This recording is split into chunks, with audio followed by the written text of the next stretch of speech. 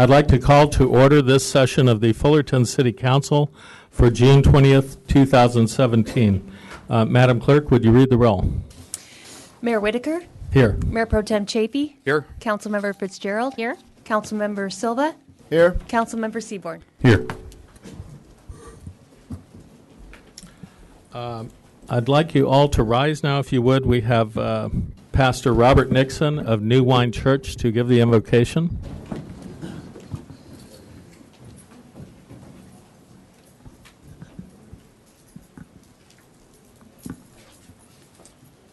All right, amen. Join me in prayer. This is how we should pray, the Bible says. Our Father in heaven, honor be your name. Your kingdom come, your will be done, on earth as it is in heaven. Give us today our daily bread, and forgive us our debts, as we also forgive our debtors.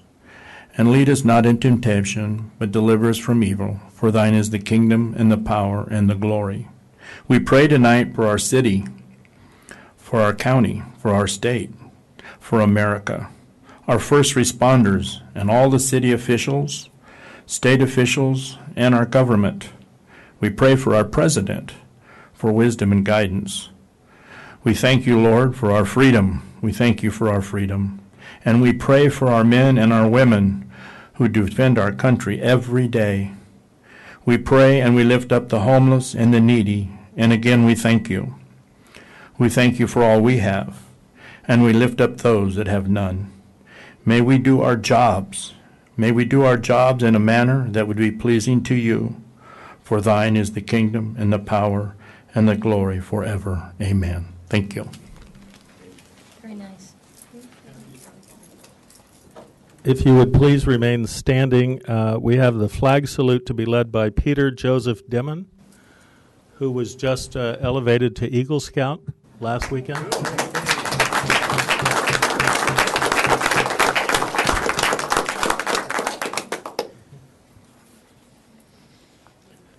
I pledge allegiance to the flag of the United States of America and to the republic for which it stands, one nation, under God, indivisible, with liberty and justice for all.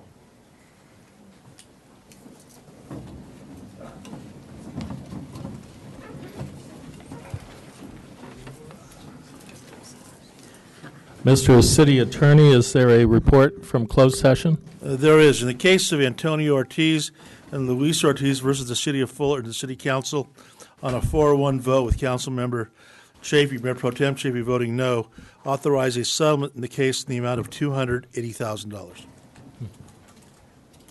Thank you. I'll ask the council now if there have been any ex parte communications since our last council meeting to report or declare. Seeing none. We begin this evening then with a presentation of the Sister City Association, presenting as Mike Oates,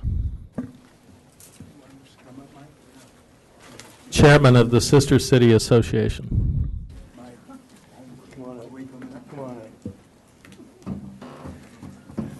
Buenos dias, amigos. Or buenas noches. Well, I had a presentation. It was about an hour and a half, but I got to make it meet the slides, so I think I've got it pared down to about 4 minutes and 61 seconds. Mayor and council, thank you very much for this opportunity to get with you and meet with you and the public to give a quick review of our recent visit to Morelia, Mexico, to reestablish our sister city relationship with them. Oh. Which is the go The button? arrows? It's the arrows. There we go. He had this one right over here, I thought. There we go. This is our delegation. The delegation started out with Mayor Bruce and Linda. They're not on the plane. I can't see them. And then we had Lorraine Jones representing the police department, Marilyn Salzman representing the community.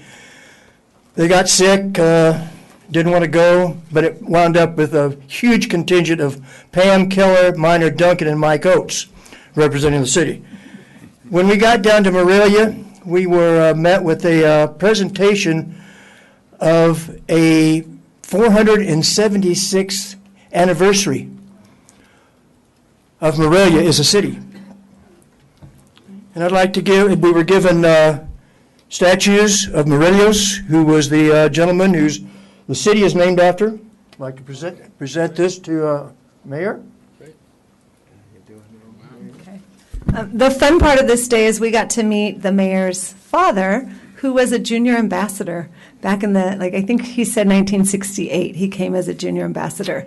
His father was also the mayor, so the grandfather was the mayor of the city of Morelia as well. So it was really, he was so excited to meet us. He'd been to our city, he knew all about it, and it was a really fun, it was a fun morning to be able to talk to him about coming to our city as a young guy. So it was quite a unique experience and time for us, because not only were we celebrating the 50 years anniversary for Sister City with Morelia, it was the 100th anniversary of the Michoacan Universidad, plus the 476th anniversary of Morelia as a city. The picture on the left is a meeting we had with our Sister City people, a little brunch and a luncheon. Some of the people that date back in the early days, Halos Torres, who was a junior ambassador about 30 years ago, is now a grandmother, and her daughter is working at Sister City. On the right, we show the tree that we planted back in 1965, the friendship tree. And we have a friendship tree out here in the front, magnolia tree, that is pretty good size. We were treated to a very wonderful evening at a restaurant about 3 stories high, where we wanted to order crickets, but they only served us ants. But it was quite a delicacy of food that we had. They had an opera singer that sang famous Mexican songs, and then we had a fireworks display afterwards. And on the right is the stand, the performance stand, in the main drag. And the people at the drag were lined probably halfway down the street into the plaza. I imagine there were 30,000, 40,000 people at the event. Now, this was a unique situation here, in which was our welcoming speech to Morelia, and it was the unveiling of a mural. And we would like to present this also to the mayor, which will be hanging here at City Hall. And the interesting thing about the mural is that it was a collaboration between their artists and our artists. And you'll notice we have Fender in the picture, as well as, I think, Buddy Holly. The city seal for Cal State Fullerton? And the Cal State Fullerton seal is on the painting. It's a very nice presentation. We also have a mural that was given to us that's over at the community college. This was our crowning moment. Finally, we had something really cool to give as a present. This is a Strato guitar made by Fender. And the mayor, as you can see, is very excited about getting that guitar. And his son came up afterwards and said, "Dad, can I have it? I want that. Can I have it? Can I play it?" So he was so excited about the Stratocaster. He put this photo on his Facebook page. That's how we got it. We stole it off of his Facebook page. But he immediately put it up and showed everybody his. And we made sure he knew it wasn't his. It's for the city. So it's being displayed somewhere at the city. And then we exchanged agreements. We gave our agreement to them for a 50-year renewal of 10 years, and we have another agreement that we would like to give the city.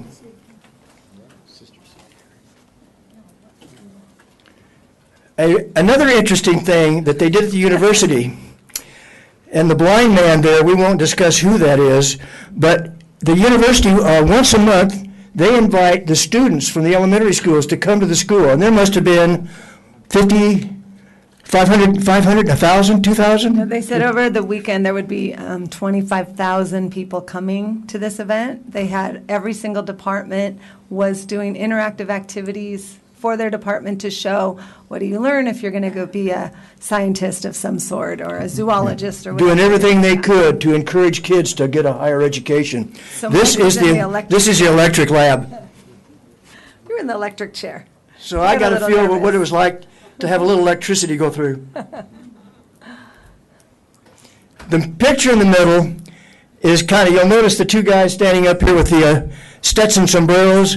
We were given these hats by Mickey Torres, who is a long-time active member of the Sister City. And it was a surprise because he was on a job about 2.5, 3 hours outside of Morelia, and he drove in to have dinner with us to present us with the hats. Anything to add? Well, we found out on the way back, riding in the airplane coming back, and had a Mexican person sitting behind Mike or us, and he had informed us that these are very special hats, that they're the best hats that you can get in Mexico. That's what he told us. Anyway. And we believed it. Because he was old and he looked like he was very intelligent. We have one more gift we need to give. And Oh, we have it, yes. So the picture on the very bottom, there's a city councilwoman from Morelia, and she lives in the part of Morelia where a gentleman actually designed the Catarinas, which are Catarinas, which are very famous. So she met us and she got all excited and said, I'm coming back, I'm bringing you something. And we were all trying to take naps, and there was a call to our room, and we had to come down, and she brought absolutely beautiful. They're made by hand, and they're made in that part of the city. So hopefully then, yeah, it'll be on display. That's for the Day of the Dead. Yep, Yes. it's for the Day of the Dead. It's very, very famous, and you'll see it all over Mexico. There was one other thing I wanted to mention that was really interesting, and because this hadn't happened before, but Morelia now has their city has I think it's a tourist department. But anyway, the people that arranged for us and chaperoned us and took us all over, they were absolutely wonderful. And so I understand Fukui has a group like that now, and so does Yongin.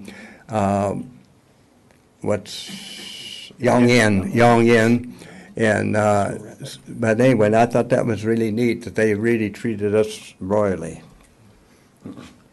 Actually, tourism is their number one industry in Morelia. So it's a really important part of what they do. And what's next? Okay, what's next? Two things are next. Next month, we anticipate having a group from Morelia come here. Hopefully the mayor, the fire chief, other council people. And then in August, the last Saturday, this is the largest I could find. It is our annual taco festival. It is an event that we have had for the past 6 years. This will be the 7th year. It is our only fundraiser, and the money that we get goes to help scholarships so that kids can go to Yongin, to Mexico, to any of our sister cities. In fact, we pulled a special one just recently. They're not going to a sister city. They're going up, a group of 10, because they got that travel bug. They're going up to Portland, Oregon, and they're going to go up there and see the ecosystem, the mass transit system, and other things of interest that would be educational for them. So that's what's next. Well, thank you. And before you leave, we do have a presentation for you from Assemblywoman Sharon Quirk-Silva's office, so for the delegation. Hello, I'm Amy from Assemblywoman Sharon Quirk-Silva's office. And on behalf of the Assemblywoman, I wish I could do this way. Can I do this way? On behalf of the Assemblywoman, we would like to celebrate and recognize the Fullerton Sister City Association and thank Mike and Minard and Pam for going to Morelia and bringing back all these wonderful things. I first came in contact with Sister City when my son went to Fukui, Japan, which is also one of the Sister City trips that they do. And I think there's a lot of people we know, maybe in this room, I know all up here, that have all had children that have had the benefit of going on those trips. And grandchildren. So we would like very much from the office of Assemblywoman Sharon Quirk-Silva to celebrate Sister City for all that you do to foster this wonderful cultural awareness between our sister cities and Fullerton. Thank you.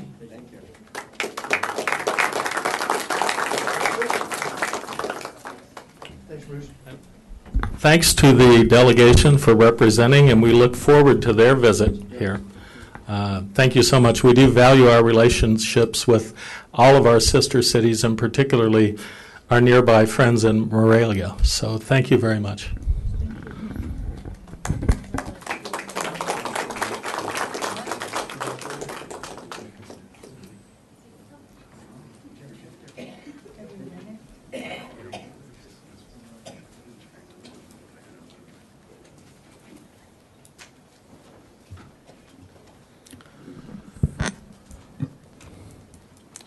City Council will now receive public comments. Any member of the public who wishes to address the council on items not appearing on the agenda may do so. Please check in with city staff and the city clerk for a blue slip for that. I'd also like to add we've had requests from the public to pull consent items 13, 15, 17, 18, and 19. So just in case anybody is getting up to ask to pull those, you don't need to get up just for that now. Thank you. I would ask speakers to address through the chair, through the mayor, any of the comments, and please exercise due civility and be respectful, please. You have up to 3 minutes, but you don't have to use all 3 minutes. Try to be fast. Good evening. Good evening. Mr. Mayor, council members. My name is Ahmad Zara. I am a filmmaker and a longtime Fullerton resident. And during the last council meeting, I proposed a resolution for a clean and green city.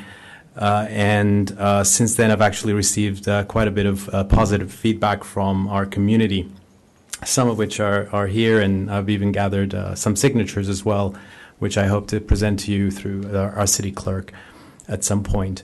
I'm back here to check on the status of the proposal and hope that you've given it some consideration and maybe add it to the agenda for next time. If I may, I'd like to read it quickly for the audience here, the members of our community. Proposal for the City of Fullerton to adopt the following Clean and Green City Resolution, whereby the federal government shall no longer adhere to the Paris Climate Agreement, and whereby pollution is a real threat to the well-being of our community, of our people, animals, environment, and local economies. Now, therefore, be it resolved that the City of Fullerton shall, in the spirit of the Paris Climate Agreement, set forth and adopt its own up-to-date measures and guidelines to counter pollution and fight climate change. So residents, visitors, and local businesses of Fullerton may enjoy good quality air, water, and open space free of harmful pollutants, and so Fullerton may be proud to call itself a clean and green city. As you're very aware, this year is going to be one of the even hotter than before. We've seen the airplanes unable to take off in Arizona, I think, or but we know that this will surely impact our own city. Also, we have increased developments and population in our city. This is, causing a loss of open space and increased pollution from the number of cars. So this is just a couple of examples. I'm very sure that this council is working hard to find solutions to all of our issues.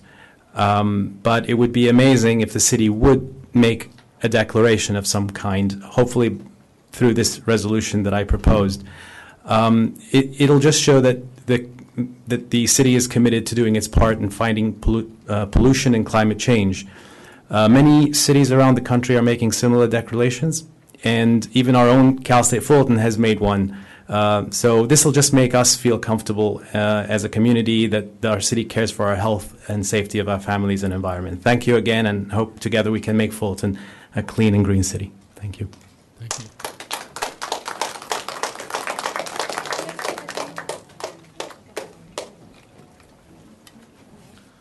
Hello, Mayor Wicker, City Council. My name is Jeff Rosenblum. A longtime resident of Fullerton.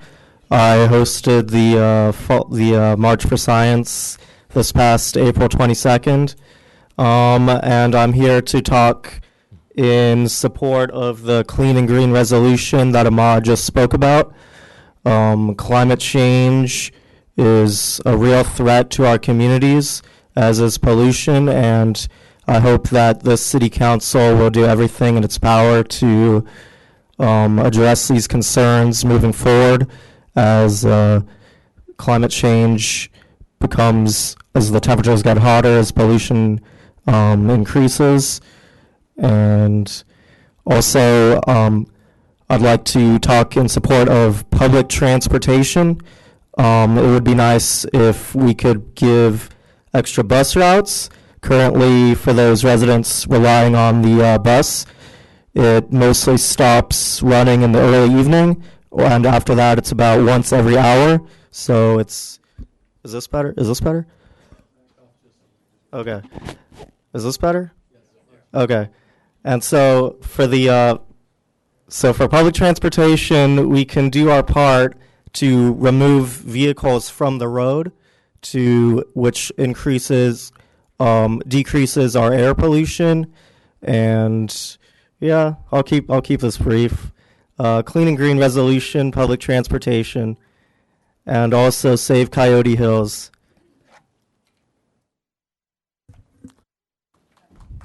Thank you. Good evening. Good evening, Mr. Mayor, council members. My name is Judith Kaluzny. I live on Malden Avenue in Fullerton. I attended the mayor's State of the City report at the library some weeks ago. He left out the elephant in the living room. As I crossed the parking lot on the way to the library, I stopped to ask a police officer at his vehicle about a recent downtown shooting. He said he was there. It was at the new upscale Malden station at the Santa Fe and Malden at the commuter parking structure also. The officer said it was gangs attracted to Fullerton by the alcohol scene. He said the alcohol scene is draining city resources, and he couldn't wait to retire. Last week, there were 2 robberies on Malden Avenue that I know, or 2 in the downtown that I know of, both on Malden Avenue at Max Bloom's and at the smoke shop on the corner of Amaridge. We have 58 alcohol licenses in the downtown census district that by strict rules of state alcohol beverage control qualify for 5. The city has acted to assure permission for the other 53 and continues to do so. The former city manager reported to the council that after you adopted the restaurant overlay district in 2002, municipal costs for maintenance downtown, 8 square blocks, rose to $935,000 a year. And then in 2008, after his report, with the hiring of 4 officers for downtown, to $1,600,000. That comes in those years for a total of $18,410,000. And that's a lot of potholes not fixed.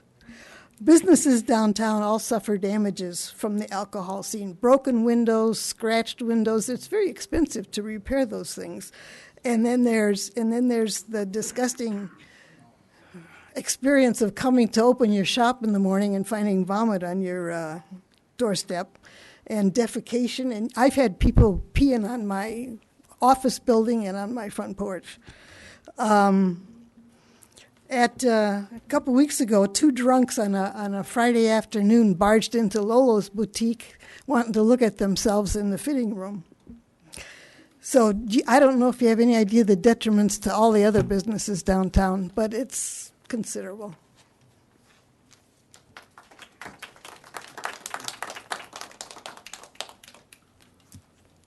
Hi, my name is Perry Cornwell, and I own an apartment complex at the... A little closer. Yes. Oh, there you go. My name is Perry Cornwell, and I own an apartment complex at the west end of Porter at 1101 Porter Avenue.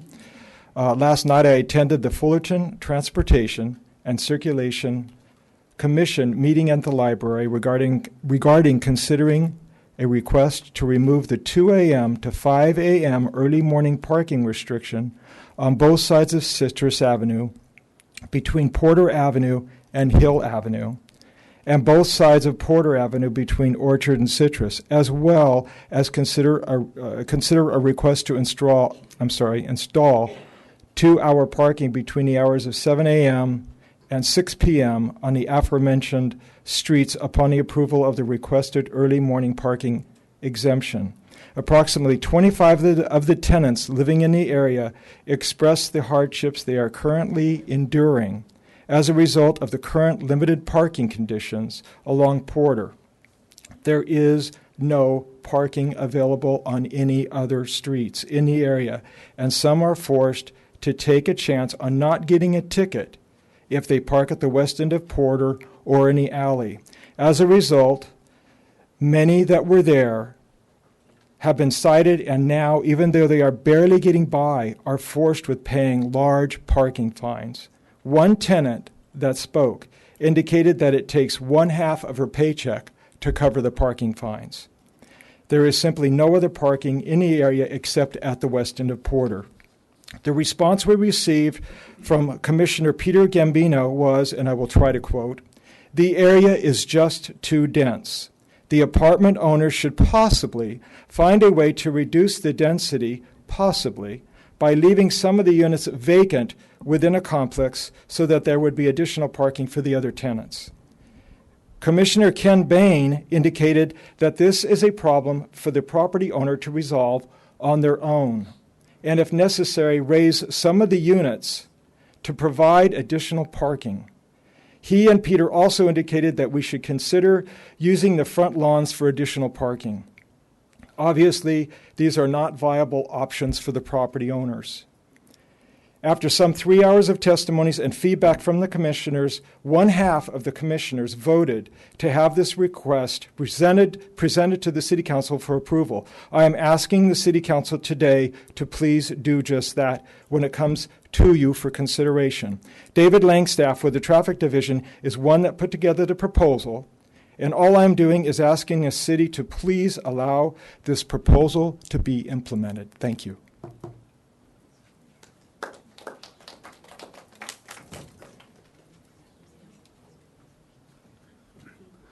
Hello, my name is Sam Andriano, and I wanted to talk to you about fees related to accessory dwelling units. Now, accessory dwelling units is on the agenda, but the fees related to that are not. So do you want me to speak now about that or wait?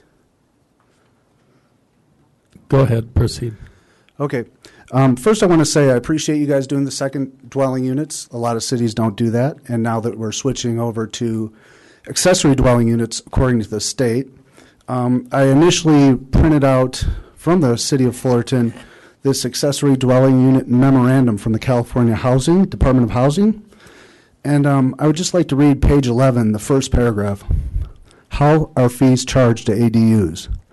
All impact fees, including water, sewer, park, and traffic fees, must be charged in accordance with the Fee Mitigation Act, which requires fees to be proportional to the actual impact, quotation, significantly less than a single-family home.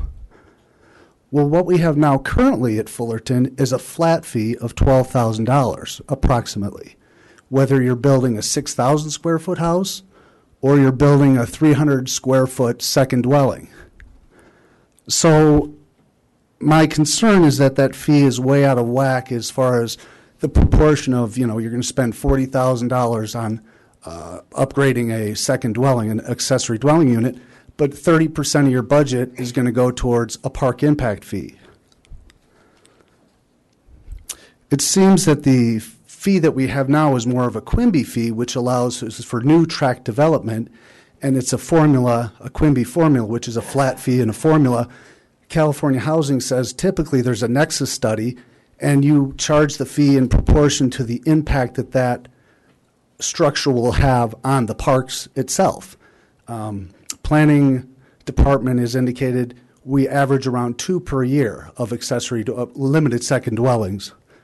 So the impact so far in the last 6 years has been extremely negligible, but the fee is, the same as any other unit. A lot of the other cities, they do that as far as they proportion out those fees and they reduce them depending on the size. City of LA waives the fee for accessory dwelling units.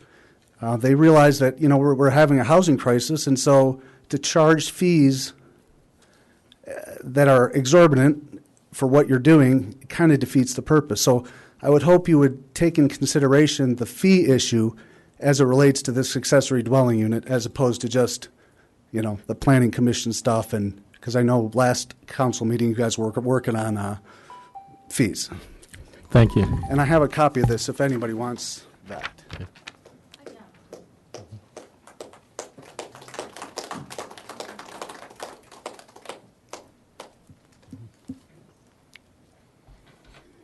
Good evening, Barry Levinson, longtime resident. On May 16, 2017, documented visual proof was provided to this council concerning the many structural violations of the just completed and city celebrated very expensive $1.7 million stairway connecting Hillcrest Park to a sports area known as Lions Field. Well, one member of the city council, Greg Seaborn, was apparently sufficiently embarrassed to speak up and state that the council should get a refund from that contractor or contractors.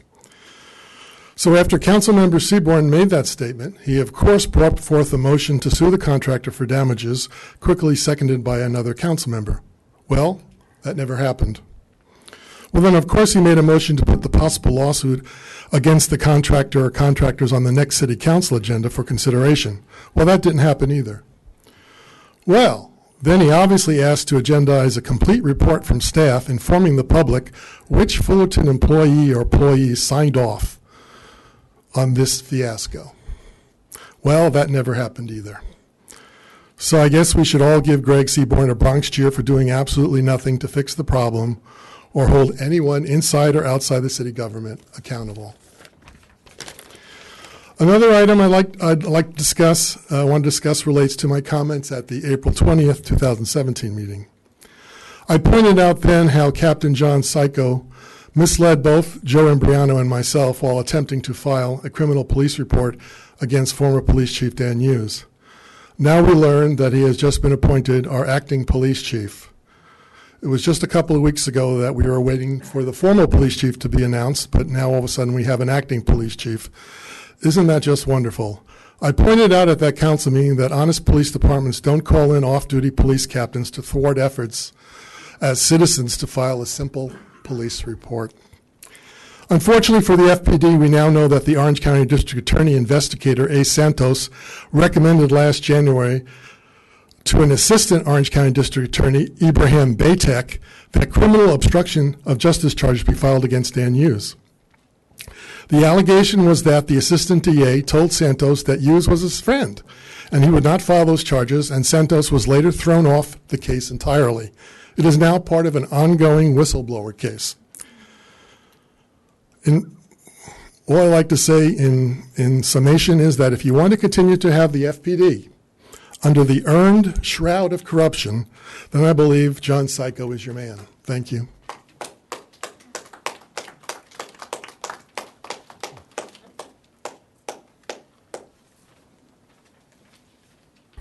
Good evening, Mr. Mayor, ladies and gentlemen of the council, ladies and gentlemen of the audience. My name is Joe Imbriano. I run the FullertonInformer.com. I want to talk about our little trip to the police department. We had good reason to believe on a reliable source that a criminal act took place by a high-level official in our police department, Mr. Hughes, Dan Hughes. Amongst other things, destruction of evidence and basically textbook case of obstruction of justice, possibly involving other officers at the scene. So what we wanted to do was go to the police department and file a police report. And so we went to the lobby, and we would expect somebody to tend to us in a uniform. And mysteriously, some man appears in what looked like gym outfits, not once, but twice. So we were tended to twice by an off-duty police officer when we went to report a crime. Now, I don't know about you, but that doesn't seem like the right way to run a police department. We had a watch commander, we had officers on duty, and we had cadet clerks at the counter. And yet we're told to sit down and wait for Mr. Psycho to show up. Now, the third time we were there, getting nowhere fast, by the way, we were told that I was going to be receiving a letter confirming that a report had been filed. And what I got instead was a letter documenting my presence at the police department. We have the district attorney trying to cover up what happened. We have someone at the time who was the captain of the uniform division referred me to a Mr. Ibrahim Baitier, who's the guy that's trying to keep this thing from being investigated. So Mr. Psycho referred me to the guy that threw the investigator off the obstruction of justice case. That went down back in January. My trip to the police station was a couple months later. We cannot have a police department run by somebody that plays games with the public like that. I did not know who this gentleman was when I went into that police station. I never saw him before. And he seemed like a nice guy. But the second time, when I was thrown a curveball, and then the third time, we can't have these kind of people in control of a standing army that has the power to destroy people's lives by falsifying evidence, by framing people, or conversely, letting criminals get away with crimes. I'm here tonight to urge you to listen to what we've just said in your decision on who's going to run this police department going forward. Thank you.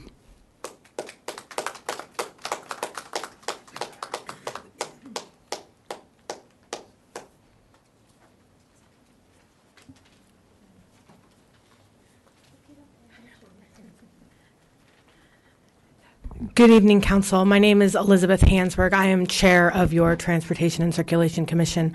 I am also a member of the 3-person subcommittee that has been studying the overnight parking regulations, and I'm here to give you an update. You haven't heard from us directly, so I came tonight to give you an update on the meeting that we held yesterday. Our meeting started at 4 o'clock p.m., and on our agenda was our presentation, which you actually have before you. I worked with staff today to make sure that it got into your agenda packet. Excuse me. We have ideas. We presented those ideas. We have done, it's summarized in there, but we've done 15 or more hours of in-person outreach. We have had over 2,000 responses to our survey.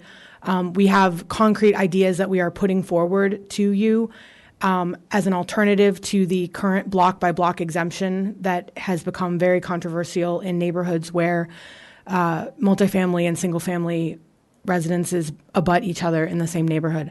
I also wanted to come because at the last council meeting, we were asked, council made the request that we go ahead and have a discussion about the possibility of exempting a street from the overnight parking ban, even when the majority of the residents are not in favor. And we did debate that.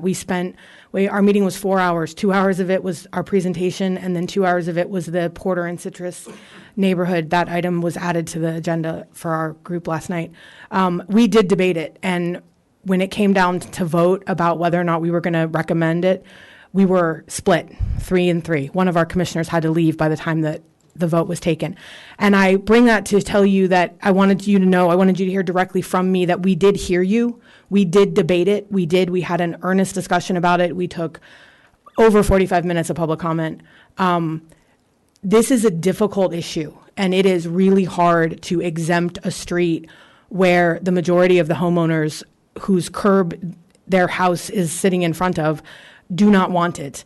It is also very hard to listen to people who are really suffering. And they're suffering more than you suffer when you just don't like the fact that somebody parks in front of your house. It's a difficult issue, and I am asking you to please hang in there with us. We have ideas. We have support for our permit program, which is what we're proposing. I would ask that you please, when you have time, I know today was really busy, take time to review what we've given you, what we presented at the meeting.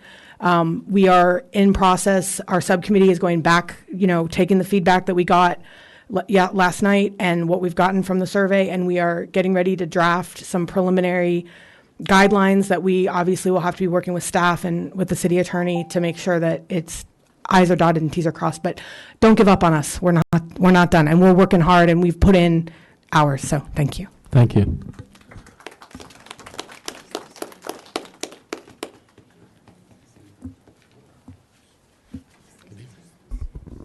Good evening, Mayor Whitaker and Council. I'm Wayne Taylor, longtime resident of Fullerton. I love this city. And I'm here to speak in favor of the Clean and Green City Initiative for Fullerton. I'm also with Citizens Climate Lobby, and I'm a professor of chemistry and biochemistry. So I'm really very knowledgeable about what's happening with the climate and the relation between energy and climate. So what I want to talk about is with this Clean and Green Initiative, I want to, first of all, commend you all on the council, and especially Mayor Whitaker, for being fiscally responsible, and for promoting solar energy in Fullerton. It's really important now that we accelerate that, because what's happening is we're going through an energy transition. Just in the next 10 years, we're transitioning from fossil fuel to primarily solar and wind. 10% of America's energy now comes from solar and wind, but solar will be an increasing a part of that. And right here in Fullerton, we can reap the benefits of that transition because, there's a huge economic opportunity. I'm sure you're aware of this. But basically, we have the past, which is fossil fuel, coal, oil, and gas. It's not a bad thing, and we had a good run with it, but it's time now to transition to clean energy, which will produce less CO2. And let me just talk a bit about the effects of global warming. It's very serious. Like, if we reach that point in 10 or 15 years where we're above a threshold of CO2, and it's hard to take it back out of the atmosphere, we could not only have really extreme heat waves, which could kill people, but right here where we're sitting in Fullerton, eventually this could be underwater. The sea level, if all the ice melted in the poles and the ice caps and the glaciers, it would be about 250 feet of sea level rise. Well, guess what? We're below that level right here in Fullerton. It's very serious because if it runs away, then you can't undo it. It takes a long time, yes, but we don't want that to happen. So we need to. So what I'm asking you is promote the Clean Green Initiative, so that we can really, like this year, we are at the point. It's a tipping point where solar energy is the same price or even cheaper than the gas-fired power plants. We're at that point economically, but the problem is there's about $10 billion of subsidy for fossil fuel in America right now, and it's hard to undo it, all at once. But we need to. So I'm asking you, promote solar energy, make it easier for people to get those permits. Thank you, Mr. Taylor. Very much.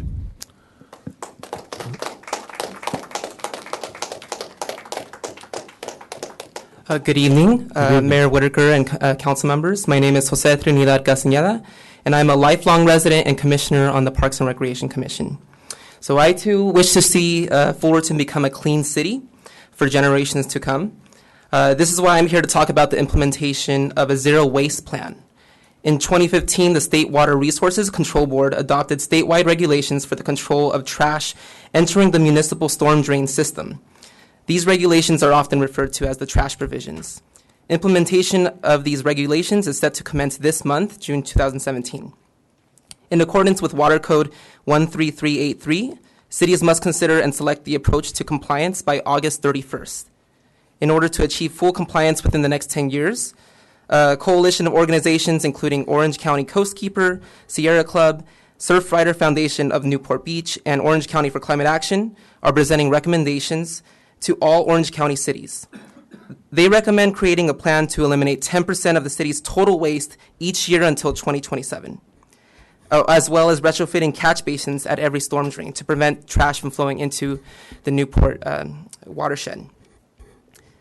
So inaction will result in state-mandated consequences and penalties on Fullerton's taxpayers in the future. I ask that you discuss and agendize adopting the trash provisions plan from the Santa Ana Regional Water Quality Control Board. So that's on zero waste. One other issue I want to bring up in relation to Clean Fullerton is, a couple months ago, I had the opportunity to attend the Association of California Cities and it was on the community choice energy, which Honorable Seaborn, you were the chair of the energy committee for that organization, and we both had the chance to hear real solutions on adopting and implementing 100% clean, renewable solar and wind energy maybe by next year. And so, of course, I would hope that you can present this to the rest of the council members and help move along Fullerton into a clean future. Thank you.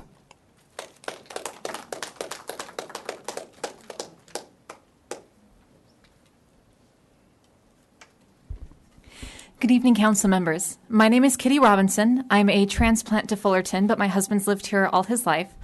I am here to ask you to please support the Clean and Green resolution that you heard earlier today. When I was growing up, I heard stories from my parents about what it was like to grow up when they'd go outside to play and their lungs would burn because of the pollution they were breathing in. You remember that? Luckily, because of the decisiveness of other city councils and other governing bodies across California that came before you, I have never known what that was like. That was not a problem for me. What I do know, however, is that it's getting hotter every year. And in my house, which is not the best construction here in Fullerton, it got 98 degrees inside my home just this past week. I've just had a daughter. Her name is Alice. She's 4 months old. And it's very hard to take care of an infant, especially when it's going to get into the hundreds in my house multiple times this summer as it gets hotter and hotter. And like other city councils came before and protected me, I'm asking you to please support this resolution to help us become a cleaner, greener, safer city so you can protect her. Thank you very much for your time.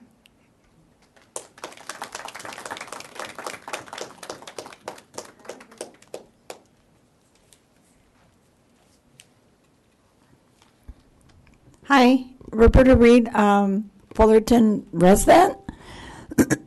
I've been going to other cities and checking them out and comparing Fullerton, and we're somewhere in the middle. There's some, sorry, I've been to some really nice cities, and I've been to some not so nice cities. We have been naturally getting prettier, cleaner, and more efficient, I might add. But we have lost something. We have cameras watching us every second of every day. I feel like the crawling crud all the time. You know, I never feel that I measure up to a camera, microphones. I mean, Homeland Security is a good thing, but it's getting on my nerves, okay? I'm at an age where it shouldn't matter. I should be able to wear red and green together. I should be able to wear mixed plaids and stripes. I should be able to do all these things. But we got cameras everywhere. And old people are like little kids. They tease each other a lot, you know. I really think the trade-off for my health and for everybody else's of too much government control is not healthy for a human being. Too much speed is not healthy for a human being. I don't mean the speed, the drug speed. I mean fast, fast, fast, everything fast. Traffic is going faster and faster down Malvern, and there's a bridge that you go over and it says go 45. I'm going, yeah, right. 45 right after going over a bridge? That's a little too fast for me, and a very narrow street because of parking on both sides.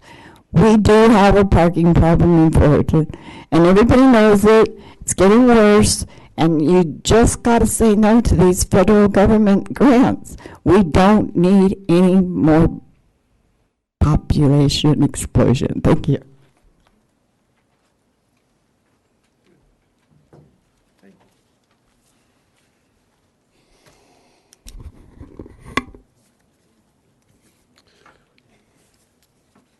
Glasses. Can't read my own writing. Good evening, Mayor Whitaker and members of the City Council. My name is Tony Package, and I'm a 13-year resident of Fullerton. I I noticed on the consent calendar was the discussion on the chief of police. So obviously you haven't reported anything, which means you haven't made any decision. But could we just have kind of an update of, have you got are you got it down to 1 or 2 people, 3 people? When you think you'll be able to have a new chief of police? Just a little update. Thank you. I attended a special meeting of Fullerton Transportation and Circulation Council. I was impressed with the presentation on the online survey, over 2,000 results. After the Commission's recommendations, public comment followed. What was interesting to me was the diverse parking challenges brought up.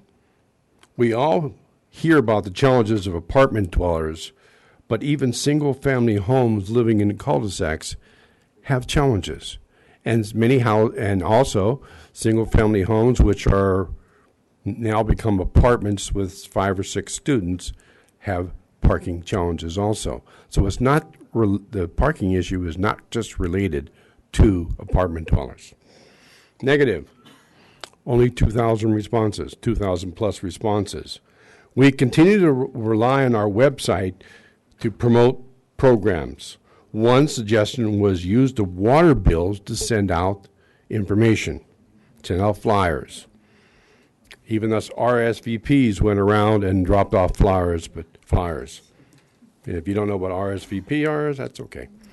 Therefore, most attendees stated they had not heard about the meeting by mail or email, but they had it word of mouth. This is a consistent issue on many public input programs. Please review the programs to get better public involvement. Thank you very much.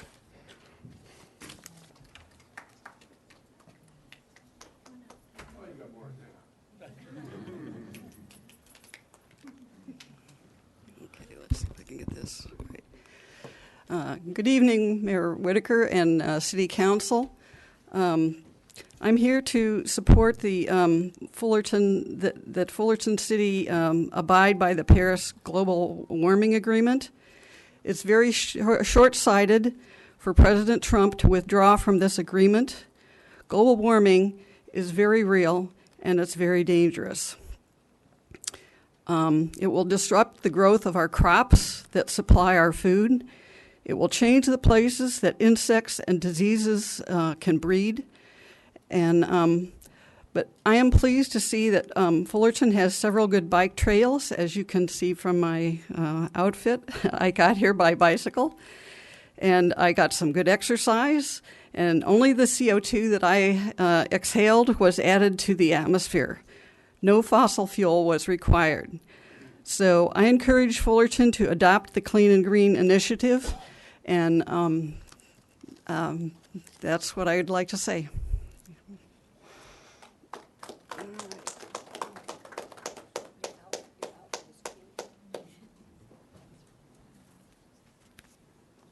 Good evening, Mayor, Council members, Mr. City Manager. My name is Steve Samuelian. I'm the owner of California Consulting. It's an honor to be here before you this evening. I had the pleasure of attending your wonderful State of the City lunch in Fullerton at Cal State Fullerton. I learned a lot about the city. My company, California Consulting, that my wife and I started in 2004, is the largest grant writing company in California. We started with 0 clients and 0 employees. We built the company 1 client at a time. We now are the largest and most effective grant writing firm in the state. We work with about 85 public agencies, mostly cities and school districts across California. We have clients from Northern California all the way down to San Diego and in Imperial County. We work and write grants for several agencies in Orange County, including OCWD, the County of Orange Water and Recycling Department, several cities, Garden Grove, Westminster, Laguna Niguel, Tustin, among others that I could name. Since we opened in 2004, our grant writers have written over 800 competitive federal, state, and private foundation grant applications that have been awarded. Those are our awards. Our total, we brought in over $1.5 billion. We have 4 offices across the state. I'm based in our office in El Segundo.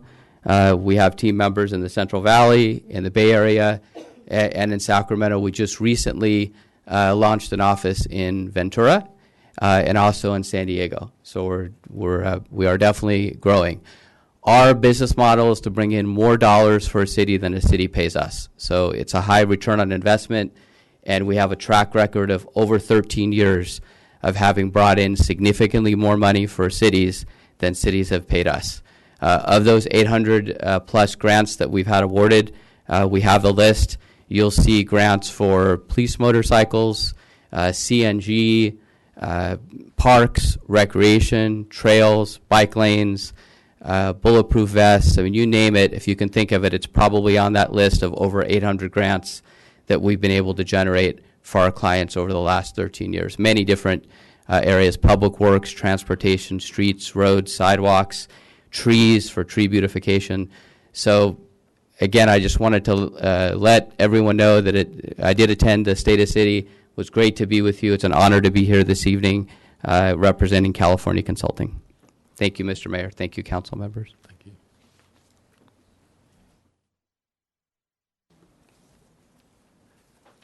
Good evening, Mayor, council members. My name is Sigfrido Rivera, and I'm a team member of California Consulting. I'm very honored to be here before you. I'm part of this great team that has the resources and the expertise to be able to tap into many, many types of different grants available to cities, agencies, etc. I attended the last council meeting and sat through the whole budget consideration. And as you know, up and down California, you have issues with CalPERS and how that is impacting the city budgets. I commend the council for looking closely at what can be done to minimize that impact to the city of Fullerton. I know the city is basically gets most of the grants from OCTA, and a lot of the budget fees, a lot of the budget is fee generated, 70%. You also are looking at exploring some different alternatives to bring in more revenue, like looking at leasing excess land and looking at renegotiating some leases, etc. Prior to joining California Consulting, I worked for the City of Ontario for over 25 years. I was in charge of the grant funding and administration program for the city, using federal and local grants. During my tenure with the city, I secured over $126 million. All the projects were implemented. I was in charge of that program. So I bring that experience to the whole California Consulting team. And I do have experience in planning and land development. So I just wanted to introduce myself, and any help, we're here to help out. Thank you.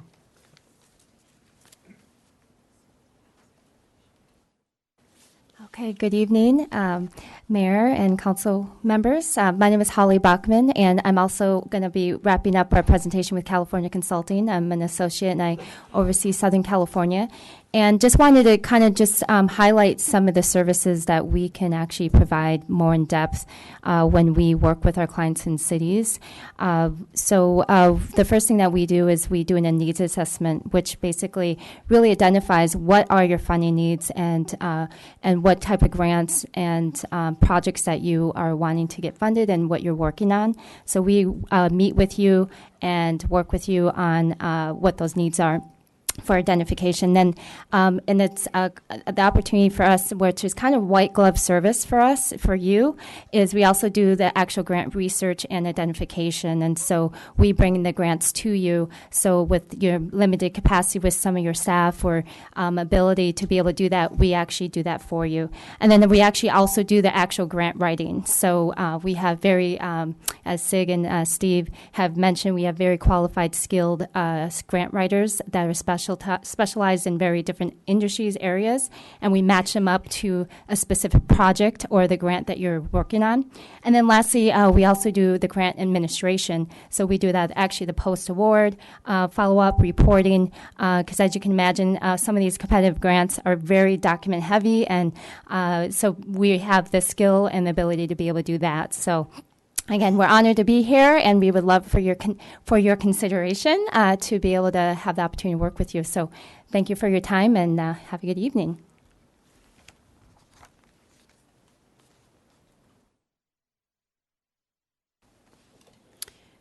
Mayor Whitaker, Mayor Pro Tem Chafee, members of the City Council, my name is Carol Greeter. I reside in Fullerton, and I would like to speak to you about item number 15 that was pulled. JMI's proposed project, as it is today, is possibly the largest redevelopment plan in the Pardon, excuse me. That is an agendized item, and you would have to address it when we deal with it. Okay, so don't speak now. Right. It wouldn't be appropriate to talk now. Okay, so I apologize. Thank you. Thank you.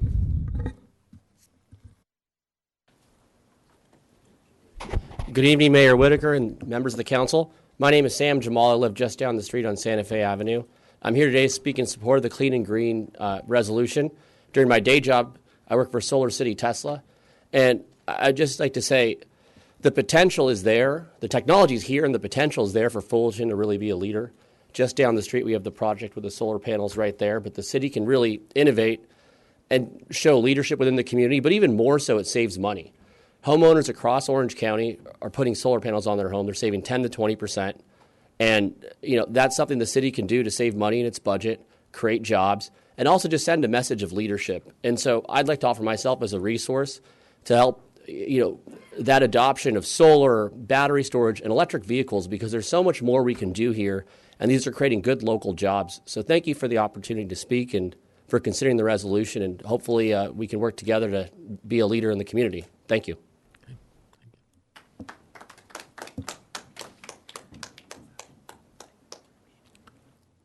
Good evening, Mayor Whitaker and council members. I'm here, Robert Savage, resident of the 1100 block of West Porter, to speak on behalf of my neighbors and myself and my wife in regards to the parking problem. I appreciate the police department coming back out and starting the overnight parking citations again. It's helped clean the street up. There's no more overnight parking. There's limited noise on our street now.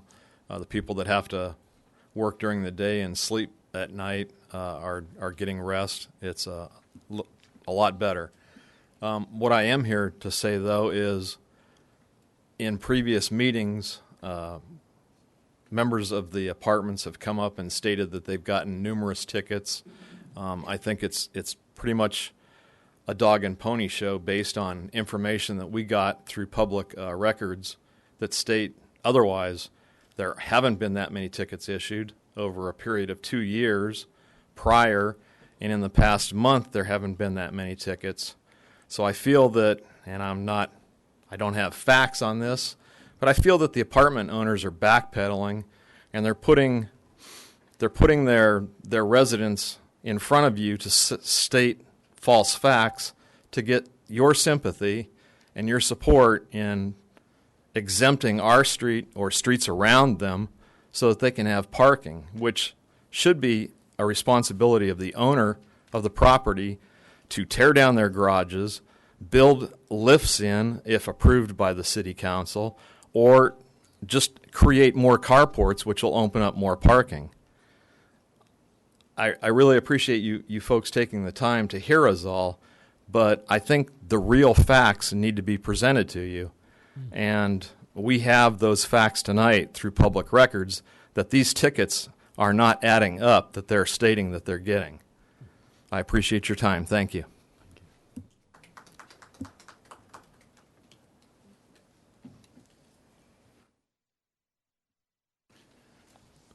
Hi, I'm Robin Cook from West Valencia Drive. Mayor, you had said something about agenda items. Where does the agenda start? This is public comments, which are for non-agendized items. Okay, everything I got here is an agenda item. And it was just questions on each one, and I figured my questions would be answered why you guys go through them. Right. I wish there was a way of accommodating that. That sounds streamlined, but but then we'd be putting a lot of business ahead of the discussion on the business. Okay, then I'll just wait for the next Thank you, turn. Mr. Cook. I appreciate that.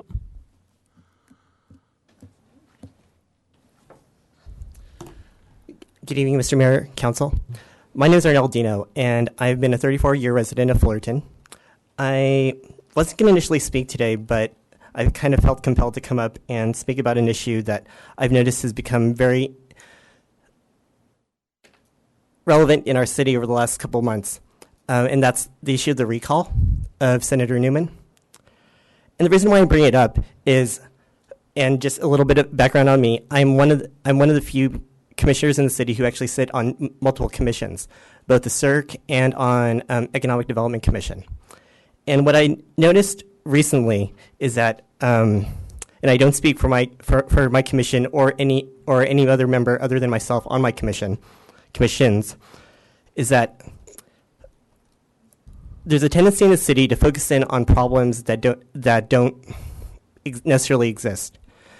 I hate to interrupt, but I think you're in an area which is not within our jurisdiction. I kept waiting for a nexus for the city council, and I'm getting to that, Mr. Mayor. All right, it's not really a podium for political statements on either side of an issue. But. Well, this is in regards to Councilman Seaborn's discussion on his personal Facebook page about his position on the recall, calling basically. That wouldn't be within the city's jurisdiction to deal basically with. He was You're welcome to comment on Facebook, but here is not the appropriate time or space for either of us to have that discussion. Well, can I finish? Or at least can I finish and get to my point, Mr. Mayor? It depends on whether the point is relevant to the council and its jurisdiction, really. Well, as a sitting CERC commissioner, I would hope that the city feels that we need to focus in on actual solutions to our problems versus distractions that would cost the taxpayers of the city money. That's all I'd like to say. And I think that talking about that political issue is only distracting us from actually talking about issues that could possibly solve our transportation infrastructure problems. I hear what you're saying, but this is involving free political speech, and it's something really that we couldn't intrude on, whether we agree with the message or not. All right. Well, thank you. But anyway, thank you for your comments, Arnel.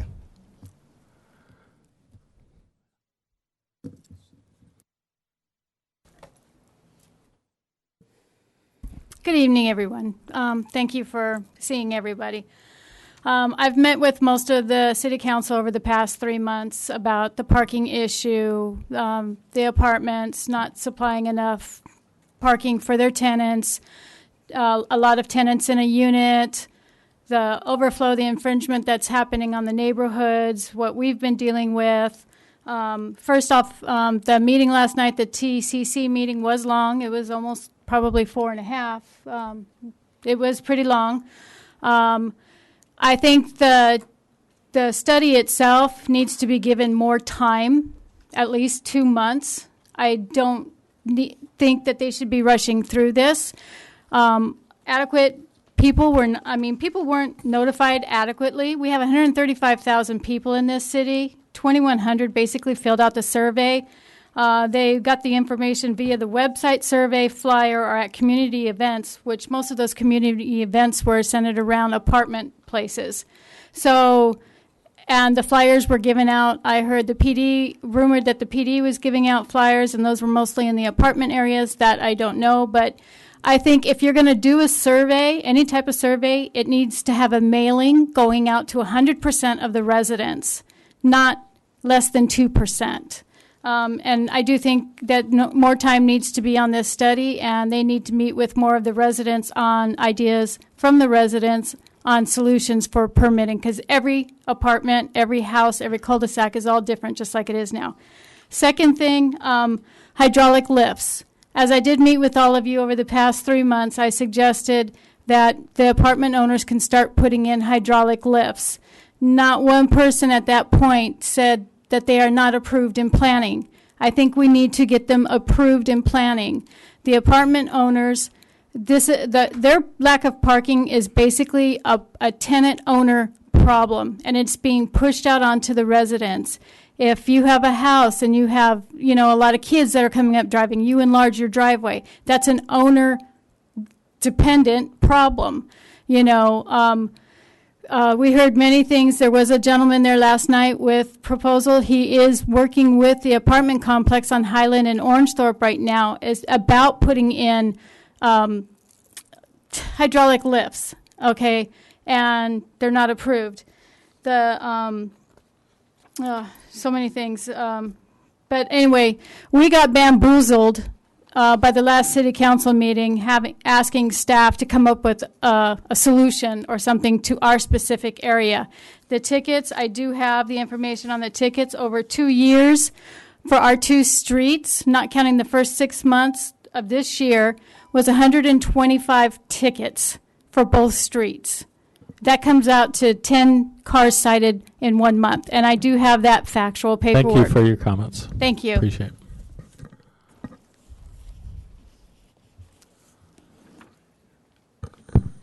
Madam Clerk, this is the last speaker.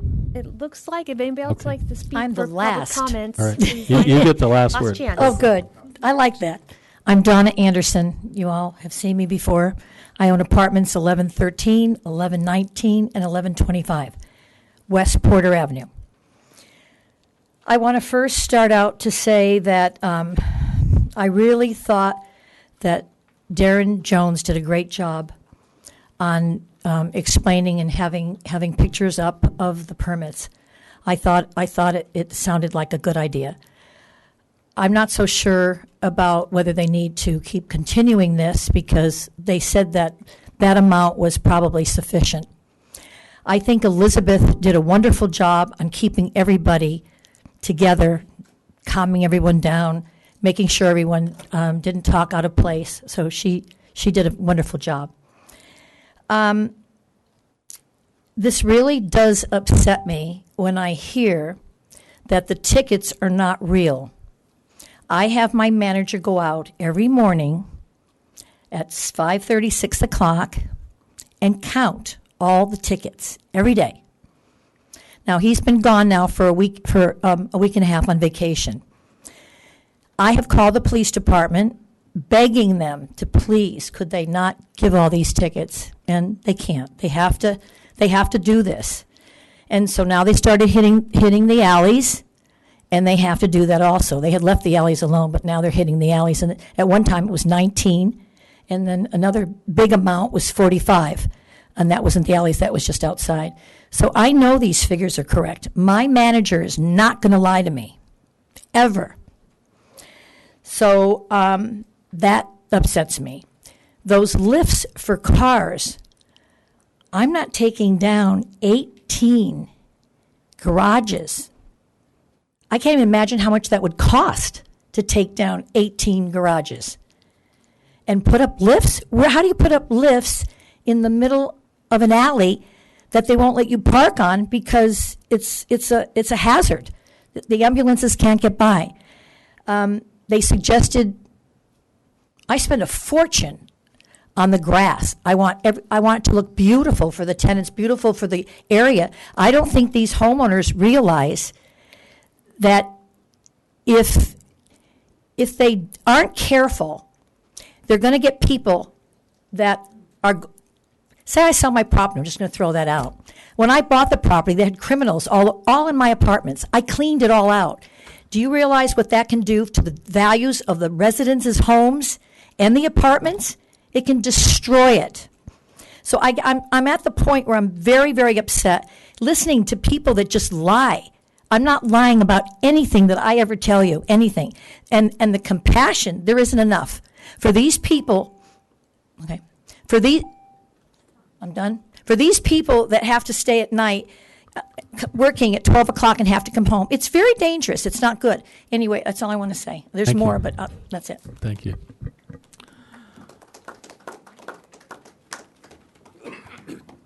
With close of public comments, we'll bring the discussion back to the council for city council and staff communications. Our interim city manager, Mr. Alan Roeder, would you care to address anything? Thank you, Mr. Mayor. There are a number of items that were spoken about by members of the public that we are already in some degree of process. Let me start off with the request for the Clean and Green resolution. Shortly after the last City Council council meeting, Councilmember Silva contacted me and talked about that resolution and his interest in bringing it forward for the full City Council consideration. We talked about it in terms of the principles of the resolution as opposed to the specific wording, so that we could address what the city's current policies are, and reflecting the fact that state of California, including Fullerton, are among the world leaders in clean energy and energy conservation. So we will be working up that resolution, and the council member will be bringing it forward to you at your meeting of July 18th for your consideration. And that, as I said, will reflect much of what the city is already doing in this arena and reflective of California's conservation efforts. The second item involving Mr. Cornwell's questions regarding excuse me, I take that back. Relative to the issue of accessory units and fees for accessory units, as this council will recall, when you adopted fees, we recommended that we postpone action on any development-related fees, and we would recommend that we bring back this fee along with those to look at it and see if it should be modified or scaled proportional to the accessory units. So that is an action that the council has already taken. There's also a question regarding the zero waste plan. That will ultimately need to come back through the process and to the council for the change in any adopted standards that we may need to make with our catch basins and storm drains. We would be required to comply with those standards set forth by the Santa Ana Regional Water Quality Control Board. And Mr. Hoppy is already making notes that we will bring that back to you once we are apprised as to actions that the city must take. Additionally, there were a lot of comments regarding parking and parking-related matters and statistics and non-statistics. We will provide the council a copy of all of the citation information that the police department put together relative to the Porter Citrus neighborhood, so that you as a council have the same citation information that members of the public have. Additionally, there was a request for an update on the chief of police recruitment. We have narrowed that recruitment down to a small group of finalists. The city council just today had an opportunity to interview those top candidates, and we are moving forward. I simply will say from a qualitative standpoint that we have had very, very good candidates in my professional judgment. Finally, there was the request from California Consulting to be considered a vendor for the city for grant writing. We do at present have a grant writing firm that is under contract with the city and has been doing a lot of very, very great work for the city, as I'm sure California Consulting would do. My recommendation is this is a professional service and a very competitive professional service. And my recommendation, and it won't happen within the next 2 weeks, my recommendation is that city look at this and put it together and put out a request for qualifications or a request for proposals so that you can look at a broad array of companies and get the best price and get the best service in this arena. That's probably something for later this year, but I think it's something that's worthy of the council and staff's consideration. If there's anything I missed, I'm sure you'll remind me. That's all, Mr. Mayor. Councilmember Seaborn. Thank you. Just two quick things. One, regarding the stairs, it is something I'm looking into. I've requested information from staff, and staff has been very accommodating, presenting me with lots and lots of plans, notes, memos, and things to look at. So I am reviewing those. And the residents' concern regarding my Facebook page, thank you. That is a Facebook page. Has nothing to do with the city, and you're welcome to go on it and comment if you have those permissions, and if you don't, I guess you can't. Councilmember Fitzgerald. Touche. I wanted to, first of all, just thank our public safety officers who do so much in our community and who really consider it a noble profession to serve our community, and I wanted to thank you for the work that you do. I also wanted to comment on some things that I've been talking with staff about with regard to the Hillcrest stairs. If you haven't been out to try them yet, you really should. They're fantastic, and every time I'm out there, it's busy with people getting fit and staying fit on our pine forest staircase. And as with any project, there are things to fix afterwards, and I'm confident our staff is doing that. Hugo, our Parks and Rec director, and I have been talking about some additions out there, and I wanted to thank you, Hugo. I understand that the restrooms are open now when the gate is unlocked there at 6:30 in the morning. And then I also wanted to mention that some requests that I've gotten from frequent users of the stairs are to install rentable lockers there so people can keep their personal items there while they're exercising, as well as water and energy drink vending machines. And additionally, some people have talked with me about making sure that we've got one of our Parks and Rec bulletin boards out there like we do at the entrances to other trails so that people can know when the Fullerton Fit staircase fitness classes are, so you can actually have a fitness class led on those stairs out there. And then we can put our other Parks and Rec schedules out. That would be great, but it's such a great addition to our community, and I really encourage you to get out there early before it gets hot during the day. It opens at 6:30. Councilmember Fitzgerald, if I could add, and for the Parks and Rec, that sounds like a great Eagle Scout project. So just putting it out there, request for Eagle Scout projects. Any Eagle Scout candidates should contact Hugo Curiel and look into that. Councilmember Silva. Yeah, I just want to piggyback on Councilmember Fitzgerald's mention of the stairs. I have talked to people, and they really do enjoy the stairs and getting the exercise, and it's quite a hit. So they enjoy it, and adding a bulletin board would help provide information. And on the park theme, some of you may know that. Up at the state capitol, there's been two bills that are in motion to help hopefully purchase more of Coyote Hills so that we can keep some more of that open, and it's not going to be taking it from Chevron, but purchasing. So there's two bills, SB 714 and AB 510, that are pending that hopefully will result in more of Coyote Hills being open and funding to maintain it and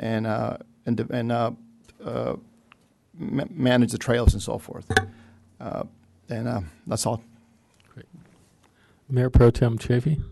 Yes, we seem to want to talk about those stairs. So let me talk about the slope and the landscape. It's called Pine Forest Stairway. Well, that included replanting all the trees. The forest isn't quite as visible as it will be in a few years. It's growing and will be taken care of. And yes, I've been surprised by the amount of use that people want to wear themselves out going up those stairs. I would also comment that the Arboretum, which is now rated as one of the 3 best in the state of California, it had its gala last Saturday. It's a wonderful place at the college on the northern end, and I encourage you to go there. It's free. You're welcome to donate if you want to, but it is free.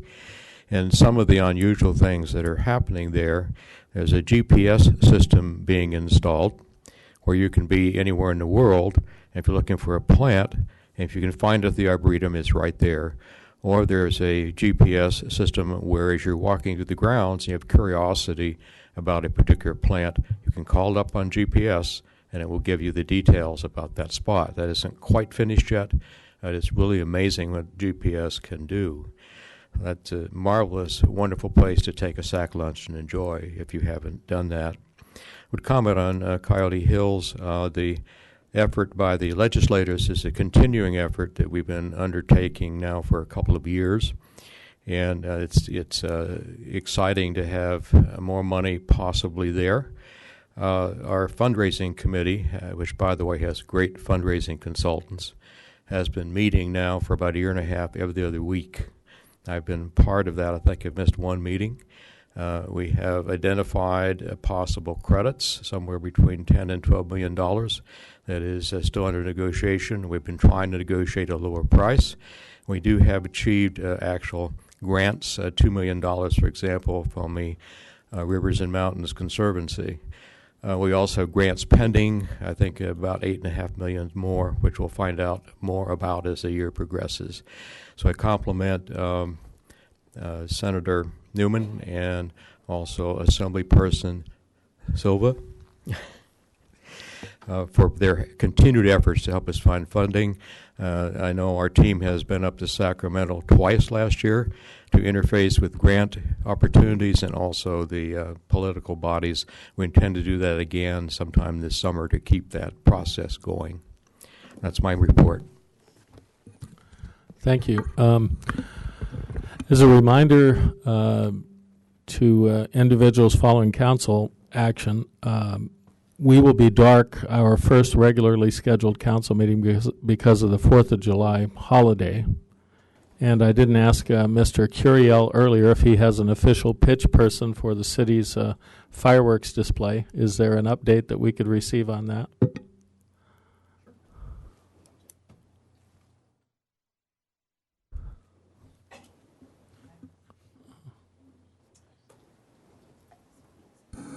Thank you, Mr. Mayor. Hugh Curiel, Parks and Recreation Department.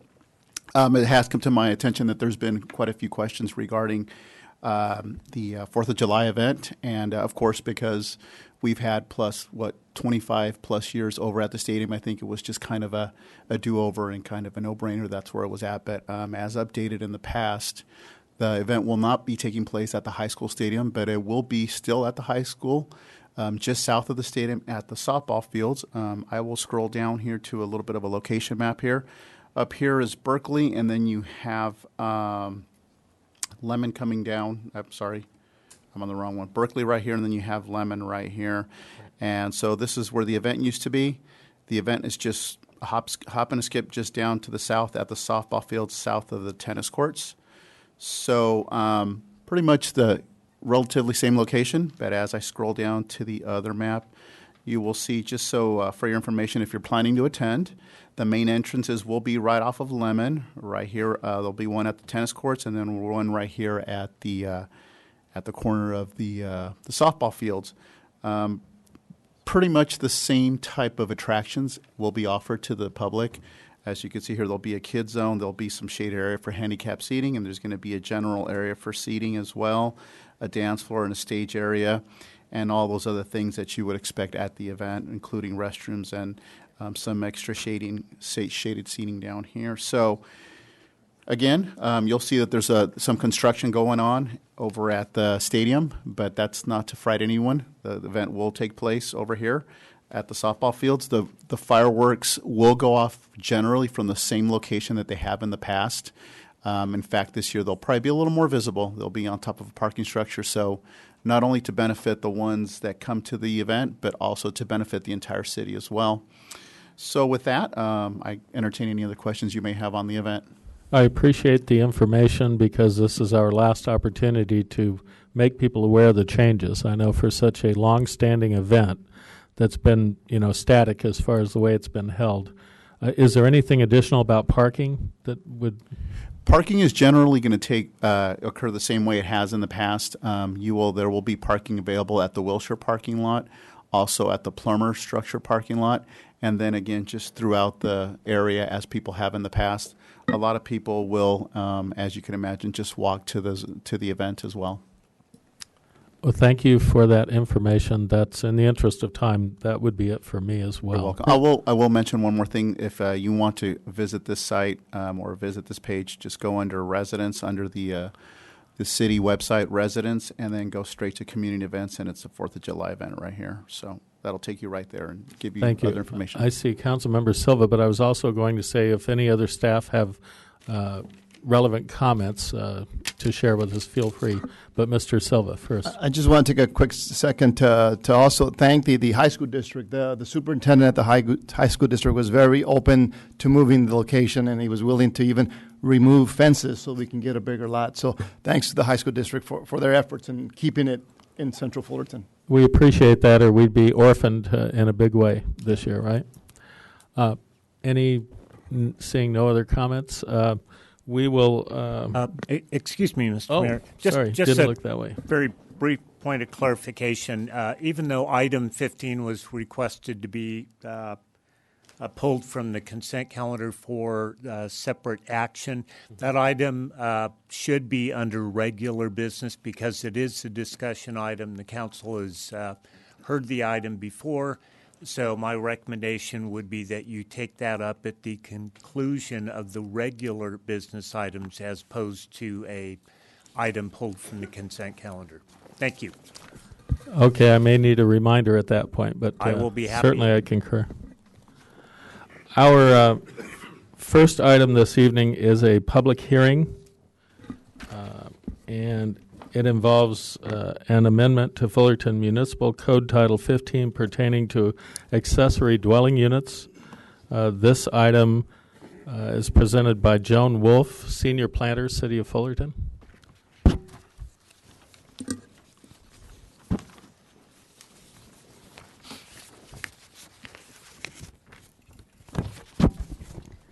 Listen, I don't.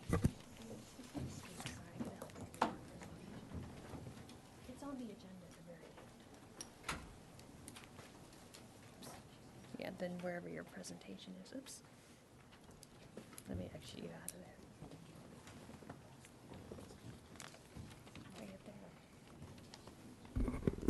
there. Okay, here we go. Good evening, Mayor, members of the City Council. I am here to talk about a proposed zoning ordinance amendment on accessory dwelling units.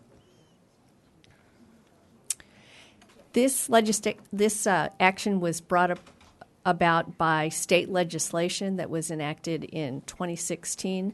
There were 3 separate bills that were adopted amending sections of the California Government Code.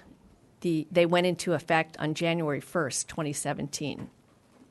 And the legislative intent regarding this legislation was to provide opportunities to provide additional housing to meet demands that are currently existing for housing. Accessory dwelling units are considered to be a good candidate for additional incentives because they utilize existing infrastructure and they are relatively low-cost options for housing to be created in existing neighborhoods where no land costs are required and utilities are existing. A little bit of background of the legislative history. Accessory dwelling units were originally called second units. State laws enacting those provisions were adopted in 1982, and the city adopted an implementing ordinance in 1984. Over the years, state law was amended multiple times, and the Fullerton Municipal Code was also amended accordingly. The latest state law amendments came about in 2016. As I mentioned, they went into effect on January 1st of this year. So our current city ordinance pertaining to second units is no longer in effect, and the proposed ordinance amendment incorporates the state law provisions and retained existing provisions that are consistent with the state law. So any applications that have come in since the first of the year and until we adopt an ordinance are evaluated in accordance with the state law provisions. So major provisions of the new law: second units have been renamed as accessory dwelling units. There's a requirement that the city either approve or disapprove within 120 days of submittal. Fire sprinklers are required for accessory units only if the primary dwelling has sprinklers. There's certain limitations on development standards, review processes, and fees for accessory dwelling units when they're constructed entirely within the existing primary dwelling or an existing accessory building. Fees for attached or detached accessory units must be proportional to demand on services, and there are new provisions for a junior accessory dwelling unit. So what I want to go into now is the current ordinance regulations versus the proposed regulations, those which are mandatory under state law. So currently, a maximum floor area of an attached or detached accessory unit is 1,200 square feet. The Planning Commission recommended retaining that 1,200 square foot maximum and added, in accordance with current state law, not to exceed 50% of the area of a primary residence up to 1,200 square feet when it's attached. Staff had initially proposed a standard that allowed for a graduated size for accessory units, a smaller maximum size of 800 square feet on smaller lots less than 10,000 square feet, and up to 1,200 square feet on lots larger than 10,000 square feet. Again, with the accessory dwelling unit not to exceed 50% of the area of the primary residence. The minimum floor area for an accessory dwelling unit is 220 square feet, no change. That is related back to building code provisions for efficiency units. There's a new category of accessory dwelling units in the state law, and those are accessory units that are created from existing floor area within the primary residence. So we don't have any regulations currently on those. So in accordance with state law, any approval is ministerial, meaning there's no discretionary action. An accessory unit within the primary residence must have independent access from the exterior, separate from the main house. Interior access between the existing residence and the accessory unit is permitted but not required. And there have to be sufficient side and rear setbacks for fire safety. Regarding development standards, our current ordinance requires that all second dwellings comply with the standards of Chapter 1517, which are the residential zoning standards. And that includes standards pertaining to usable open space, lot coverage, setbacks, height, etc. So under state law, we are proposing, to be consistent with state law, no setback required for an existing garage that's converted to an ADU. Sometimes you find garages that are built on the property line. If it is converted to a dwelling unit, it does have to meet all the building code requirements, so fire separation would be required. You would be allowed to build an accessory unit over an existing detached garage, and the minimum setbacks would be 5 feet from side and rear property lines.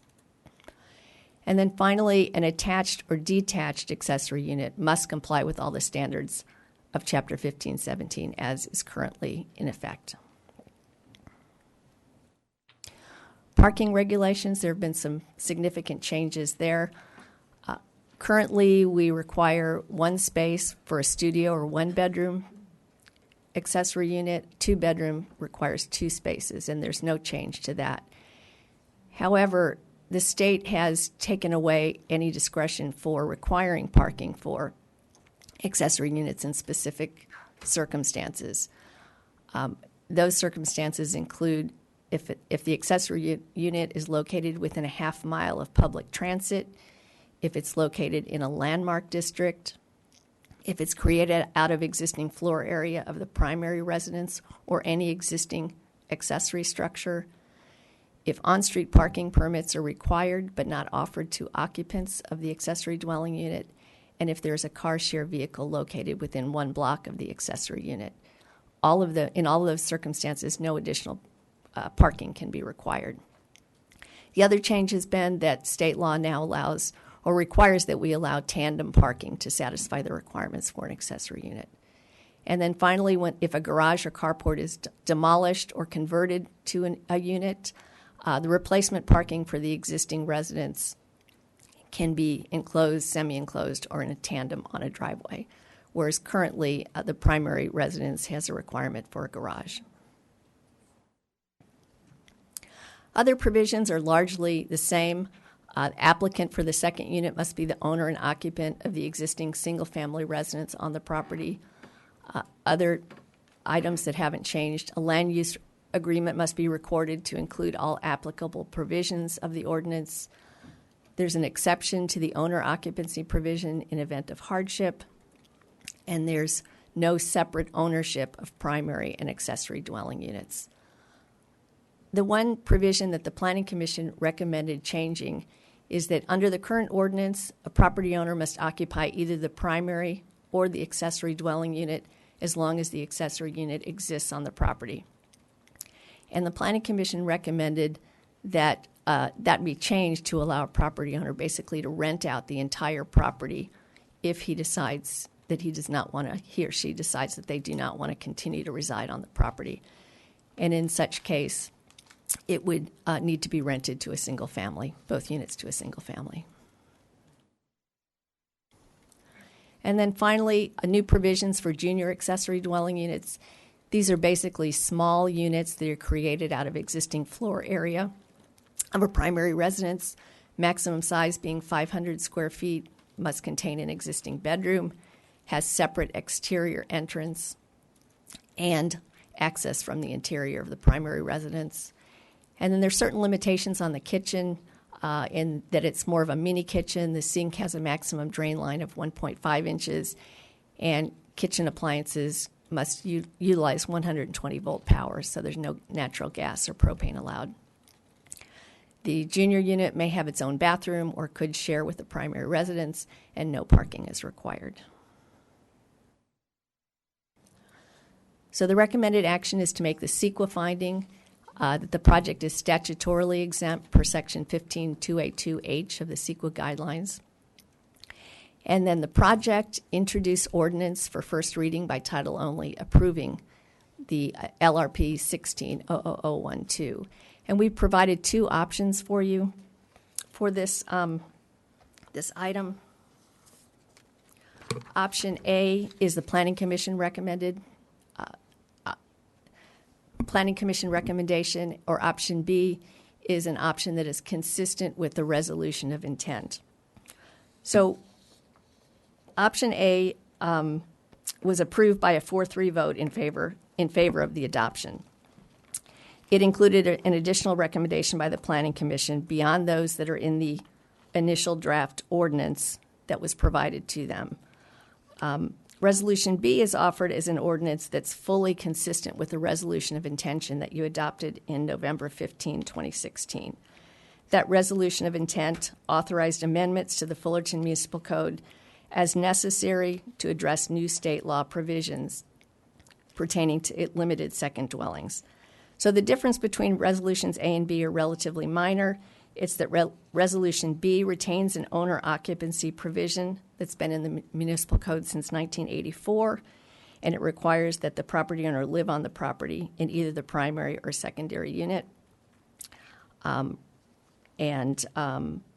Resolution A allows the property to be rented. If you have any questions, I am available to answer. Was that the only disagreement that the Planning Commission had? That's a very close vote, 4-3. There were a couple of other recommendations that they made that were also incorporated into Resolution B because they were fully consistent with the state law provisions. So some of the recommendations are in B? Yes. But A had some additional thing that they wanted to do? A removed the property owner residency provision. Is that the only difference? Yes. Okay. And is that residency provision required by state law? It is not required, but it is authorized under state law. But so would their recommendation be authorized under state law? State law doesn't preclude us from allowing that entire property to be rented out. That's correct. Okay. Great. Any other questions before I open it to public comment? Seeing none, we'll do that. I'll open the public hearing for public comment on this item. Mr. Cook has been waiting patiently. Yeah. Yes, sir. Okay, most of my questions were answered, except for the thing to where the owner of the property can rent out the whole property. And let's say the owner's a husband and wife, and they rent it out to somebody else who has 5 adult children, so they would have up to 7 cars. I'm not sure. She said something about recording something on the deed, dealing with the restrictions in there. Real estate agents usually don't tell people about the restrictions. They just go in there, it's my house now, and I can do whatever I want to. But my main thing is, what is the parking issue with this change? And that might be an issue that should be looked at. Some sort of restriction on parking. I know they had a lot. I'd love to walk to the transportation place, but my apartment's too far from there. Would you like a response right now or at the end of comment? Well, a response right now. Is there a short answer for Mr. Cook on that?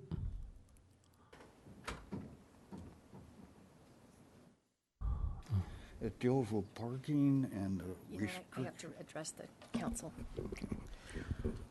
Okay, the provisions regarding parking are based in state law, and the maximum required parking that we can have for an accessory dwelling unit is 1 space per bedroom, with a maximum of 2 bedrooms in an accessory unit. So they're not really meant for large families, they're meant for smaller households. And whether the entire property is rented or whether the property owner lives on the property and rents only the second unit, we can only require 2 spaces for a 2-bedroom ADU if that ADU is either attached to the home or detached from the home. If the accessory unit is created out of existing floor area, either within the house or within an accessory structure, including the garage, we can require no additional parking for that accessory unit. Thank you. So it is true that this state requirement may exacerbate our street parking issue in some areas. Is that? Yes. Okay. Thank you. Thank you. Thank you, Mr. Cook. Next speaker, please.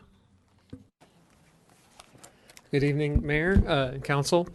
Chris Carter. I'm on the Planning Commission. I was one of the 4 to 3 on the 4 side, but it was a very amicable discussion for the most part, I think. We spent 2 meetings to get through this thing because we wanted to work through and really think through what we were recommending to you. I will say that I think part of the idea when we broached the whole rentership issue was that we're a moderate-sized city, so we don't have the luxury of asking staff to go into detail all the time on ideas we might want to look at. And then we had the ADU issue before us, and we thought this is a good time to at least discuss it, and then you all can decide what you think is appropriate in this instance. One of the things I think motivated, at least I can only speak for myself on this issue, is that, frankly, demographic population patterns are different than they were in 1984. Multi-generational households are much more common, both due to demographic changes in terms of age, but also in terms of immigration patterns. In terms of a lot of immigrant groups, it's more common to have multiple generations in a single household. And one of the reasons, the primary reason I was thinking why, 2 reasons. I was supportive of the whole elimination of the owner occupancy rule.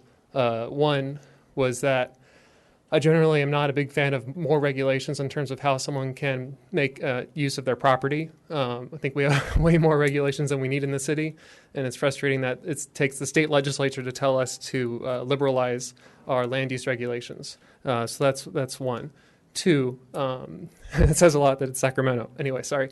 it's not against you and the council. It's just, it's funny the way things have turned out. Two, when you think about it, we have a big ownership and affordability issue in the state. About half our population is renter, about half are owner in terms of households. If you don't have the means to buy a house like this, it's hard to achieve this kind of a setup if you're in the renter population. If you think about it, to buy a house, I think Fullerton, it's, gosh, I think it's in the 700s range, the median price, and that's really hard to get something in the 4s or 5s. That flexibility to have an accessory dwelling unit is important, and a lot of these families should have that option to have access to that market if it's there.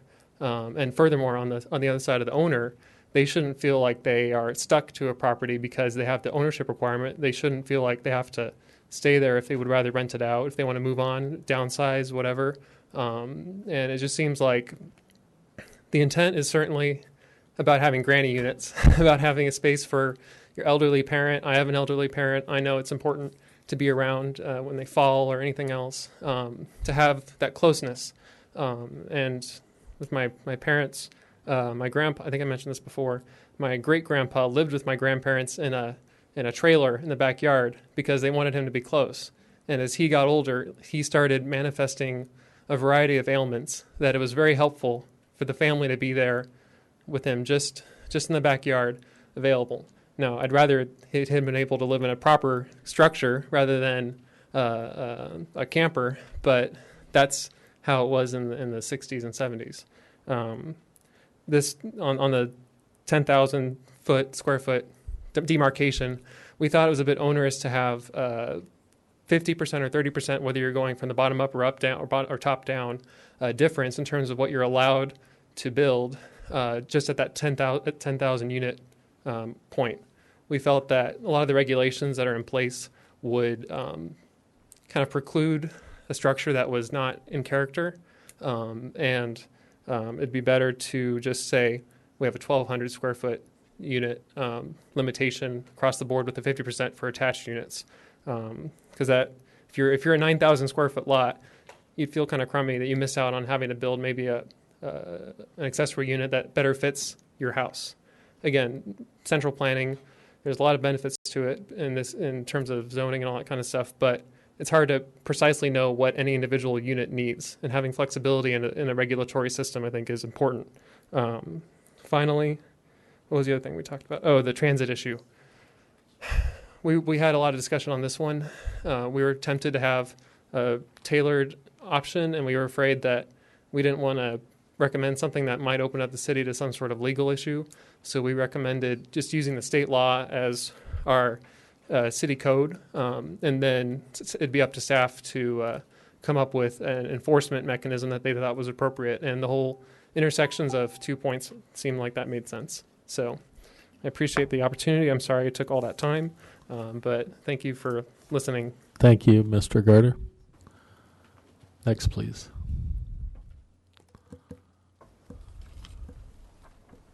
Hi there, my name is Dale Stoika.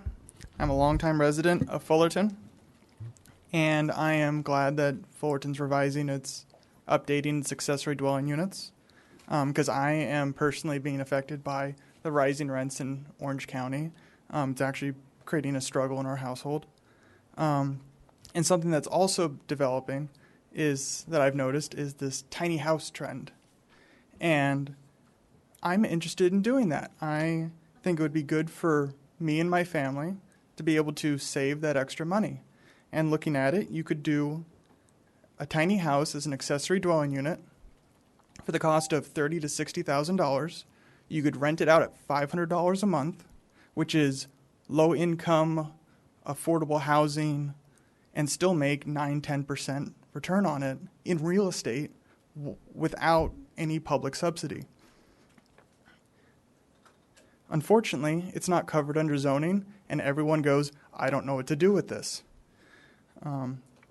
I've done some research, and in 2016, the city of Fresno developed an ordinance to allow for tiny houses as permanent secondary dwellings, granny flats that just happen to be able to move around a little bit. And I would appreciate if the city would look into this. And I did some digging, and I found the guy.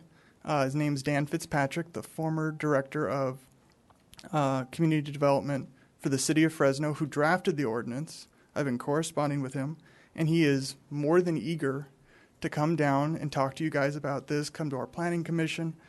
I think this would be a great way to provide affordable housing to the city of Fullerton, benefit for renters, homeowners, and it's a relatively minor change what he's shown me, and it would be a great way to help our city. He's willing to help. I'm willing to help. Let's draft this and make Fullerton a better place. Thank you. Thank you, Mr. Stoika. Is that what you said?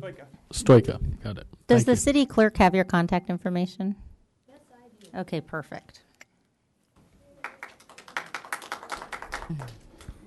Good evening, Mayor Whitaker and Council. My name is Jane Rands.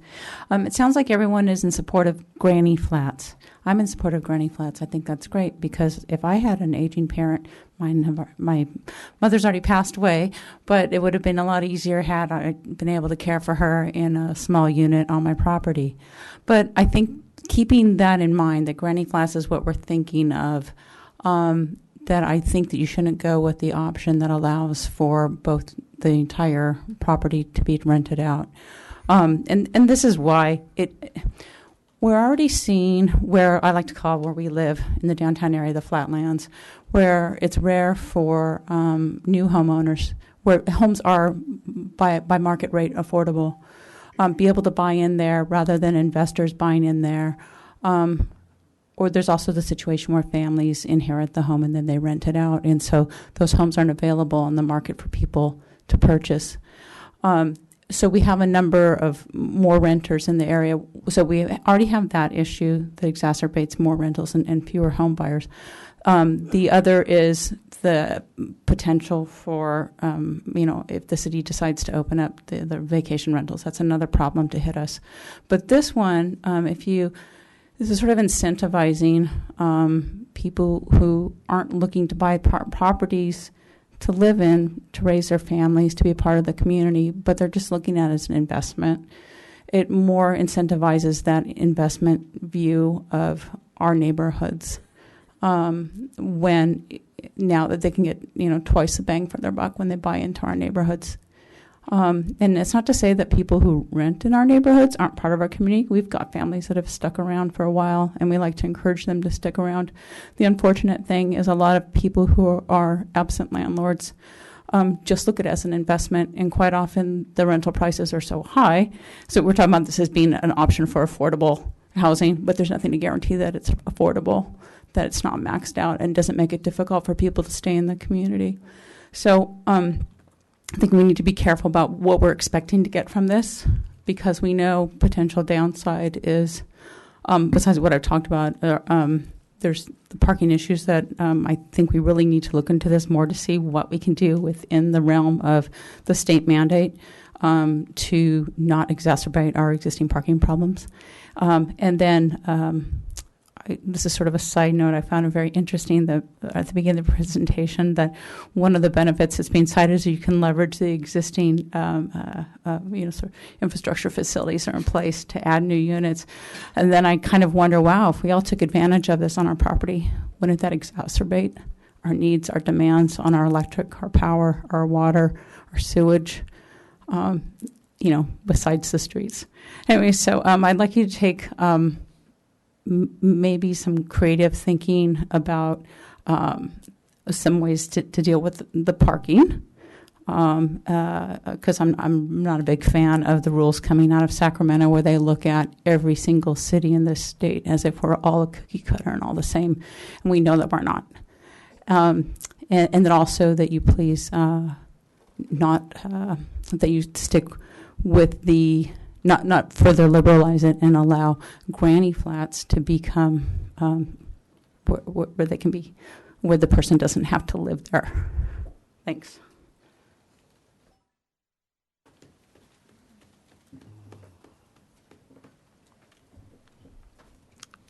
Good evening, Barry Levinson. First off, I was looking at briefly some of the language in the law. And I certainly haven't read most of it, but I've read some of it. And one of the sections is 6585.2.2A1. And it says a local agency may, by ordinance, provide for the creation of ADU in single-family and multi-family residential zones. Now, what's interesting about that language, didn't say it requires, didn't say mandated, it says may, and I saw that language quite frequently. I think the city needs to do a much better job of telling the public and the council what in the laws passed by Sacramento are advisory in terms of what they're requesting and what is required.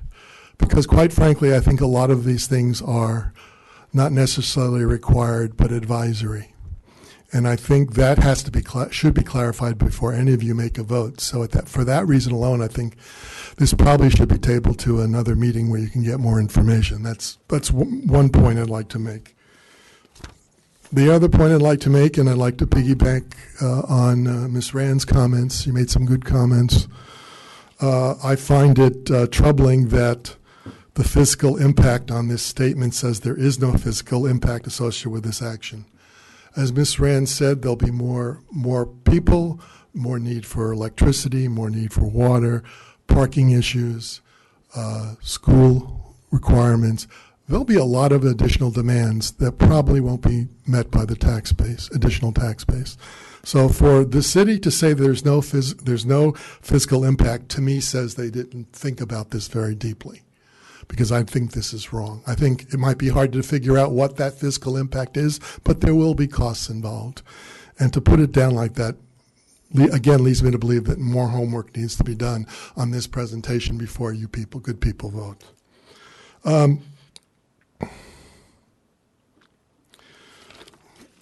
Let me go to part of the presentation here. Talks about in 2016, the state legislature adopted 3 bills, and they mentioned some of the major provisions of the legislation include fire sprinklers required only if primary residence has sprinklers. Now, I'd like to ask this to the fire chief. It's my understanding that for, 20, 25 years, every new structure requires sprinklers. Why should a new structure, because it's considered an ADU, be a fire hazard? And does the fire chief have a problem with this? Because I certainly do. I wouldn't want it in my neighborhood where there was a building put in and no sprinklers put in. I think that should be a requirement. I don't understand that other than the fact that it's trying to keep the costs down. I don't like the reductions in parking requirements. I don't like the reductions in setbacks.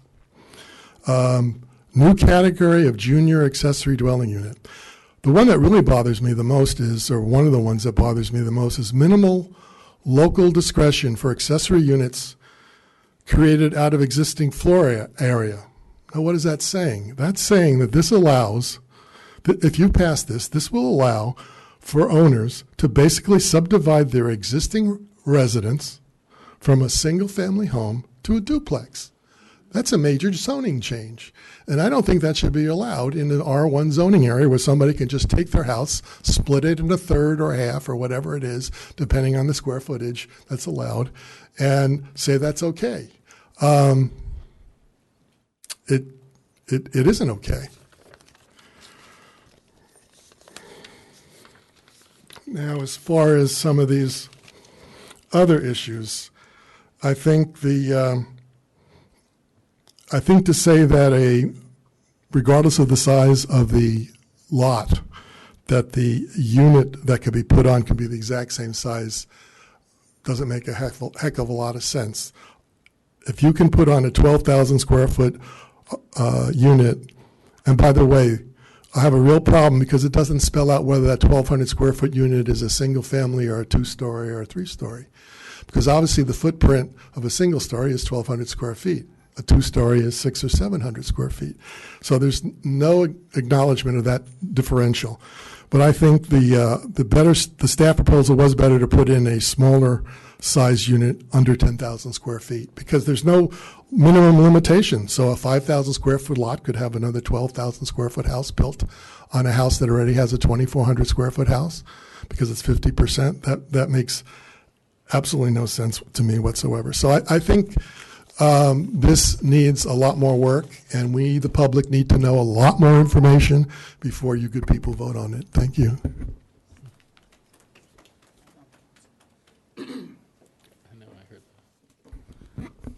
Joan Briano. I guess there's a conflict of interest with Ms. Fitzgerald. Okay, Mr. Levinson brought up a lot of problems with state law, and I share those concerns. Now, are your hands tied? No. Are they kind of tight? Yes. Are there ways where you can govern local zoning and building restrictions? Of course. Now, the state law is very specific, and if the state law is not lined up with a local ordinance, the local ordinance becomes null and void.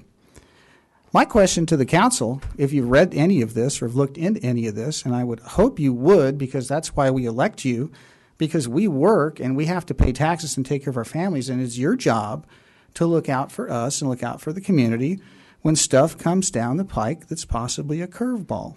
Now, the state of California is very diverse in its socioeconomic strata, in its geography, and its topography. This is a set of recommendations connected to a requirement. It does give you a lot. It gives you a tremendous amount of liberality in implementing this. You're giving away the farm by taking away the lot size restriction. You've taken that completely out. That's the worst thing about this. The second horrible thing about this is that there's no discussion on whether multi-stories is something that would, I mean, you're giving the farm away on two very big things. We still have the right to retain the decision over how big of a lot can join this party.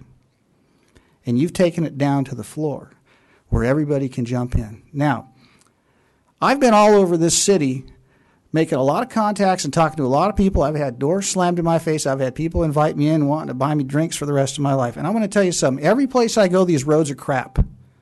They're awful. And they're only going to get worse. And so what do you guys got in front of you?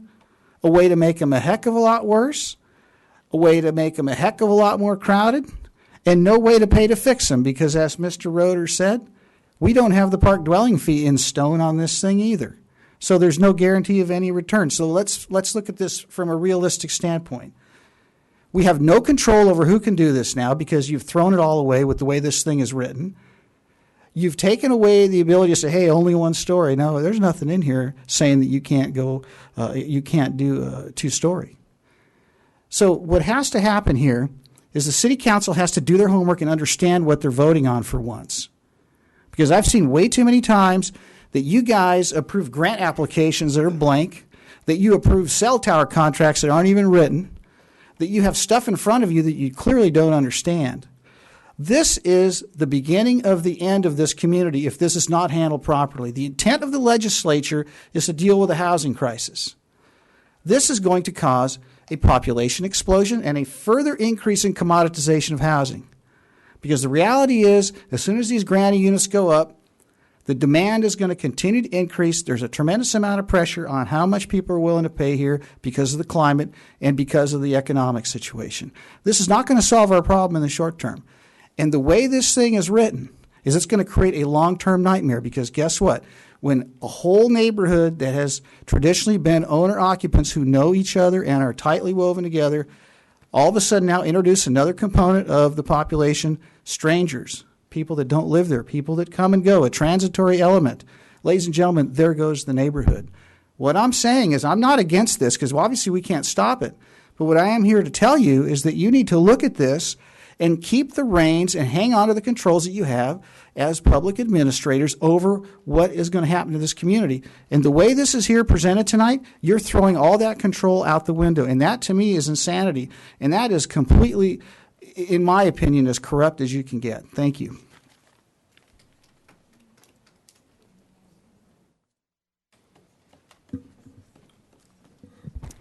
Good evening, Mayor Whitaker and council members. I'm Jane Reifer, Fullerton resident, and I would hope that you can vote, not vote for the version in front of you that allows absentee landlords. I think that's a huge mistake for our community. It ends up being similar to, and as Jane Rand said, feeding into the whole concept of the short-term rental issue, where now even our R1 zones are up for more speculation than they've seen in the past. I was very impressed about 10 years ago when I attended a city council meeting, and I believe it was the neighborhood on East Hermosa that was being discussed, and people had come in and they were proposing to buy up houses.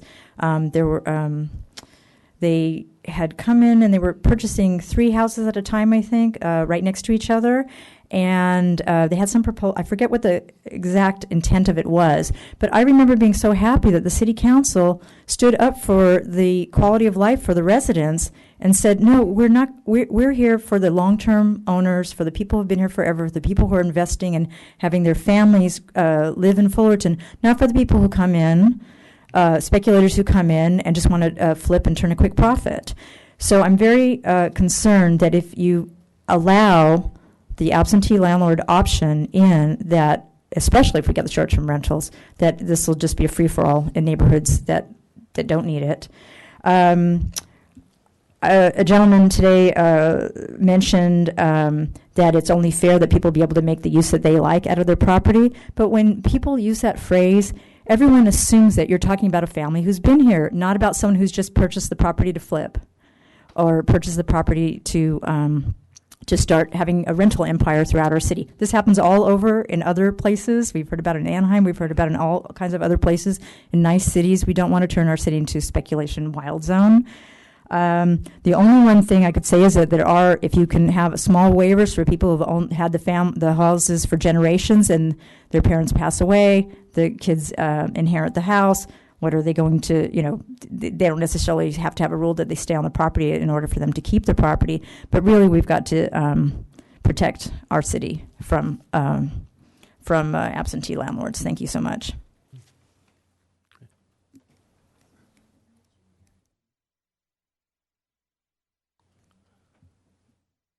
Hello, Simon Durano again.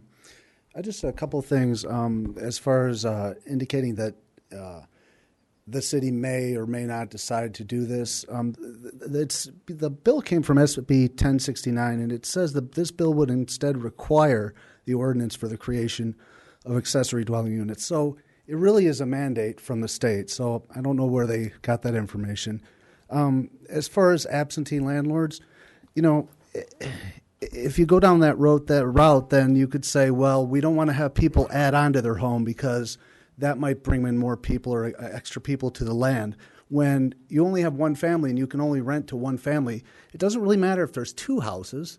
You're still only having one family. It's the same as if you added another 1,200 square feet to the house. So I don't really see the difference. And as far as the impact about roads, and I think if you go back and you look at what has happened in the last 6 years, I think Joanne can tell you that I believe it was 2 per year that they've already done the accessory dwelling units. So that seems to be very minimal. I do see that other cities are pushing like park impact fees on apartments now, which seems to be a better way to increase fees if you're going to look at expanding as far as your park facilities and your fees and generating fees for a new complex that has 400 units versus trying to increase fees on 2 units per year that try to get the accessory dwelling units. So thank you.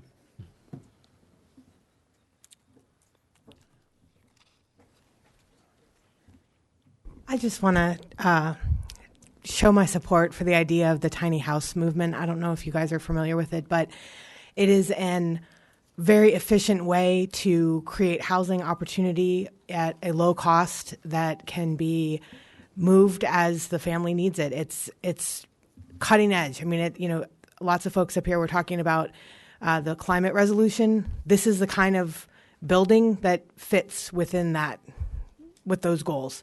So I just want to say that the member of the public who suggested that has my support. I will do whatever I need to do to support that. And then also just to really think about what the 2 options are. So if you rent it, it's not absentee landlords because the entire property is rented as one property. You're not renting the front house and the back house separately. You're renting the entire property. So whether the person lives there, that's the owner, and rents one of the units, or the person lives, 4 streets over and rents the entire property to one person, neither of those cases is absentee landlord.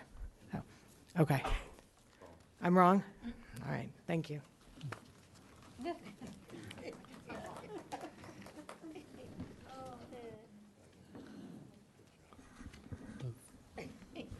If we have any other speakers after this person, would you please line up on the wall behind me so we can move the speakers along? Thank you. Good evening, Mayor and Mayor Pro Tem. I wasn't planning to speak on this, but I am not in favor of the owner not living on the premises.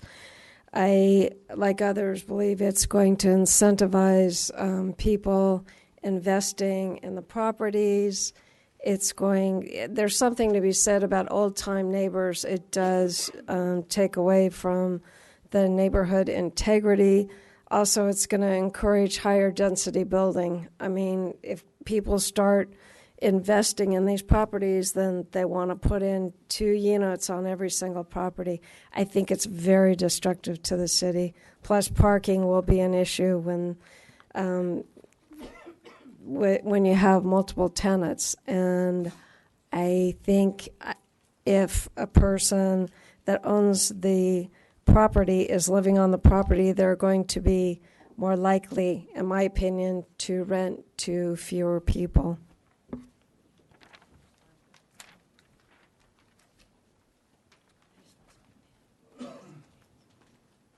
Hello, Amy Allspaw. Longtime resident and property owner. I hadn't planned to speak on this, but I'm very concerned about SB 35 and its sister bills in Sacramento that would make all of this superfluous. If I've been reading about a lot lately insofar as what the requirements they would put on cities that would negate the review process entirely. And I kind of feel like I'm here with the elephant in the room. We're discussing motives and other things about granting units and additional units, and this may be irrelevant fairly soon. So I do have a question, and I don't expect an answer, as to the City Council and how you feel about SB 35 and its sister bills and forfeiting that much municipal control to the state. Because the League of California Cities does have, that's the only one I've seen, a petition where you could, as a city, say, no, we don't want to be part of this. That's how we keep Fullerton. Well, in answer to your question, as part of our legislative platform, the council has gone on record as wishing to retain as much local control as possible. So I agree with your concerns about the state intruding upon many areas which have been historically, traditionally local control. Thank you.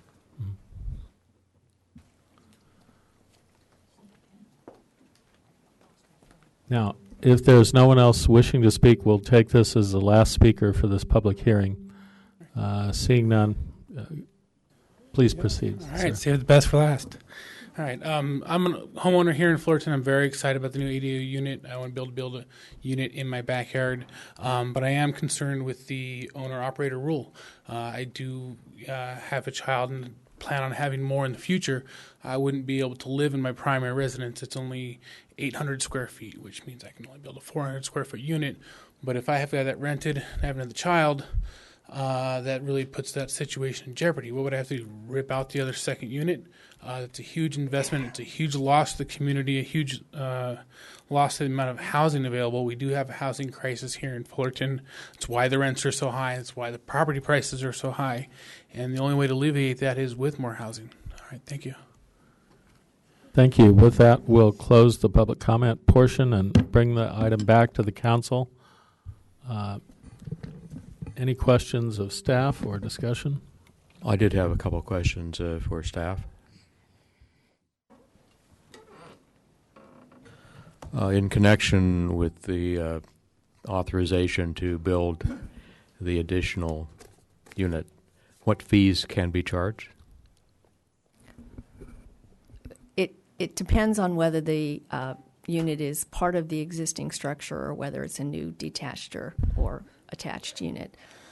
So if it's part of the existing home, then we can't charge connection fees or capital facility fees for connection to utilities. We can if it's a separate unit that's detached or attached but not part of the existing housing. Those are the fees that cannot be charged. And any impact fees are to be proportional to the impact of that the unit would have on the infrastructure system. As a detached unit, the park dwelling fees do not apply? Or do they? They do apply. So the second dwelling unit would be subject to the $10,000 plus park dwelling fee? Yes. If it's a separate unit, yes. Okay. And it's not created out of existing floor area. Okay. And then there was something about fire sprinklers. If I understood it, if the main dwelling did not have the sprinklers, the second dwelling would not need sprinklers. Is that That's correct? Yes. Can that be changed so that if the second dwelling is built, it must have sprinklers, and in return the main home needs to be retrofitted with fire sprinklers to protect the neighborhood? The state law does not allow for that. So it basically mandates that if the house doesn't have sprinklers, then the accessory unit wouldn't either. Thank you. Those are my questions. Okay. Councilmember Fitzgerald. I'd like to go ahead and make a motion. I move to make the finding that the project is statutorily exempt from CEQA review and introduce the ordinance for first reading by title only and waive further reading of the ordinance. And my motion includes the ability to rent out the property. And I'd also like to add that I look forward to the discussion about modifying the fee for these additional units to make it more proportional. And I'd like to see an agenda item at a future meeting to make sure that we allow tiny houses. Well, may I understand one of the items requires owner occupancy and part could be rented? Are you requiring an owner to be in occupancy? No, I'm taking the Planning Commission's suggestion, their option A. Then I would oppose that motion. Not having an owner present, by definition, creates an absentee landlord situation. I think that is not respectful of the neighborhood. You don't know who's going to go in there. I think the neighborhood needs to know not having an owner there to control the situation can lead to excess occupancy. And not knowing what's there can lead to too much additional cars, can lead to all kinds of problems. I'd rather be respectful of the neighborhood and require an owner to be in occupancy. The neighborhood would know the owner, they would not know the renters. So I oppose that motion. Yeah, and Mayor, and I would concur with Councilmember Chafee that I'd like to see the option B, where you need to have an owner occupy one of the units. Okay. Well, we have a motion. Is there a second on that motion? I will second the motion for purposes of discussion and to achieve some more clarification as well. Ms. Wolf, I had a question for you. I'm sorry.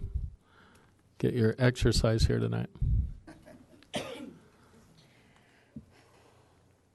As a practical matter, how do we regulate and ascertain whether a property is owner-occupied over time? Well, we have a code enforcement division that, when we have complaints, would go out on these things. And it's a relatively easy matter to determine who owns the property and who lives there. And so we routinely do that in areas where there are such restrictions? If we receive a complaint.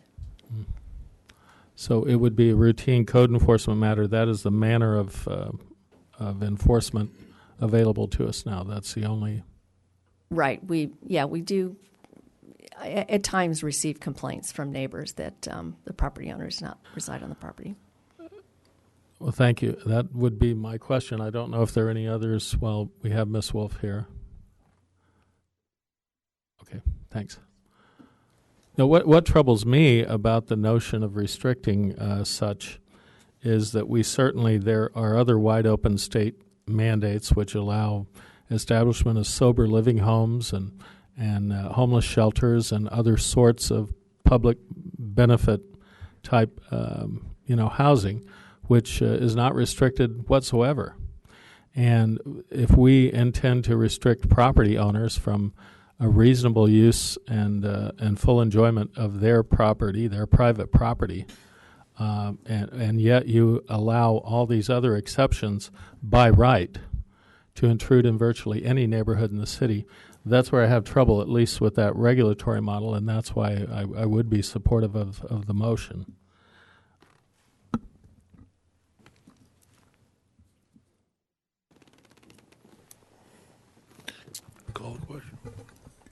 I'll just add 2 cents to that. When I was growing up, the tiny house model, that's what we used to call trailers or mobile homes. And I don't think it's anything particularly new. They've just gotten really creative in how they design them and build them and the materials that they use. So I think that's interesting, but not really pertinent here today. I think it is important that the property owner live there if they're going to rent it out. I mean, the entire discussion circles around, and we like to use the phrase granny unit, and that implies that grandma or some relative is going to occupy it. I think in those cases, a family has to do what works well for the family, but that is really an exception. I'd say most of the time it's probably just going to be a rental unit for someone. The first place I lived when I moved out of my parents' house was in essentially a granny unit, and I wasn't aware at the time, but apparently it had been constructed and built and furbished in its fashion illegally. Wasn't up to snuff, and it had a lot of code violations that were dangerous, and I didn't realize that. But I took the opportunity to save some money and move out and get into my first condo. It was an interesting experience working with code enforcement as they worked to essentially push us out because of the violations. And it was a double-edged sword.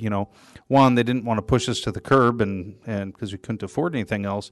But two, they didn't want us to stay there because there were serious dangers. So we had to work out some practical ways that we could coexist with and correct some of the dangers or help the landlord fix those so that we could stay there long enough to find a correct path to exit. And for us, it worked out, but it was very challenging. And in our instance, the landlord lived there in the front unit, and that made a huge difference on us. Anytime there was an issue, the landlord lived there. If we got loud, they let us know. If we were doing anything that wasn't right, they let us know. And conversely, if we needed anything, a backed up pipe, some electrical issue, anything at all, they were there to be able to provide services for us. So I think it makes for a better environment when you have the people that are really the parties involved living that close together. I think it makes it a little more cooperative between both of them. So I would support not allowing it to be rented out to or not allowing it to be owner non-occupied. Perhaps the motion it looks like it will fail. We could either amend the motion to go with Resolution B that requires an owner be in occupancy. Is that? If that is your motion, I will second it. That becomes a substitute motion, and that Correct. would take precedence. So that's the slickest way to do this, certainly. All right, then I'll make a substitute motion that we go with the B, which requires an owner to be in occupancy. I'll second it. Well, I would like to add prior to the vote the idea, again, of relaxing some of the fees, park dwelling and impact fees, and especially in the instance now that if you're requiring owner residency as well, because it does meet more the definition of a true granny flat. And, fees that are intended for new construction, new units, which are large enough now that they actually make new units less affordable. In this case, I think due consideration should be given to relaxing those impact fees when we do take that up. Yeah, we'll have to take that up at a separate consideration. So I will call the question on the substitute motion. All in favor signify by saying aye. Aye. All opposed? No. No. Passes 3-2. Question, Mr. Mayor. When Councilmember Fitzgerald made her motion, she also asked for an item to come back regarding tiny houses. Do we need to include that in this substitute motion, or was that still? No, the substitute motion did not. No, I think that's a separate request for something to be agendized, and we can deal with that at any time, really. Perfect. So, thanks. Mayor, I'll read the title of the ordinance. Mm-hmm. It's ordinance number 3247, an ordinance of the City Council of the City of Fullerton, California, approving an amendment to the Fullerton Municipal Code, Chapters 15.4 and 15.17 to update the zoning ordinance provisions pertaining to accessory dwelling units in single and multiple family zones in accordance with new state legislation that amended California Government Code sections 65852.2 and 65852.22. Thank you, Madam Clerk. Mr. Mayor, Sure. In respect out of so many members of the public who are here to talk about one of the 18 additional items we still have this evening, I'd like to ask that we limit public comments on these items to 3 minutes. No, regular items are also 5 minutes right now. I see no problem with the extended session this evening with doing that, with making that exception this evening, if council concurs. No objection. All right. Madam Clerk, please make that adjustment. And the question right now, we're at item number 2 on the agenda. Does the council wish to take a short break or proceed? I'm always ready for a short break. Okay, I've got 1 and 1. What else? Yeah. I think it would be nice just to have a few minutes to refresh, and we'll come right back to this item. Let's try to keep it a very short break, though.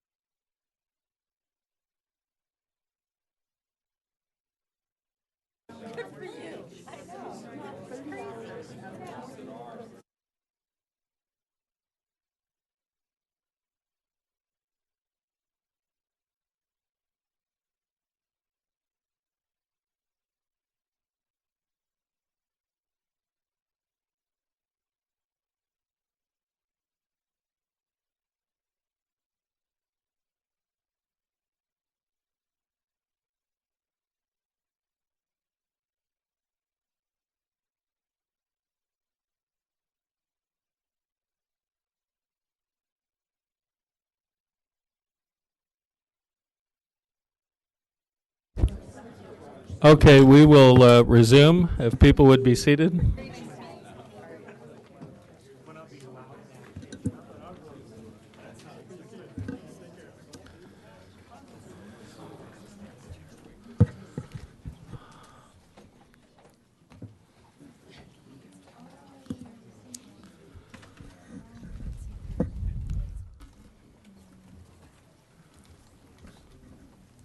As I stated earlier, we are ready for item number 2 on the agenda, City Manager Employment Agreement.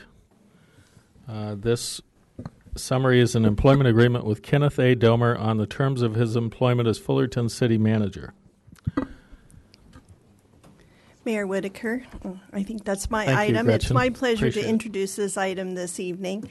And I say that without in any way suggesting anything less than the greatest admiration and respect for Mr. Roeder and everything he's brought to the city in his short time here. But tonight before you do have for your consideration a proposed employment agreement with Mr. Roeder's successor. And this is the product of a process that's gone on for a number of months, some of which seemed to grind slowly by. Other times it felt like it was flying by.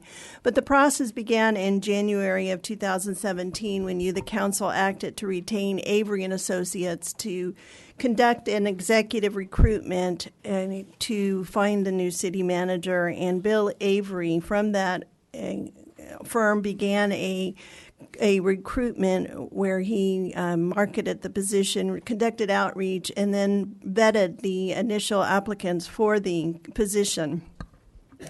Mr. Avery took the list of, I believe we had about 30 applicants for the position, and narrowed that to a short list following his review of applications and then initial interviews.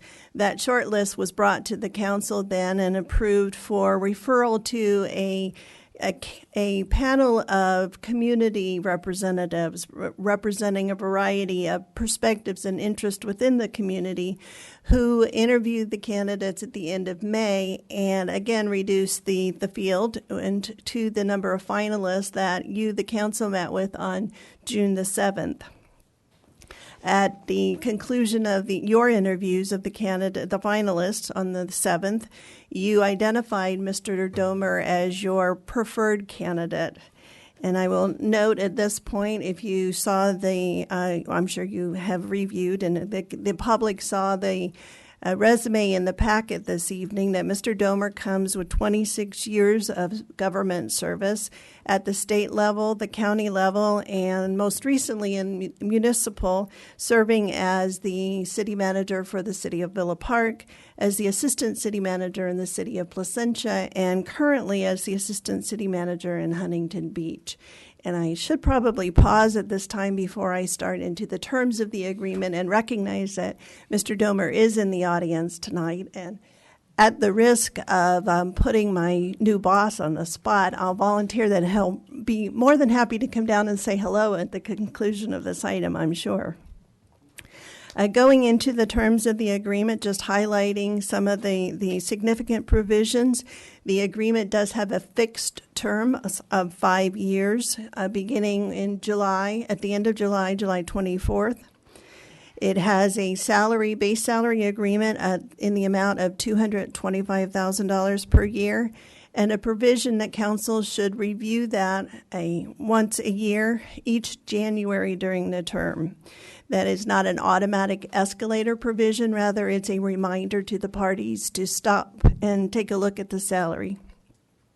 There's also a provision that provides the ability for council to award a lump sum payment based on performance in the amount the first year at limited to 2% and in subsequent years 3%.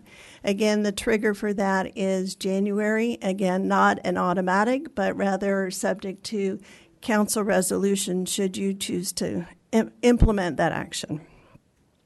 There is a provision whereby the parties agree to set performance objectives each year. Those performance objectives will be the mechanism by which you do the performance evaluations, also agreed to on an annual schedule in the agreement. You'll see that the CalPERS contribution, that portion that Mr. Domer will pay, is set at 12.696% of salary. That will be the highest percentage paid by any employee currently in the city of Fullerton, should this agreement be approved. In the area of health insurance, the city will agree to implement a retiree health savings plan and contribute into that plan on Mr. Domer's behalf during the period of the agreement, which in the first phases, we anticipate that he will not participate in our local sponsored health insurance, but rather will take advantage of this contribution to the retiree health savings plan in the amount of $125 per pay period. Should he at some point elect to begin coverage in our city-sponsored plan, this obligation on the behalf of the city will end. Also, there will be contributions also in the amount of $125 per pay period to this same retiree health savings plan, and this is made in lieu of any eligibility after retirement for a city contribution towards health insurance. And the final provision of the compensation plan in the agreement is a vehicle use allowance of $275 per pay period. There are provisions in the agreement specifying the at-will status for Mr. Domer during the term of the agreement and specifying provisions under which the City Council can terminate either at will with cause or without cause, and with certain limitations onto notifications and periods of times that it is precluded during periods in either side of an election 90 days before or 90 days after a city council election or during the last 6 months of the agreement. And then, of course, Mr. Domer also has the ability to terminate should he find it appropriate to do so. We have estimated the 2017-2018 cost of this agreement at $288,000. And with that, I will say that should council elect to enter into this employment agreement, that it would be our recommendation that you authorize the mayor to execute the agreement and you adopt the attached resolution, which will have the effect of removing the city manager from the current executive compensation resolution and setting his terms and conditions of employment through this proposed employment agreement. And I'm happy to answer any questions. Any questions by council? Very thorough explanation. Thank you. With that, any comments from the interim city manager before we? All right. No, Mr. Mayor, this really truly is the result of an awful lot of hard work by this council and by Ms. Beatty and her staff and the consultant. And this really is the occasion between you and Mr. Domer. That's what's most important. Please. I was just hoping we'd hear from Mr. Domer before we open it up to public comments. Good suggestion.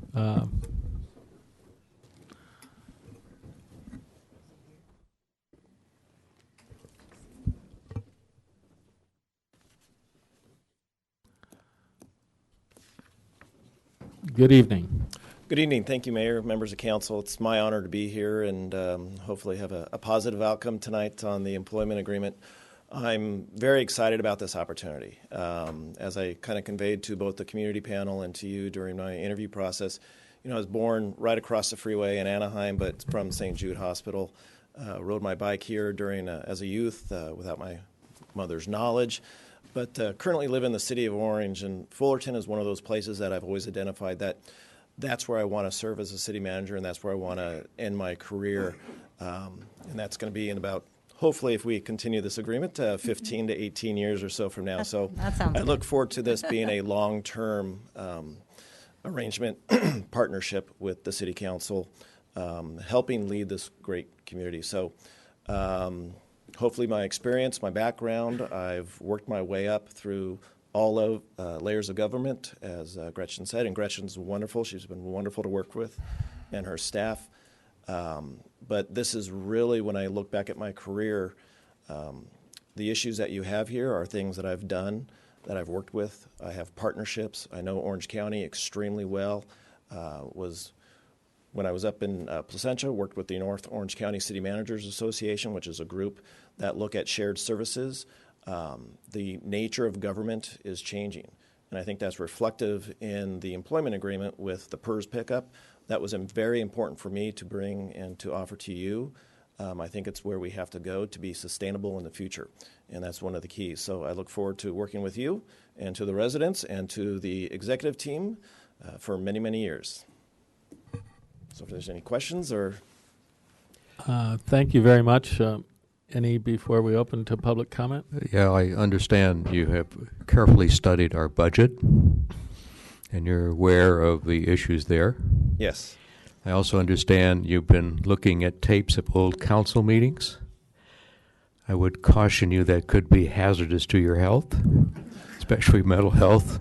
My kids did ask, what are you watching and why are you watching that? Well, thank you for applying for the job here. Appreciate that. Thank you. Yeah, I'll just add I'm so thankful that you want to take on this challenge.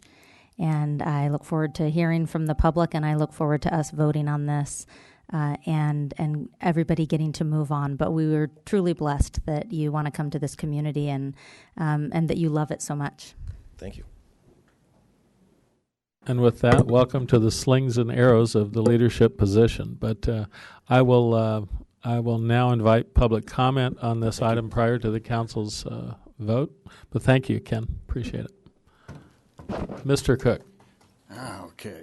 I only had one question, and there's no name tag. I think you can answer it. I think you already said it. What is the salary and benefit cost? You had said $288,000. Okay, that sounds like a good deal for the city of Fullerton. Okay, thank you.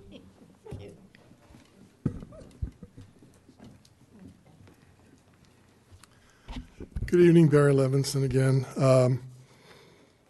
I briefly looked over Mr. Dahmer's qualifications. He seems very qualified in terms of his experience. It's Domer. Domer, sorry. Mm-hmm. And so I really can't comment. I don't know him. He, other than the few comments he made here, I don't think most of the people will know him until it was wait and see how he does, and I hope he does well. I truly do. As far as the agreement concerned, which has to do with how the city proceeds in this process, I was saddened to see that the city continues to not learn their lessons. For instance, there are a number of people on the dais today that when the last go-round came for city manager and for the police chief, some people wanted a year agreement. I think a year or two at the most should be the standard. To hand over a 5-year agreement, I think is not a smart way to start off a relationship.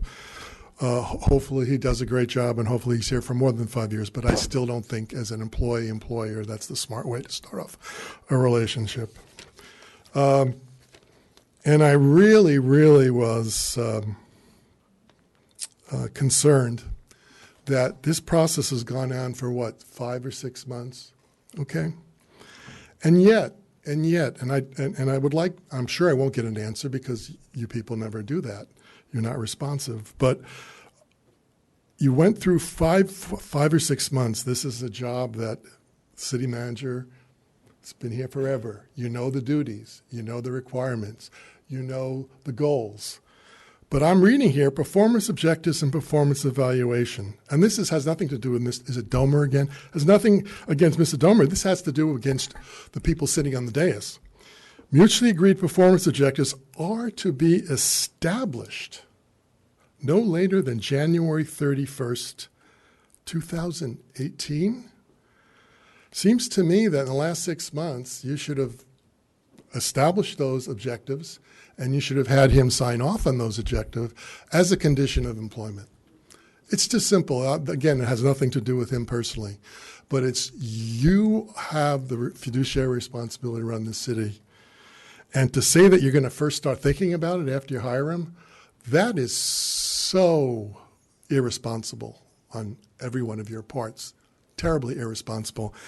And again, it shows me that this city is very poorly run by this council. And I don't think you have an excuse for it either. Thank you.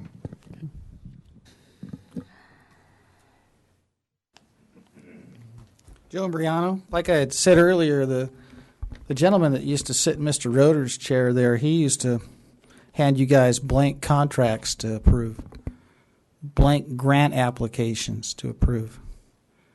Now we've got an employment contract with no duty to perform. Interesting. And now it's not 1 year, it's 5 years. You know, this municipal corporation spends hundreds of millions of dollars that doesn't belong to any of you. It belongs to all of us. And its infrastructure is in ruin. And it's my opinion that the city is corrupt from top to bottom and is run very irresponsibly by people that either A, are ignorant, or B, that don't care, or C, they're crooked and on the take. I haven't figured out which one of those three applies to all of you, but I have my suspicions. Mr. Embriano, I hope this gentleman that you're giving a contract to... Could you direct your comments to the matter at hand of employment of Mr. Delmer? What I'm telling you is that this gentleman is probably a nice guy, but he's in for the ride of his life because what's been left behind here is a mess. And he needs to be held to the same standard that anybody that would walk in here to try to clean this place up should be. There should be some performance requirements on balancing the budget, on dealing with our problems. This is just another cog being placed on the wheel to keep things turning. This gentleman, I know nothing about him except for some of the things he's been involved in his previous stints. And quite frankly, when we're dealing with a situation where we're going to throw someone $300,000 a year with all of his benefits, maybe it should be an open process that people should know who the other candidates were. Because to be perfectly honest with you, Mr. Roeder seemed kind of like he was doing a pretty good job. I mean, he started asking some questions that I was shocked. I sat here and watched Phil sit there with the creepy eyes looking at everybody in here like, oh, what are these people figuring out? This gentleman's asking questions. I'm telling you right now that we have major problems in this city. And don't interrupt me again because I'm being relevant. No, I will interrupt you if you're not being relevant. I'm being civil and to the point. The roads are a mess. The budget's not balanced. There's all kinds of problems with this city. And if we're going to bring somebody on, let's put the screws to him and make him perform. What you've got here is a giveaway. He needs to be given a contract that has some performance obligations written into it right now before you hand it off and sign it. Thank you. Seeing no other speakers, we'll bring the item back to council, and I would entertain a motion. I would be pleased to authorize the mayor to execute the employment agreement appointing Kenneth A. Delmer as city manager effective July 24, 2017 for a period of 5 years and setting forth additional terms and conditions of employment.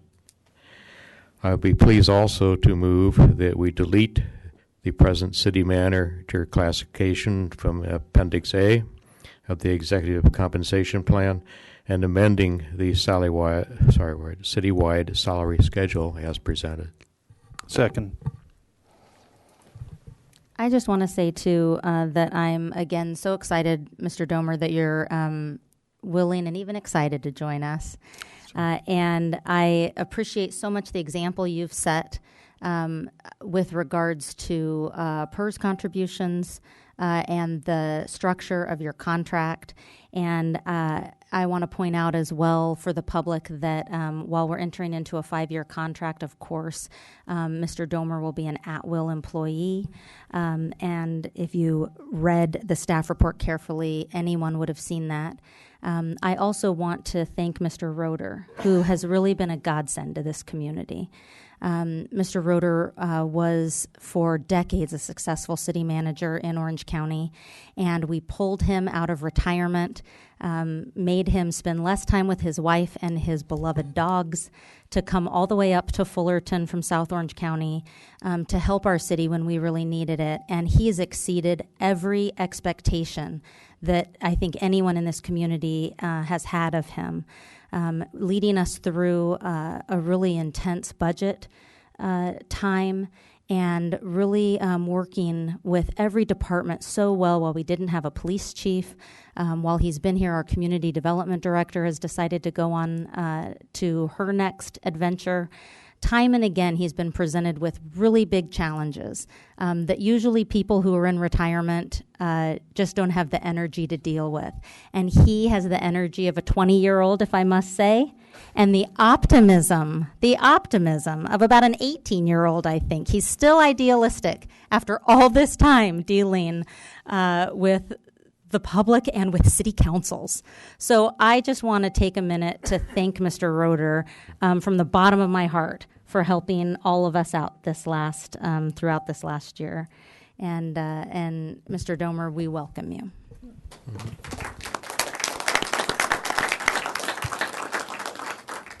Mr. Mayor Pro Tem? Yes, I concur with those comments wholeheartedly about Mr. Roeder. That we're going to have him for a little while longer, so we're still blessed with that.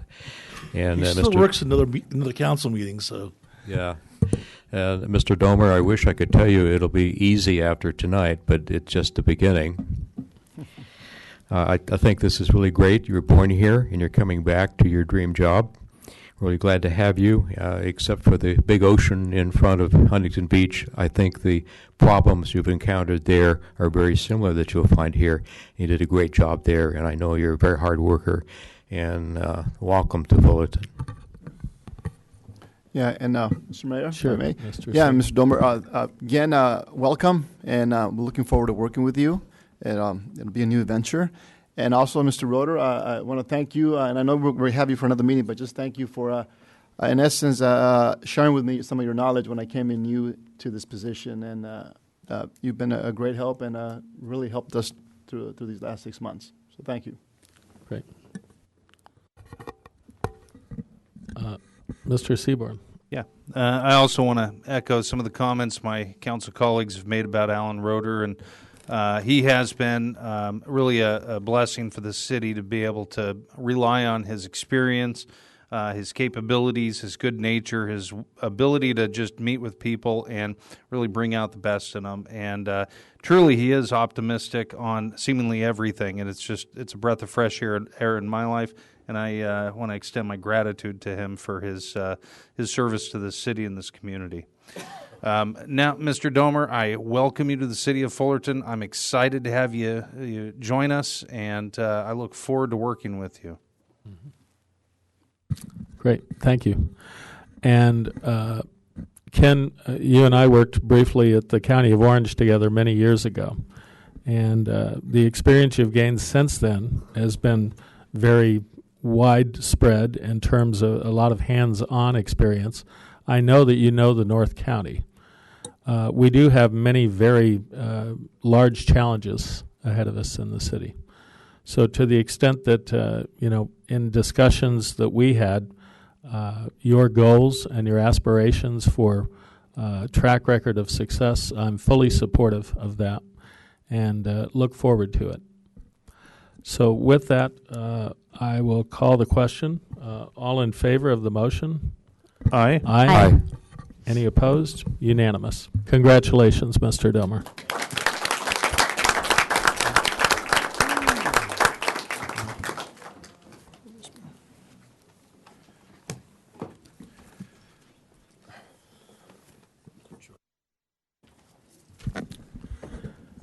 Item number 3. Sorry, just kidding around over here. You did that on purpose. I tripped him. Sorry, didn't mean to distract you. We have a proposed amendment to Title 15 of Fullerton Municipal Code. Ms. Wolf, if you would take it from there.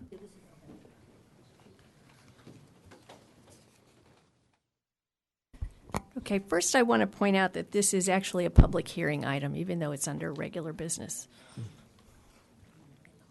because it is an amendment to the ordinance.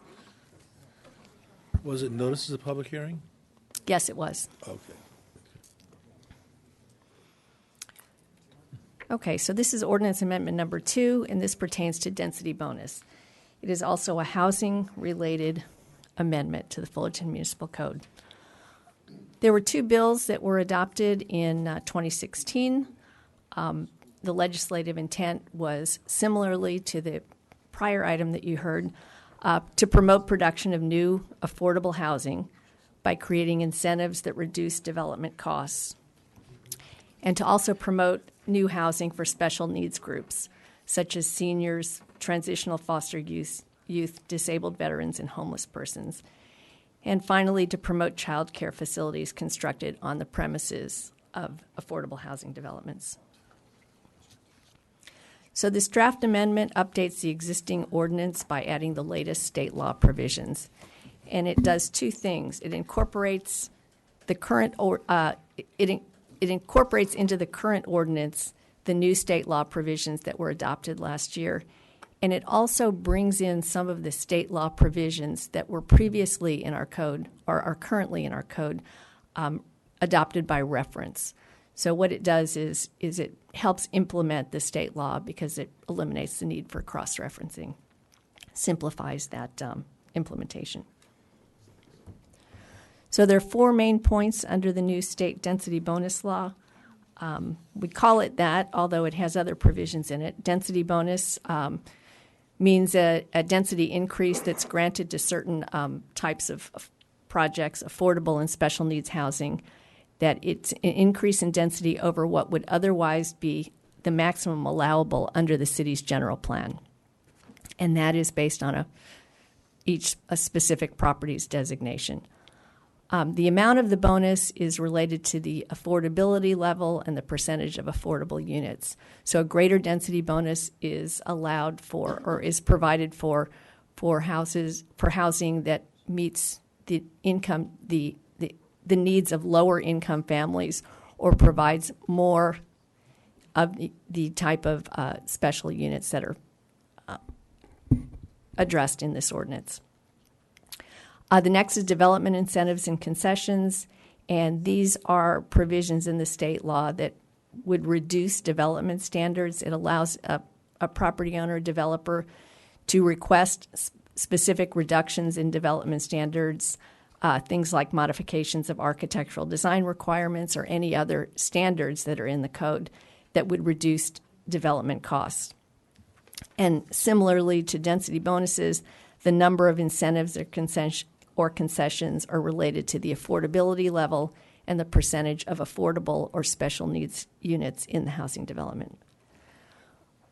Waivers are something also that a developer can request, and these are for items that a developer can demonstrate would physically preclude the development of housing with the density bonus and with the concessions that are allowed for under state law.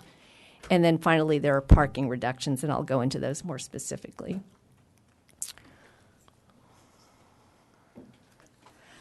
So projects that are eligible for density bonus.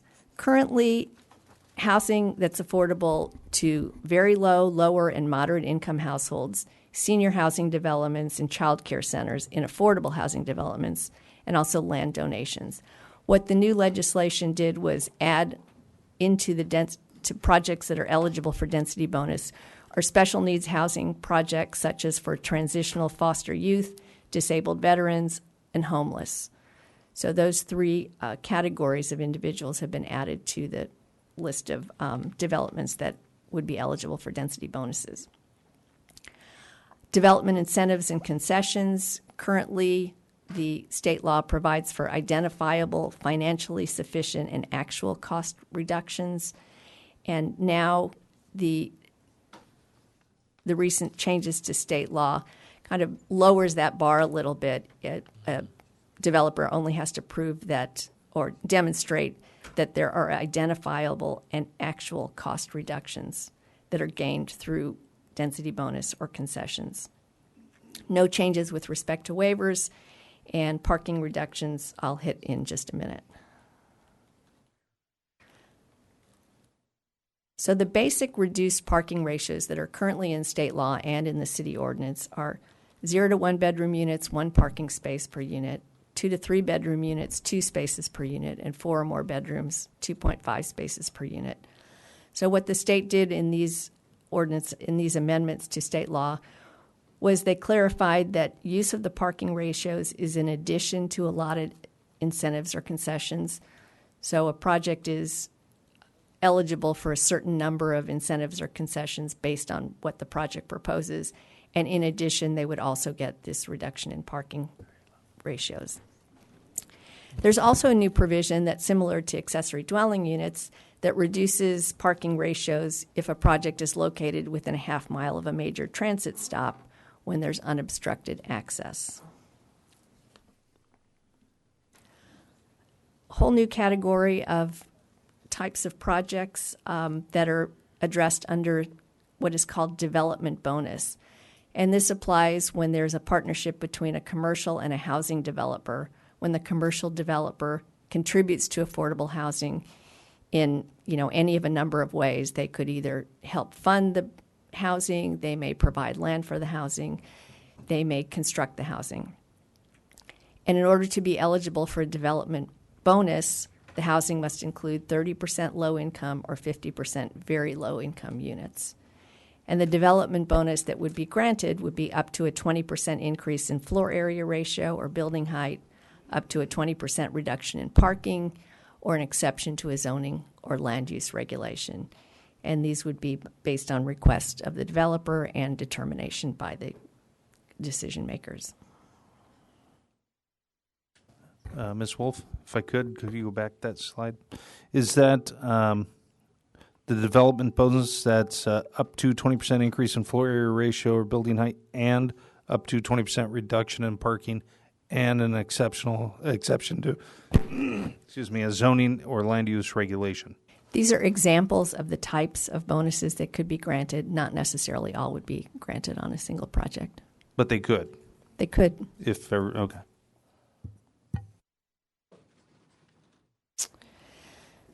So all of these amendments are simply incorporated into our ordinance what's mandated by state law. We haven't added or changed anything.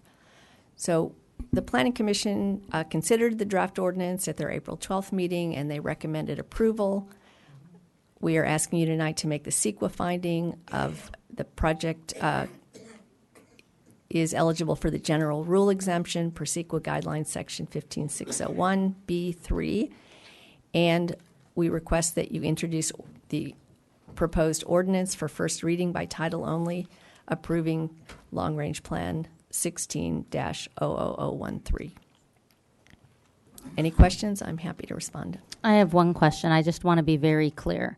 You have said every change that you are requesting that we make to this ordinance is a new mandate by the state of California.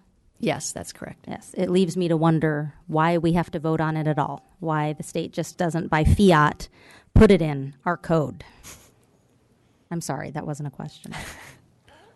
I have a question on slide number 6, if you could go back. I just would like to understand the basic reduced parking ratios. Is that applicable for the entire development or just the number, just with respect to the affordable units? The entire development. Okay. So you could have 10 affordable units and 50 at market rate, and this applies to all of them. That's correct. The bonus. Okay. Thank you.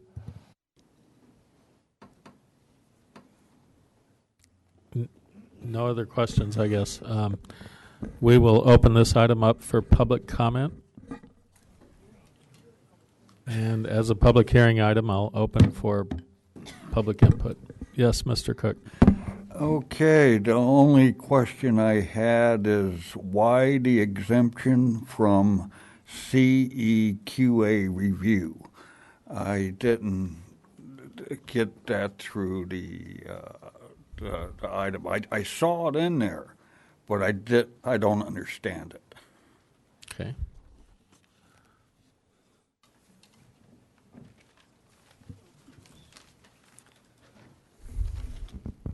Is this a public hearing? Yes, we're ready. Sure. It says 3 minutes. It's supposed to be 5, isn't it? I'm not going to take it all. Okay. The state of California tries to guide local policy, but it doesn't dictate local policy. there's still control in your hands. Now, you've just chosen prior to this to throw most of that away with your vote on the other item. There are things that you can do to slow down this train. The state wants housing. The state wants to take care of people that the budgetary constraints have thrown out on the streets. They're living in the riverbed because they're emptying the jails and emptying the prisons. They're shutting down all the mental institutions. So the solution is to have the cities just build all these warehousing facilities. We don't have to do exactly what the city says.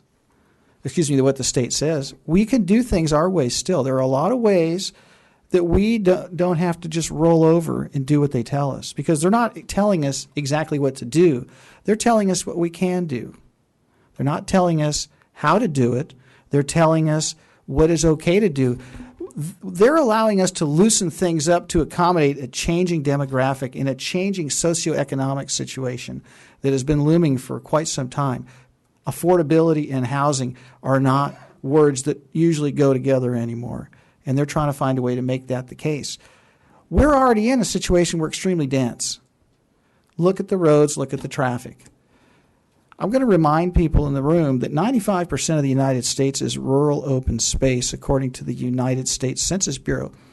There is an agenda to move people into these compact cities. I won't get into why, aside from the fact that that's just the plan, is to get us into the compact cities. And unfortunately, these city councils all across the state are just falling like bowling pins in the bowling alley and just going right along with this. The problem is the jobs are disappearing, and we've become warehousing facilities of rental properties and high-density housing units. Now, we saw what happened in England with that towering inferno where they had the ability to cut corners, and I read some corner cutting in this here tonight. They used the cheap cladding, and look what happened. It incinerated a bunch of innocent people. I'm not a fan of high-density housing. I'm not a fan of warehousing people, and I'm not a fan of cutting corners, and I'm not a fan of city councils playing dumb and pretending like there's nothing we can do when, in fact, we have plenty of options to still regain local control. Because if we've lost it all, then we need to all go home. Thank you. Any other speakers to this item?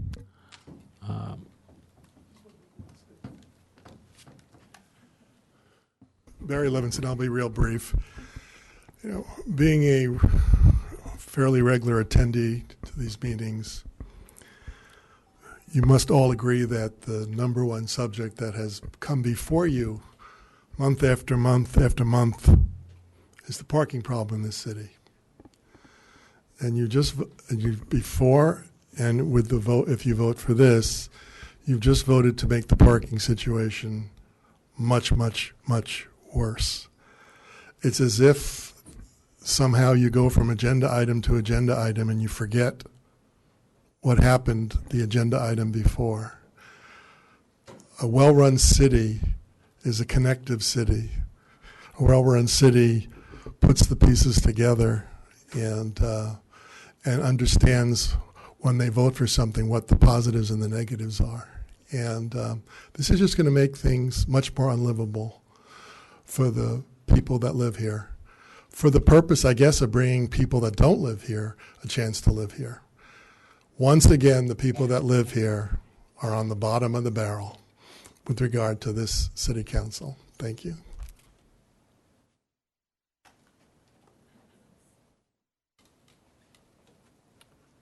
My name is Byron Stansfield. Unknowing state laws and or city ordinances, what's mandated, it sounds like all new units must have about 45% for either low or very low income housing. Is that required or recommended or no? I think that overstates what's required. I think our staff could indicate that the greater benefit to the developer is when they give more affordable housing, but that I think is more than is required. It depends on the depth of the affordability as well. Okay. Thank you. All right, we'll close the public hearing for public comment, bring the item back to the council. I would move to make a finding that the project is exempt from CEQA review and introduce an ordinance for the first reading by title only and waive further reading of the ordinance. Second. Moved and seconded. I would just like to comment that I agreed with what Councilmember Fitzgerald said earlier, and often I do elect to lodge a protest vote, even though we're required to adhere to state law in this situation. But it is, considering the parking issues that we're having in the city, considering some of the other crowding matters, it's dispiriting to receive this from Sacramento. Yeah, it's frustrating to no end to have a top-down requirement like this, and we see it time and time again from Sacramento. And if only there was somebody we knew that could do something about that. So with that, we do have a motion. That was seconded, was it? Mm-hmm. Okay. Mr. So we'll Snoopy. call the question. All in favor? Aye. Opposed? No. And so that's 4-1. And I'll read the title of this ordinance. It's ordinance number 3248, an ordinance of the City Council of the City of Fullerton, California, amending Fullerton Municipal Code chapters 15.04, 15.17, and 15.30 to update the zoning ordinance provision pertaining to density bonuses, development incentives, and concessions, and to add new provisions for a development bonus in accordance with new state legislation amending the California Government Code Section 65915 and adding Section 65915.7. Thank you. With that, we'll proceed to item number 4. Mr. Mayor, is this still a public hearing item, or are we now into regular business? Right. This is a regular business item. Well, that being the case, Mr. Krautzer, who is concerned with item 15, has informed me he has an airplane to catch. I wonder if there's no objection, we could move that item of business. Once we pull an item off the consent calendar, it becomes an item of regular business. I wonder if we might consider that item to accommodate his need to catch a plane.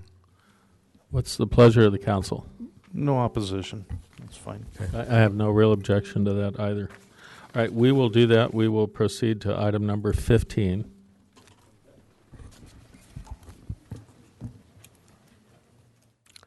And this subject is Ninth Amendment to exclusive negotiation agreement between the Fullerton Redevelopment Agency and FTC Acquisition LLC to plan for the development of the Fullerton Transportation Center.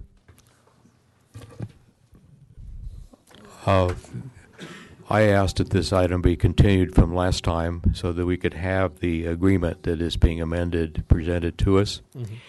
And I must disclose that since that time, the developers who are here have met with me and have presented a lot of information. And they're here, and I think they would like maybe to make a presentation. And I think staff can accommodate, too, on that. Well, they're making their way up here. I also had the benefit of meeting with them to hear a little bit more depth and perspective that they've encountered on this, and hopefully they'll share a little of that tonight. Good evening. Before we start, I did want to change a little bit in the amendment. I didn't like the language that was there. I found it to be ambiguous. I'm okay with a definitive statement. See if I can find it here. Where did I go? Yes, I'm looking at the last page of the amendment, not the signature page. It gives an extension to June 30, 2018, but then it has some additional language that says that extension doesn't kick in until certain other events have happened, including when OCTA has vacated the bus facility. That might never happen, and the extension might never kick in. I don't like ambiguous things like that. I would rather have a definitive time. I discussed that with the developers, and just cut out that language that begins, subject, however, to an additional I don't like giving city managers either the right to extend agreements. I think something of this significance should always come back to council. So after the date, June 30, 2018, I would put a period and strike the rest of that paragraph.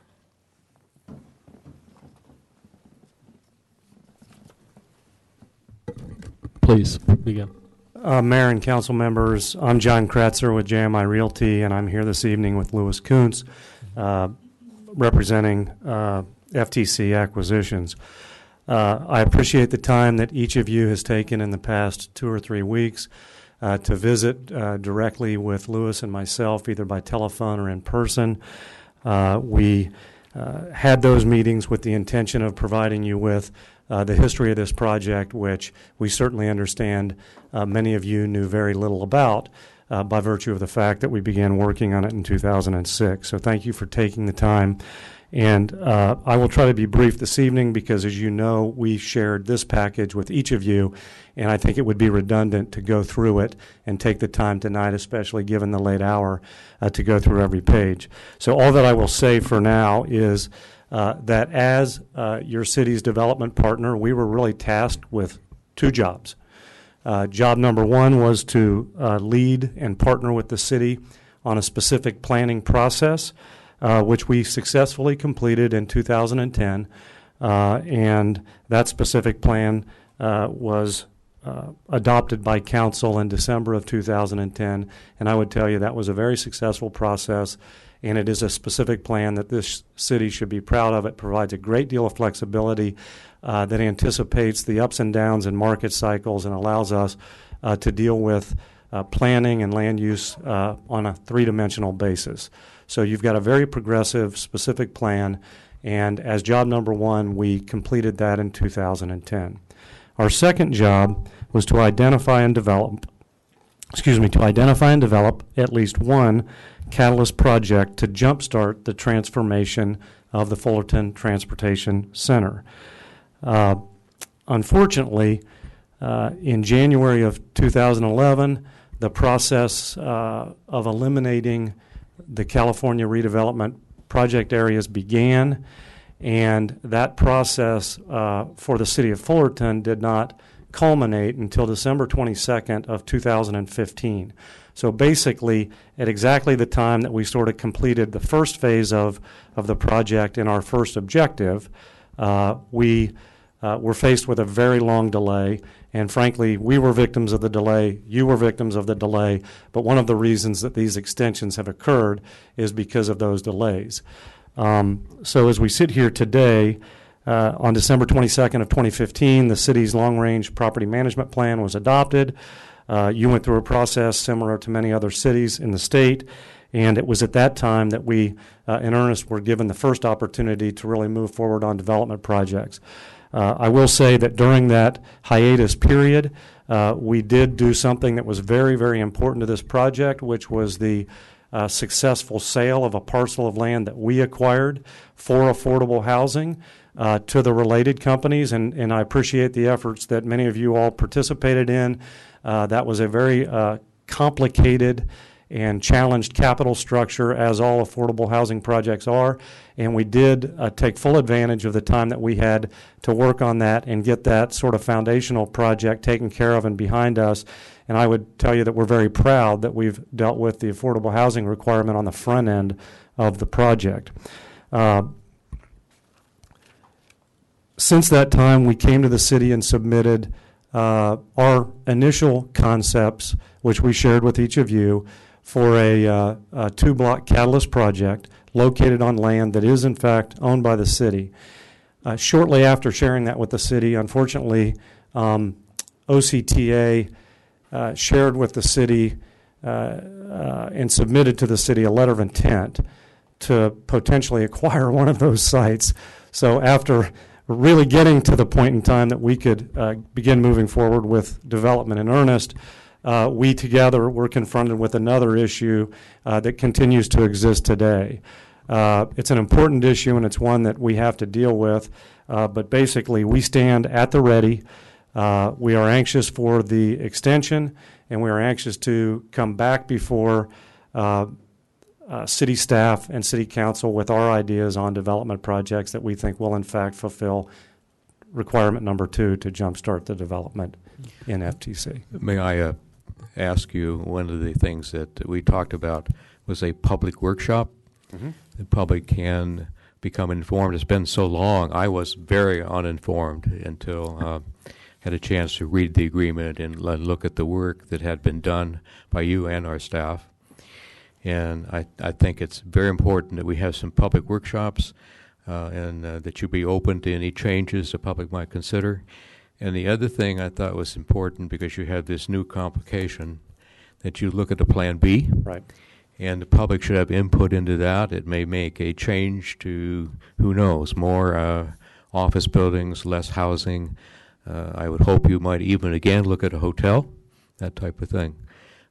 So I hope you're open to that. Maybe more than one public meeting, because I think the public is very concerned about the value of our train station. It should be an economic engine for the city. It's a very important spot. Yep. The only comment I'll make is we went through a series of public hearings during the specific planning process. Those were very successful. We had a great deal of involvement, a lot of transparency, a lot of involvement from the public, and I actually agree with you. Given the passage of time, that is something we should do, even to just reacquaint the city with the work product that was generated with the specific plan. So we're anxious to do that. On the OCTA site, the only thing I will say there is that is a very strategic site.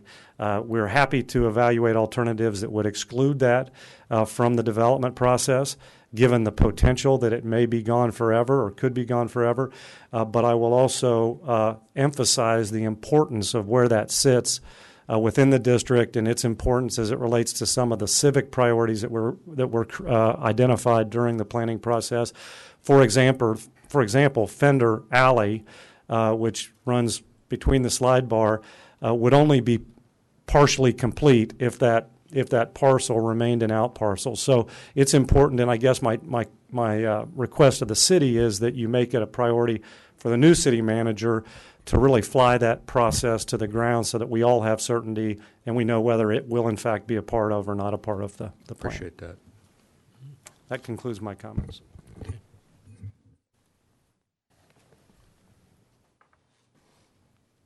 We will invite public comment to this item. This is item 14 or 15? 15. Okay. My only thing was on both 14 and 15 is I would like more information on these items. Join the club, yes. Hello again, Jane Reifer. I wanted to reiterate what I always come up here to say when this issue is up, and that is the purpose of the transportation facility is to facilitate transportation, and I'm extremely concerned that this project may end up, in fact, reducing transportation options available to the public. And it started with the original community workshop process when we found out that the bus station was supposed to be moved to the downstairs of the parking structure. And we looked up the planners who had developed this concept, and they had the only transit project that I could see that they had ever done was at the Sierra Madre Gold Line station, where bus riders had to sit across from dumpsters in a dark, dingy area to wait for their buses at a world-class transportation facility. Completely unacceptable.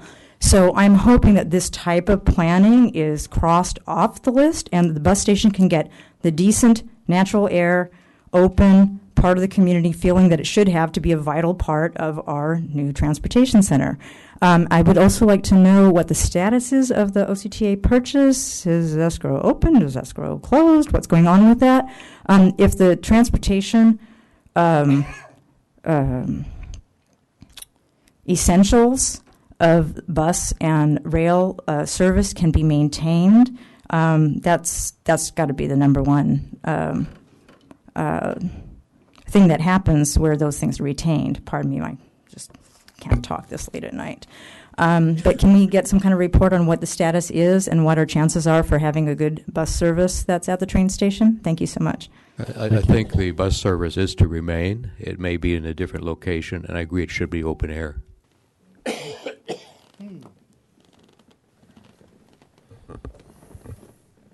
Mayor Whitaker, Mayor Pro Tem Chafee, members of the City Council. My name is Carol Greeter. I reside in Fullerton. JMI's proposed project, as it is today, is possibly the largest redevelopment plan in the history of the City of Fullerton. JMI is used to large-scale projects in San Diego, Orlando, Houston, Denver, and Los Angeles, where the population far exceeds that of Fullerton. This project needs to be scaled down. The SPD was approved over 10 years ago, and a lot has changed over the past 10 years. We have a completely new slate of city council members, and we are in the process of hiring a new city manager, a new community development director, a new police chief. Key city employees from 10 years ago are no longer employed with the city. Over the past 10 years, major development has occurred within Fullerton, such as the Morgan Project on Chapman, City Point at Chapman Avenue near Harbor, Pinnacle at Lemon and Commonwealth, Ventana at Commonwealth and Lawrence, to name a few. In April of 2016, the Malden Station Apartments opened, a very large development at Santa Fe Avenue and Pomona Avenue. These apartments extend all the way to Highland along Santa Fe Avenue. Also, new apartments are under construction on South Harbor, just north of Costco, and Red Oak apartments are planned where Malahi Chevrolet is now. With all of the new and approved housing that has occurred in the city, I would like to see the zoning for this project remain commercial and industrial and not high-rise residential.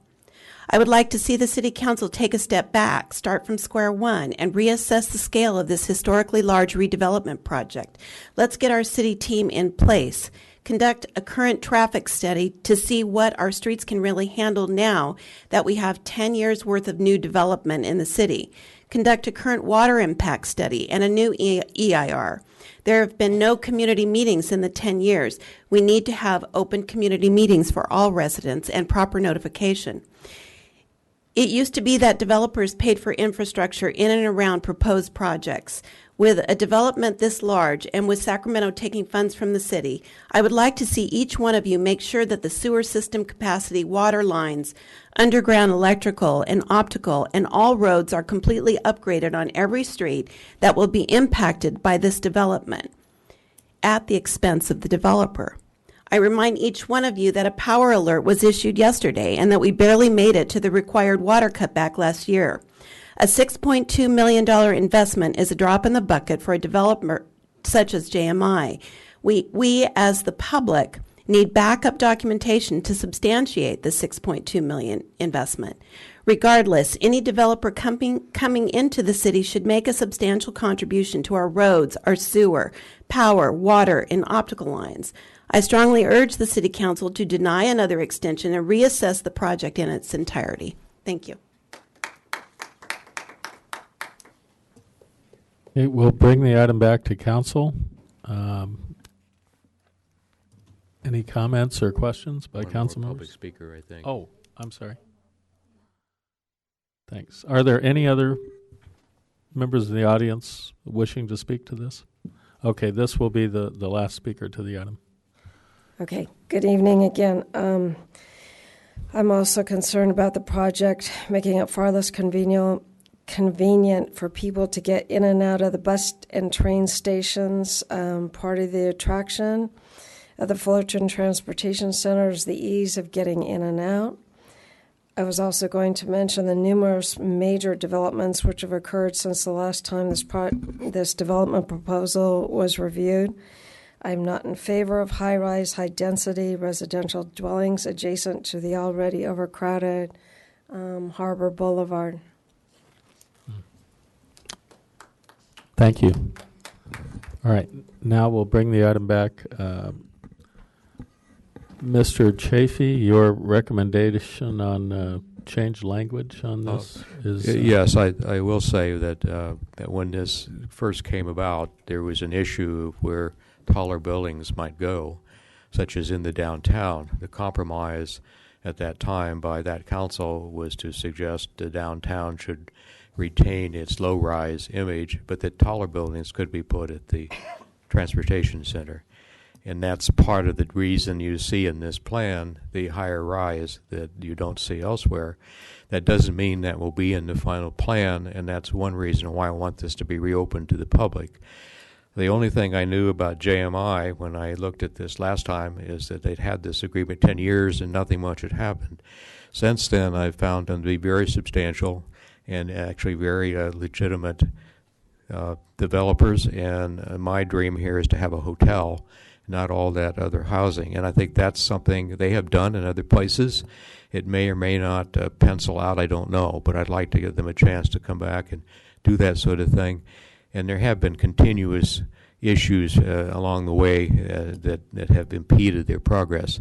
There's an issue of fairness here, and I think they do need to have another year and to come back to the public, and let's see where this goes. So my language here, if I find it again, if you look at that, I would read, this is amending the E&A, and I would amend it to say, except as specifically provided below, in no event shall the period comprised of the initial negotiation period and the 45-day extensions authorized herein, and then parens the total negotiation period, close parens, extend beyond June 30, 2018, period.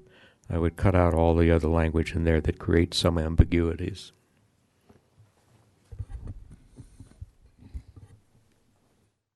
Is that a motion? I'd make that motion. Second. Yes. Okay. Any discussion regarding that motion? All right, then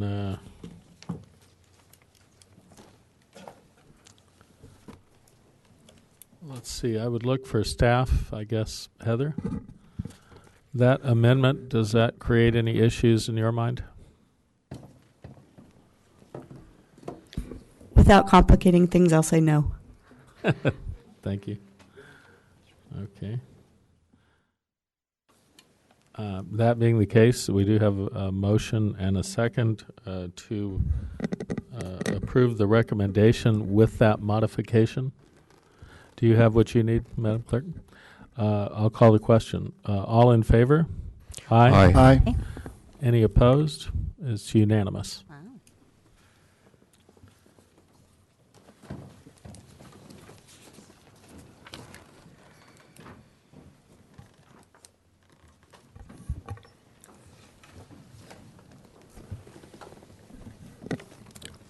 Now, we're back to item number 4, which subject is various street early morning parking exemptions, Fullerton Municipal Code 8.44.080. Good evening, Mr. Mayor. Hoppe. Don Hoppe. I'll try not to fall down again. She tricked me.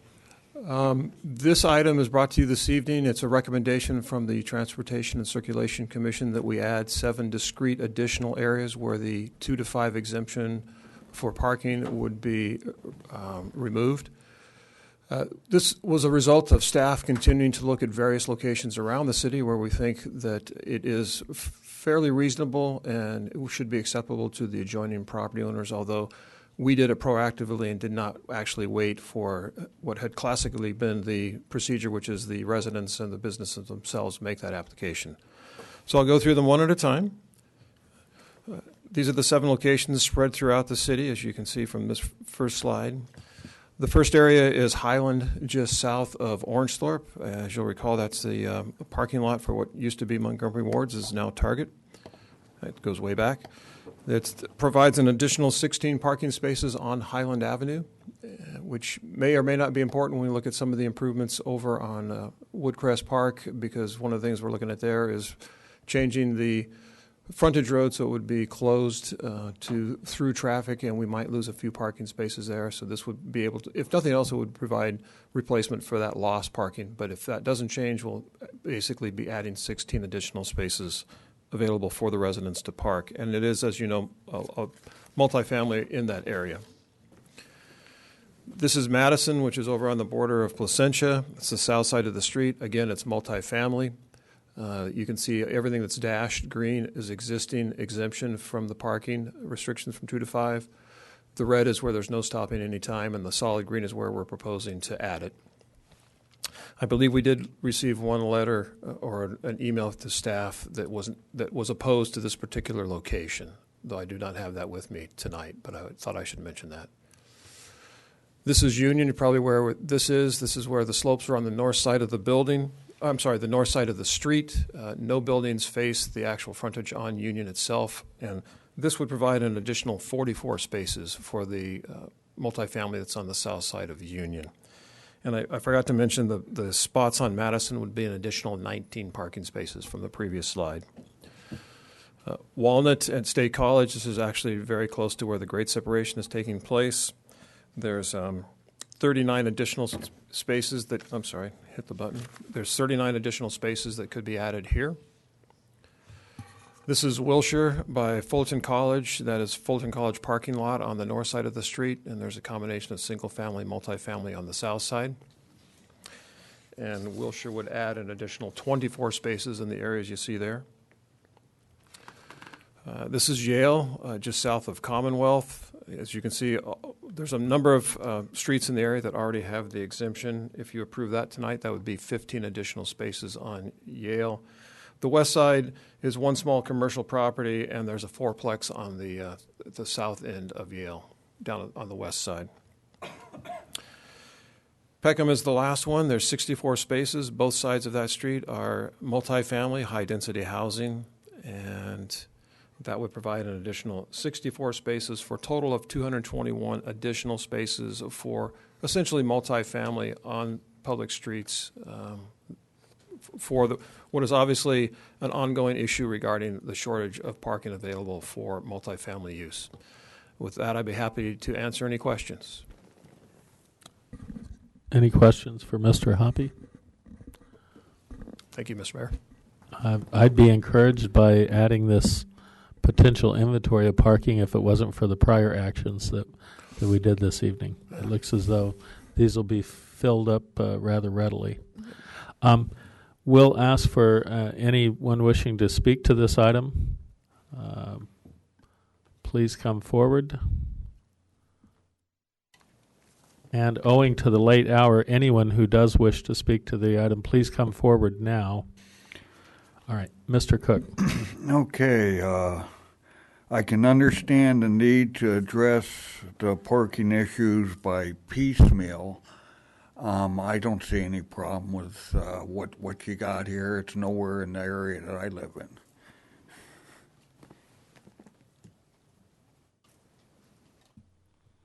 Good evening. My name is Cheryl. I've lived in Fullerton for over 55 years, and I live on Union Street, and we would greatly appreciate the extra parking. All right. Thank you. I don't know what to think. A non-controversial item here. We'll bring the item back to the council then. I would entertain a motion on this. I'll move it, but I have a quick question for Director Hoppe. If he could go to the exhibit that shows Madison off of Placentia. There you go. And at the very top of that page, it looks like it's cut off. There's a street with solid green, so we're proposing early morning parking on it, but I can't see the street name.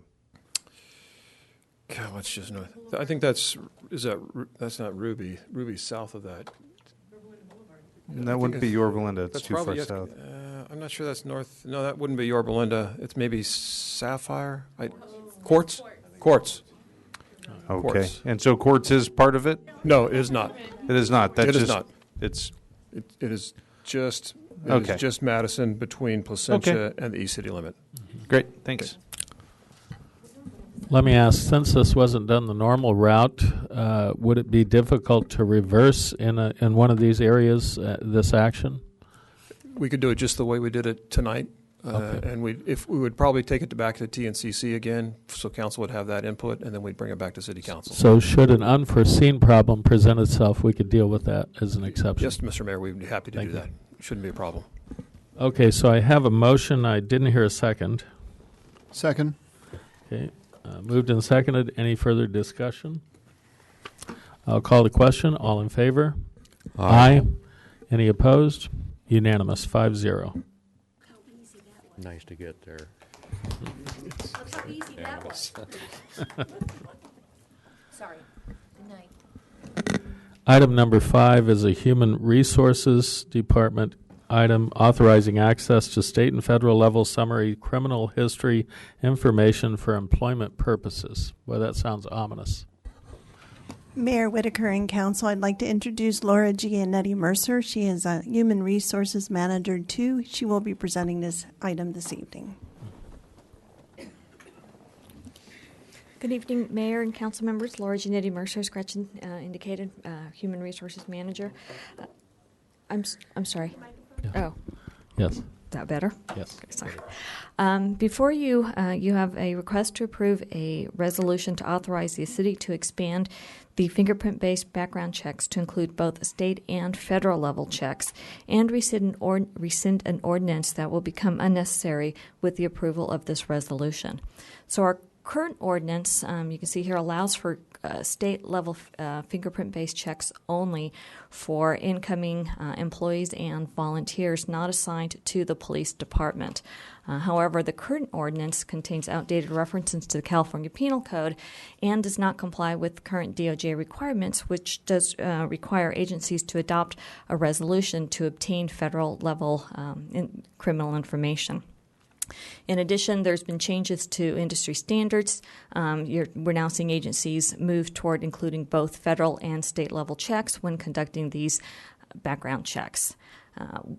Staff has consulted with the city attorney, and we both recommend that it is not necessary to have both a resolution and an ordinance. As such, we're recommending that the municipal code, that we repeal Section 2.31.010 and replace it with the proposed resolution. With that, I'd be happy to answer any questions you may have. So moved, or is that too early? No, not too early, but did you have a question? No. Okay. So it's been moved. I'll second for public comments. But we will request public comments at this time. Seeing no taker. Oh, Mr. Cook. I don't see any problem with this. I had to do a lot of it when I worked with the census, and I remember my supervisor calling me up and saying, "Rob, you got to go and you got to pick up this other supervisor's work, all of it."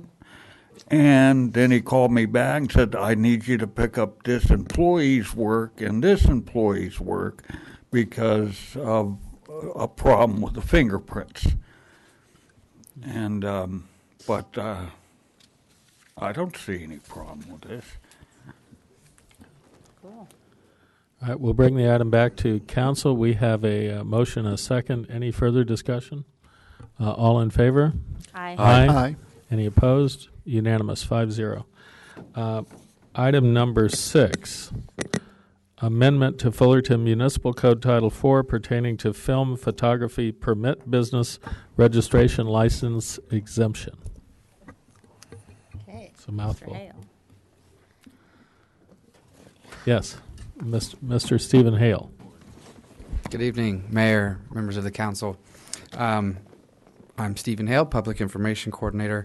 This proposed amendment to Title IV Businesses, Professions, and Trades of the Fullerton Municipal Code, adding provisions to explicitly exempt from the current requirement for payment of a business tax or the procurement of a registration certificate to conduct activities set forth within Chapter 3.8 Filming Rules and Regulations of the FMC.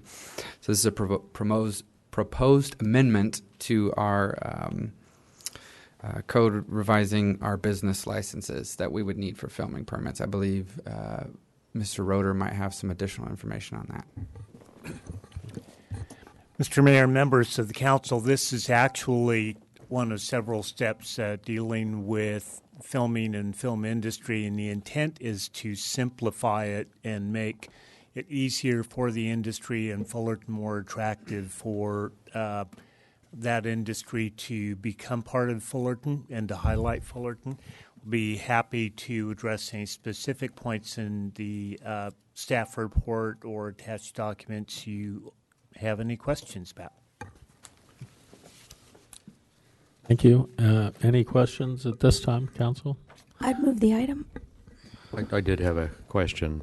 Okay. It says the revenue that would have been received through a business license will be replaced by the recently adopted filming fees. Is that equal, or is there a difference in the revenue? I don't have that answer for you right now, sir, but I can get that back to you.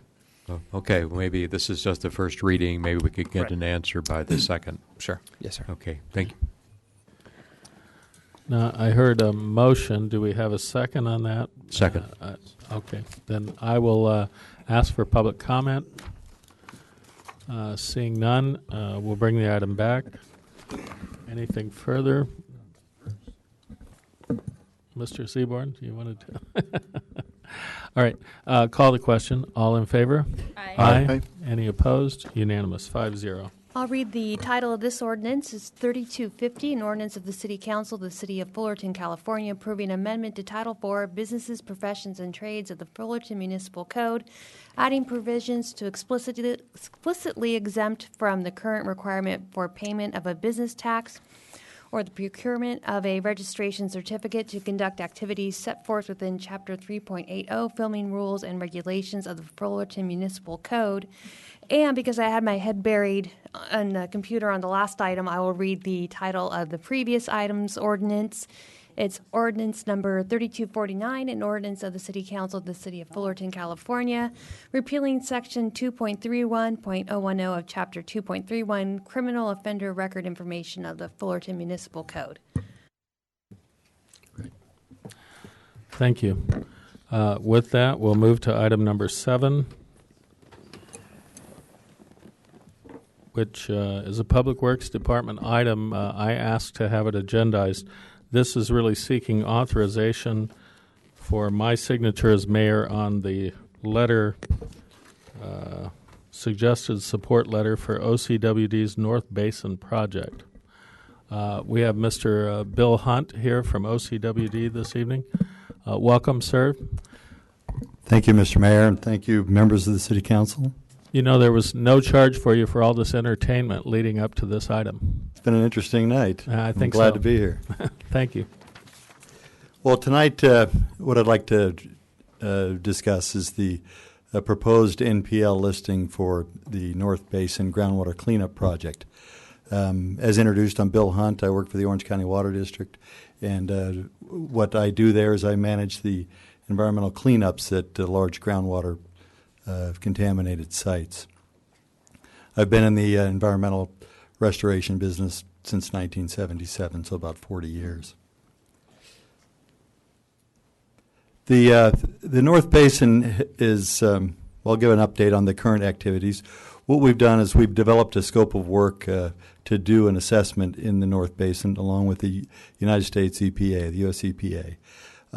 We've been out there working for many years, and with state agencies, with the DTSC and the regional board. But a few years ago, we asked the EPA to get involved in the oversight of this project. So in that effort, we negotiated a scope of work with them that was fairly unique. Normally the EPA, when they manage a project like this, they do it with potentially responsible parties, with polluters essentially, that are responsible to do the full assessment and cleanup of the site. The Orange County Water District is not a PRP. We're not a polluter. So it was very unusual for them to enter into a cooperative agreement with an agency like ours. As a matter of fact, we negotiated an agreement called an ASA, which was entirely unique, the first in the nation like that. So I think the EPA sees what we're doing here as perhaps a new model for more efficiently going after projects like this. So in that, what we did that's different than a normal agreement with them is that we limited the study. We didn't enter into a comprehensive study that covered the whole of the plume. I mean, there's a 5-mile-long plume here under this city, and we focused our study on the area, the worst of it. So we went into the very hot areas, and we wanted to do additional assessment work, what's called a remedial investigation, and then develop a feasibility study that would lead to an interim remedy, not the ultimate remedy, So our scope of work with the EPA was to do a limited study and develop an interim remedy to capture the worst of the contamination.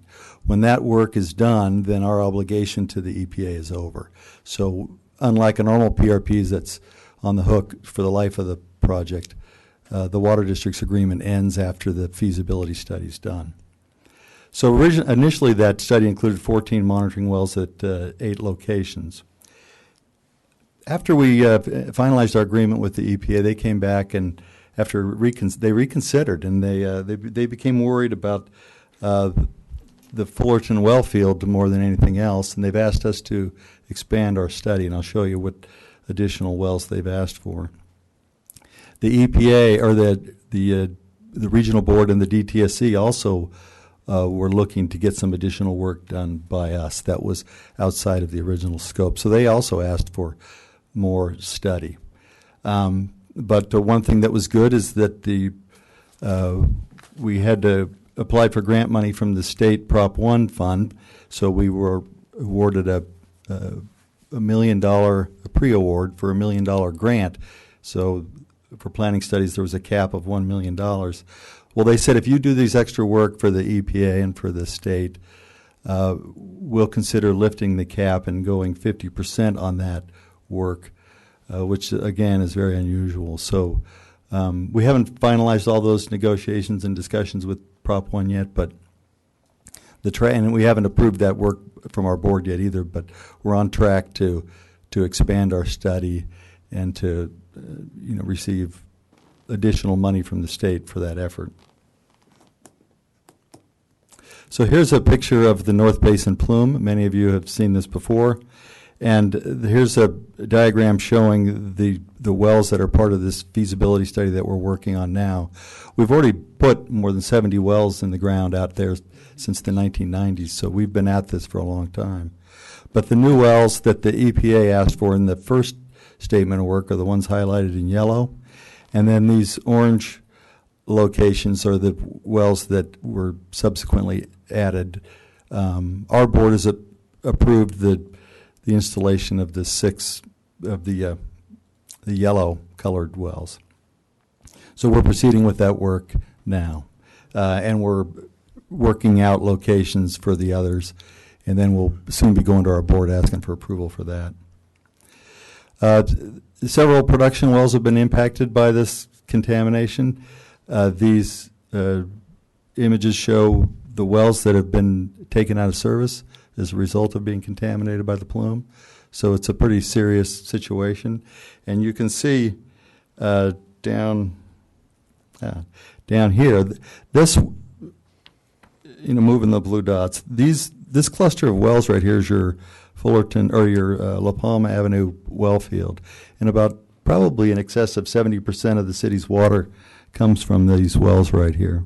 So this is critical infrastructure for the city, and there really is no plan B. Those wells must be protected. And which is why the EPA has asked for these wells here.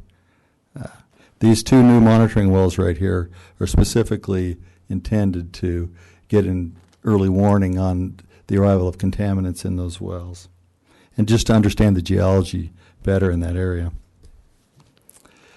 So here's a picture of one of your wells. You can see the diagram on the right is the PCE concentrations in Fullerton production well F7. And there's several years worth of data here from 1985 to now. And there's an unmistakable trend there. You can see that the concentrations in the past several years 10 years have been climbing dramatically. The well was approaching the MCL, that PCE MCL line, high on the graph, is the state drinking water standard. That well's been recently taken out of service by the city, and it's located in that well field. You can see where the green dot just went, that it's in that well cluster. Here's an Anaheim well that's pretty far downfield, and you can see the trends are similar. This is the Dad Miller Golf Course well, and you can see that the concentrations there over the last several years have steadily increased also. So the plume is on the march, and it's quite a distance away from the source areas. And you can see that well is located. Actually, our plume map is so old that it doesn't even extend to that well yet. So when we update this map, when this new round of wells goes in, that plume map will extend down to the Dad Miller Golf Course well for sure. Here's another monitoring well located pretty much in the heart of the plume, and you can see the concentrations there over the past 12 years. There's just an unmistakable trend that the PCE concentrations in the principal aquifer have been increasing steadily. So the Water District has had a two-path strategy in recent years, the last couple of years. Originally it was one path, which was litigation. We worked with the state agencies. We weren't satisfied with the progress on the off-site work. The on-site work, in many cases, was going pretty well. But the downgradient plumes, the commingled plumes off the sites, was not being adequately addressed. So the Water District filed suit against a group of PRPs. That litigation has been a struggle, to say the least. We lost in state court. It went to appeal, and we recently got a verdict back from the appeals court that's sort of a mixed bag. Many of the defendants in the case were found that they weren't responsible for much of the plume, and they were the ruling stood for them. Others, the largest being Northrop Grumman, was found was remanded. Their case was remanded back to the lower court, so they're still on the hook. And who were the others? The other. You said that Northrop and others, that the case against Northrop and others were found in your favor. But it's my understanding that only a very small portion of the Northrop case was found in your favor. Northrop had 3 sites, 2 of them, the Y12 site and the Kester Solder site, which are 2 of the fairly major sources out there, were found in our favor. So it's just the Northrop? It's just Northrop. Okay. I'm sorry if I said there were others. Right. No, just Northrop. We could spend a whole night just talking about the legal rulings. You and I certainly could. In any case, that's what we're really not here to talk about tonight. Tonight's about the second path of our strategy, which is the NPL listing path. And what's typical in one of these cases is that the EPA will list a site, and once listed, they'll go through a process of an analytical process and list the site on the national priorities list. And then once listed, we'll do the RIFS to expedite things. And because they had a cooperative party in the Water District, we're doing them in parallel. So the listing process and the RIFS process are being done at the same time. And that's just for the sake of efficiency. It's faster. So we've proceeded with the RIFS work ahead of the NPL listing. And one of the steps along the way is that the EPA asks the governor if he would support listing of the site. They do that. The EPA can list it with or without the governor's concurrence, but as a practical matter, they probably won't. So this is a real important decision and point in this process. The governor's approval means a lot. So if the 2 possible outcomes, either the governor agrees to support the ongoing listing, doesn't mean the site's necessarily going to be listed, but the process will continue. If he does agree to continue with the process, the earliest that we would have a listing decision would be in September 2018. It could be September 2019. And when is your feasibility study going to be complete? Probably at the end of this year or so. We hope to have it done by the end of the year. There's some more wells and work that was added, so it'll probably be about the same time that that listing decision will be made. But one doesn't depend on the other. They're independent processes. If the governor objects to listing, that would effectively shut down this Superfund threat against the PRPs. So the way those two scenarios might play out, if the governor allows the NPL listing process to continue, that would, would be that the PRPs and the Water District could settle our lawsuit and agree on a cooperative cleanup effort, and rendering the need for NPL listing, it would no longer be needed. So the EPA would be totally happy with that kind of an outcome, that the PRPs, seeing the threat of a listed site, which would force them to do a bunch of expensive cleanup work, would, I would think if I were them, it would make an agreement with the Water District look more favorable. Because if it goes the distance to NPL listing, then they would be subject to EPA orders. We wouldn't. If we agree on a cooperative cleanup, we would participate in that effort and offset, a bunch of their liability. The other option is the site is listed on the NPL and no deal is made between the PRPs and the Orange County Water District. And then that would allow the EPA would then direct the PRPs that they found responsible. The results of our lawsuit really don't matter much to the EPA. So Northrop's on the hook still for another round of court fight with us, but the others aren't. But in this scenario, the EPA could look at other PRPs perhaps to bring them into a cooperative cleanup. Some of whom have already paid settlements to you, and that wouldn't necessarily be honored by the EPA. That's right. The EPA doesn't care about any deal that we have, but we care. And I'm pretty confident, I can't speak for our board officially, but I'm pretty confident that our board would make them whole. I mean, we receive money from them to do cleanup work, and we would offset their liabilities with the money that they've already put forward. I'm very confident that our board would do that. But you're right, it's not in the EPA's calculus. The other option is that the governor opposes NPL listing. Then that could go a couple of ways. We could stand down and go back to the way it was before and let the state agencies regulate these sites. I don't think our board would do that. It's not a realistic option because of the urgency of this problem. And that would lead to, option B, which is for the Water District to just take it up and clean it up ourselves using ratepayer funds. So our board recommends as the next step that our water producers and the City of Fullerton certainly would like your support as we ask the governor to concur with the EPA's recommendation to continue with the NPL listing process.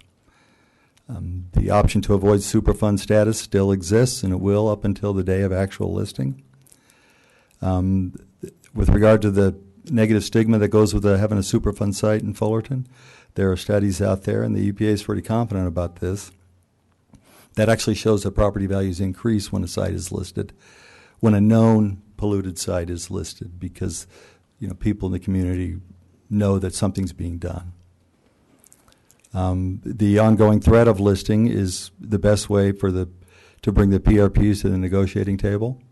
It's certainly a more onerous prospect from their vantage point than our lawsuits have been.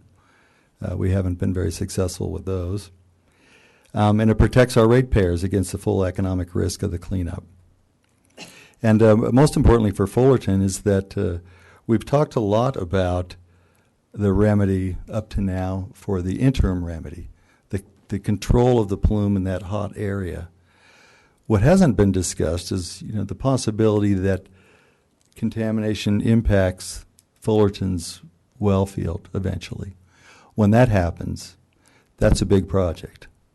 And you're definitely going to want the EPA in the game if that happens, because those costs would be significantly more than we're talking about now with the interim remedy going to the sanitary sewer, things like that. So that's all I've got for tonight. If there are any questions. I have a couple more. Okay. It's my understanding from meetings that I attended that there were many off-ramps in this process. And the only off-ramp I see now in the process is the governor denying listing this site. Yes. I'd love your perspective on that. That's certain. I don't know if I'd call that an off-ramp, but it would end the process, certainly, if the governor denied it. Another off-ramp is that our board pulled out of the process and no longer supported listing.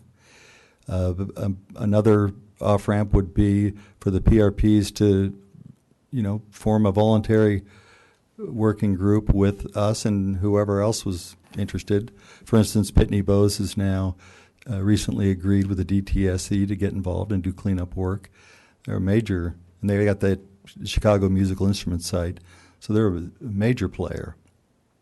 So there are PRPs out there that we could make a deal with, and we're doing pretty good negotiating with Northrop up until their attorney.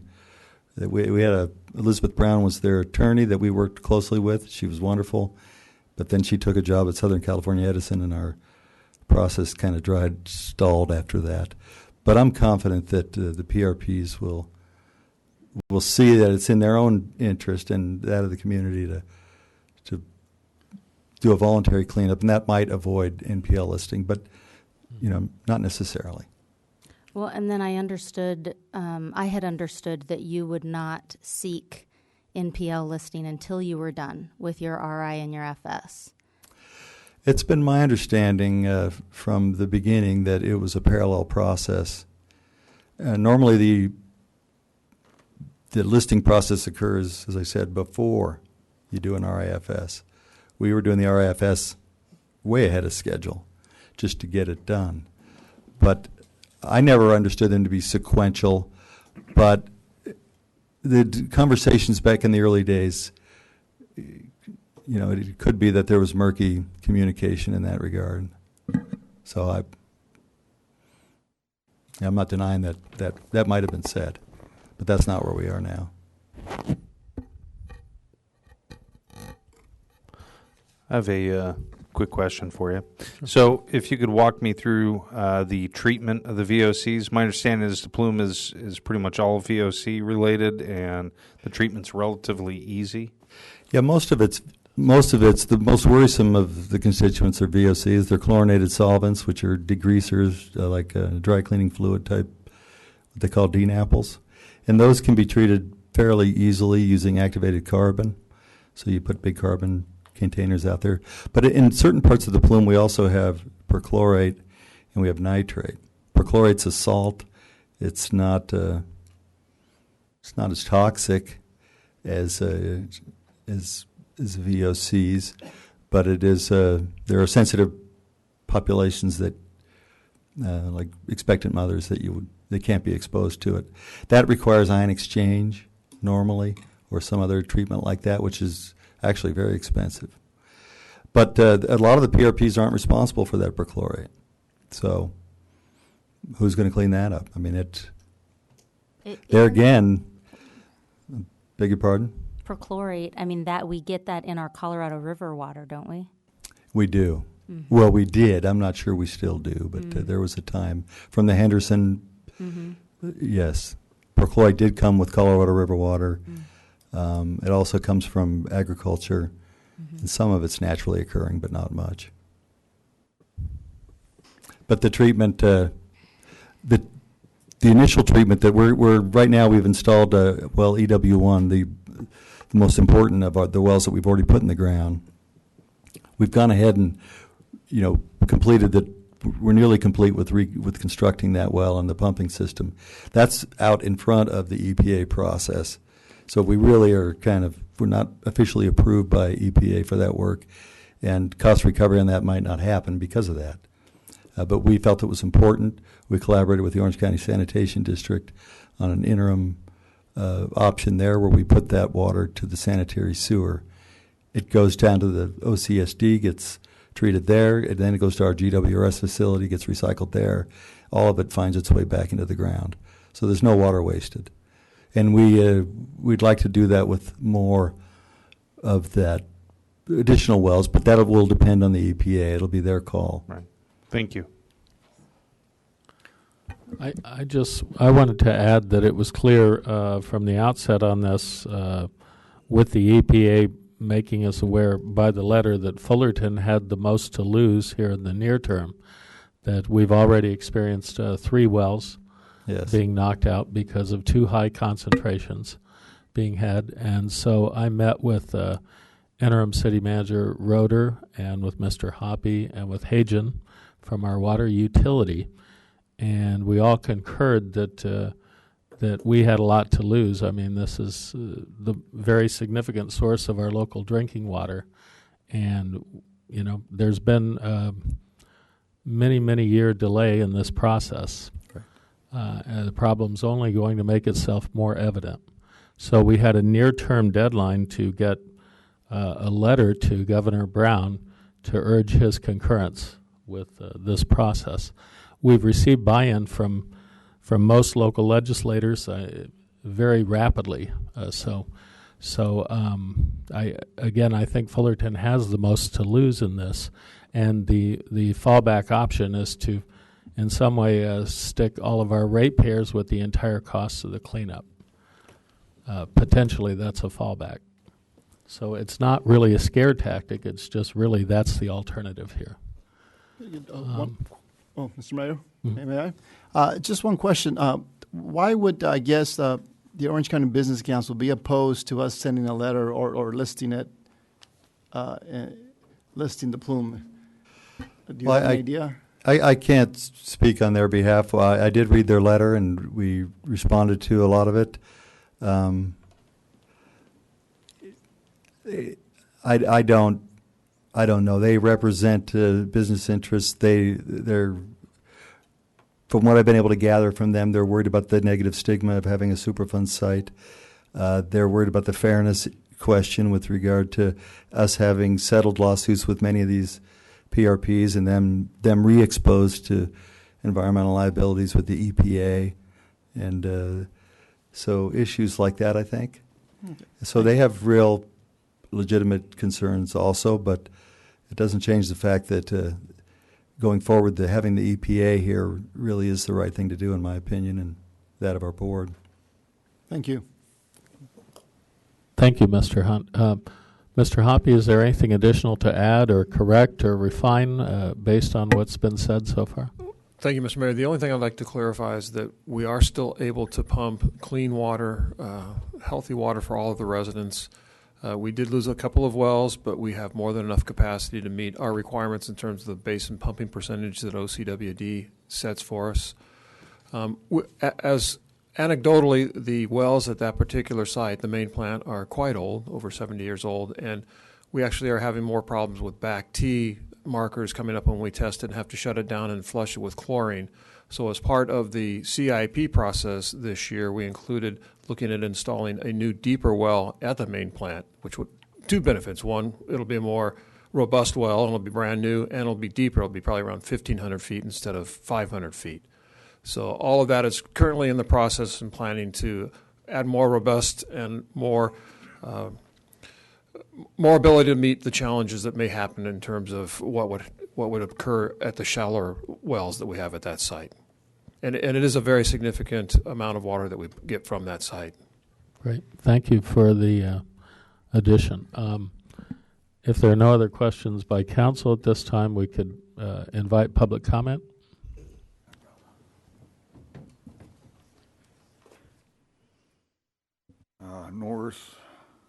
North Basin site. Sounds like a good idea. We don't need any poisons going into our groundwater basin.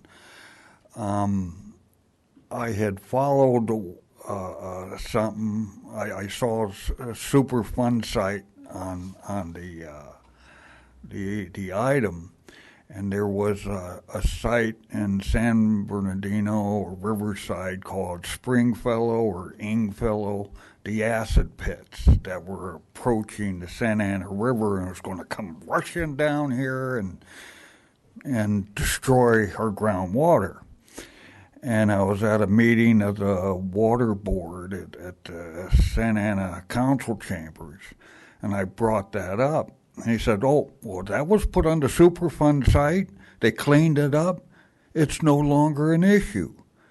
And I said, well, that's nice. You know, they made such a big deal out of it. And then when they cleaned it up, they never told anybody. But Superfund site, whatever, you know, it sounds like there is a problem there. Okay. Thank you. Good evening, Council. I remember when this came before the Council before, and our previous Water Director, Jan Flory, also, much like Bruce Whitaker, I'm currently sitting on the board. I'm assuming your position is similar to hers, with having all the information available to you, that this is a very serious issue for our city. And so I'm just, as a member of the public, I want to support our staff's recommendation. The thorough report is very much appreciated as a resident to know really what's going on, and I know that you'll do the responsible thing and submit this letter to the governor. Thank you. Thank you. Any other comments? Seeing none, we'll bring the item back to council. I'd move to table the item. I would instead move to authorize the mayor to sign and send a letter in support of listing the basin on the national priority list. Second. Okay, moved and seconded. Any further comment or questions? Yeah, I would just say I've always been against this. I don't think anyone any agency in its right mind invites the EPA to say, hey, look at us. You can do a better job than we can at cleaning up our own area. I think the great delay has been caused by OCWD taking a lawsuit strategy for over a decade, and now the answer is this great stick of the EPA. And as I was told, there were many off ramps along the way. The path is all about getting listing as an MPL. And I'm opposed to it. I do not think that helps our city, and it doesn't help us clean up the contamination there any faster. In fact, it delays the cleanup. From my perspective, there's been so much local wrangling going on that this cuts through it with the EPA. They are the take-charge guy, and I think that's the best way to do it. And we need to get it done and moving as quickly as we can. It is our water supply that is threatened by this. Okay, we have a motion and a second.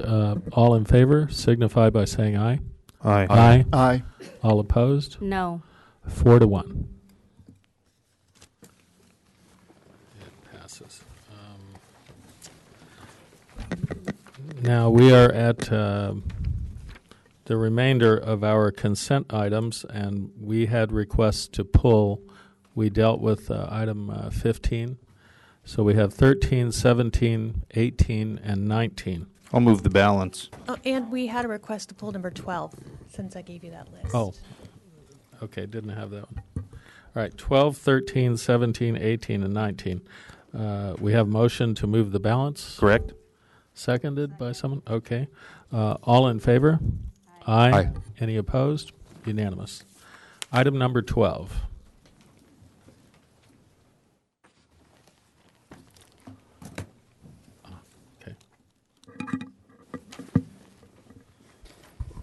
Good evening, Council. David Curley. Item 12 is a authorization for a side letter with the Fullerton Police Officers Association to reopen their labor agreement. I don't know their true intentions behind this. The text says that they're looking to reduce costs to the city, but I can't help but think this is sort of an empty concession that they want to make for rising pension costs.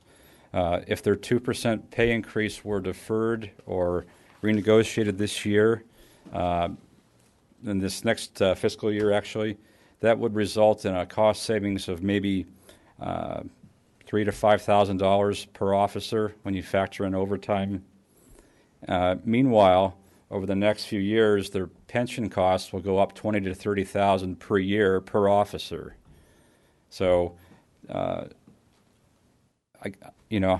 they want to help cut costs, I guess that's a good thing, but it doesn't go anywhere near the depth that it needs to go to get these costs under control.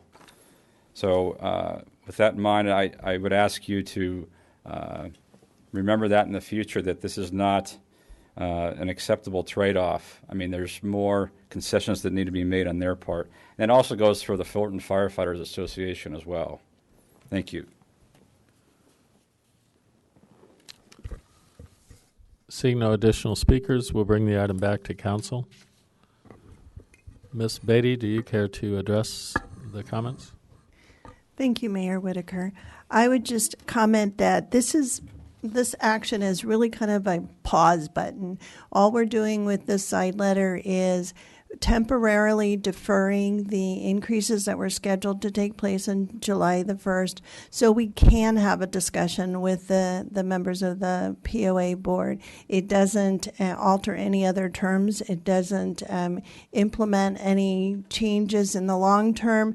Rather, it gives us a little bit of time, in fact, a specific amount of time through October, at which time, if we don't reach a separate agreement that comes back to council for approval, then the raises will be reinstated retroactive to the date that they were agreed, July 1st. But it was my understanding that even if we vote for this tonight, that it wouldn't go into effect unless the police officers actively agreed to it. It's my understanding they haven't actively agreed to this yet.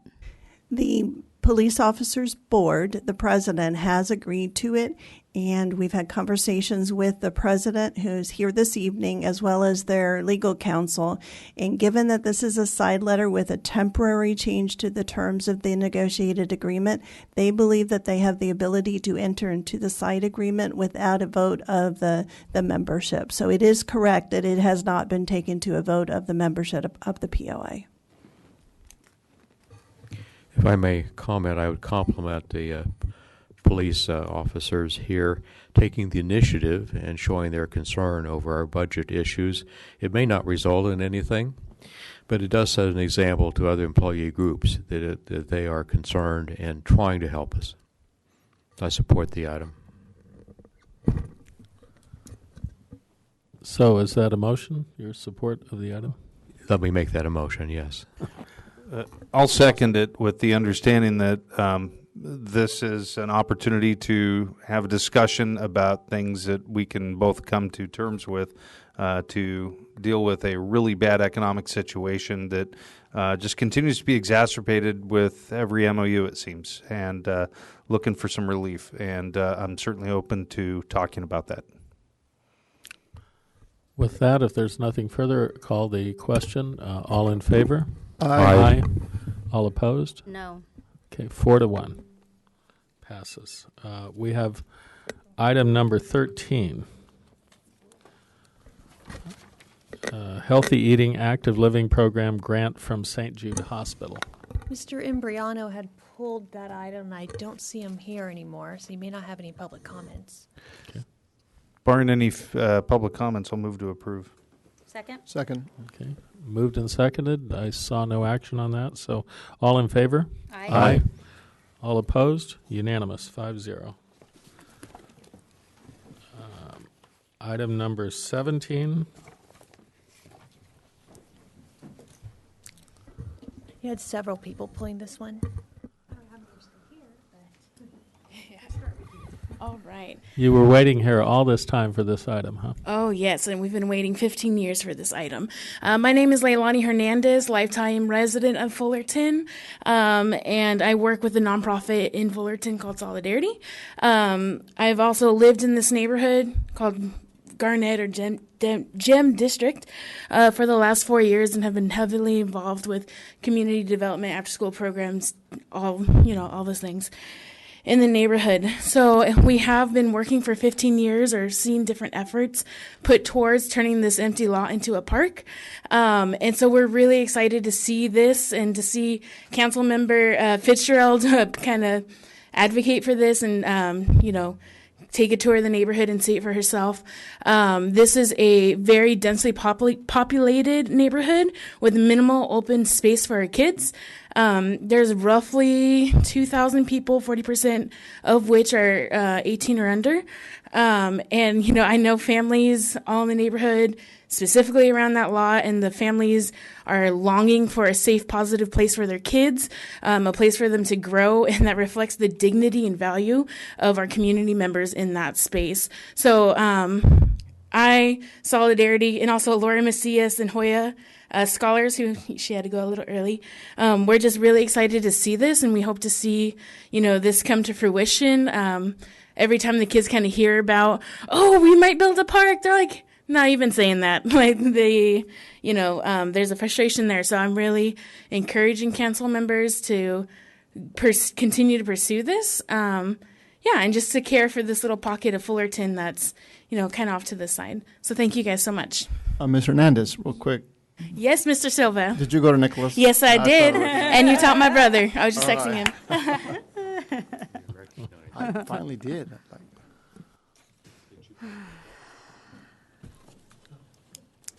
Evening, Council. I would have liked more information on this item because this agenda item, this packet that was put together was sort of abysmal. There was no details almost on anything.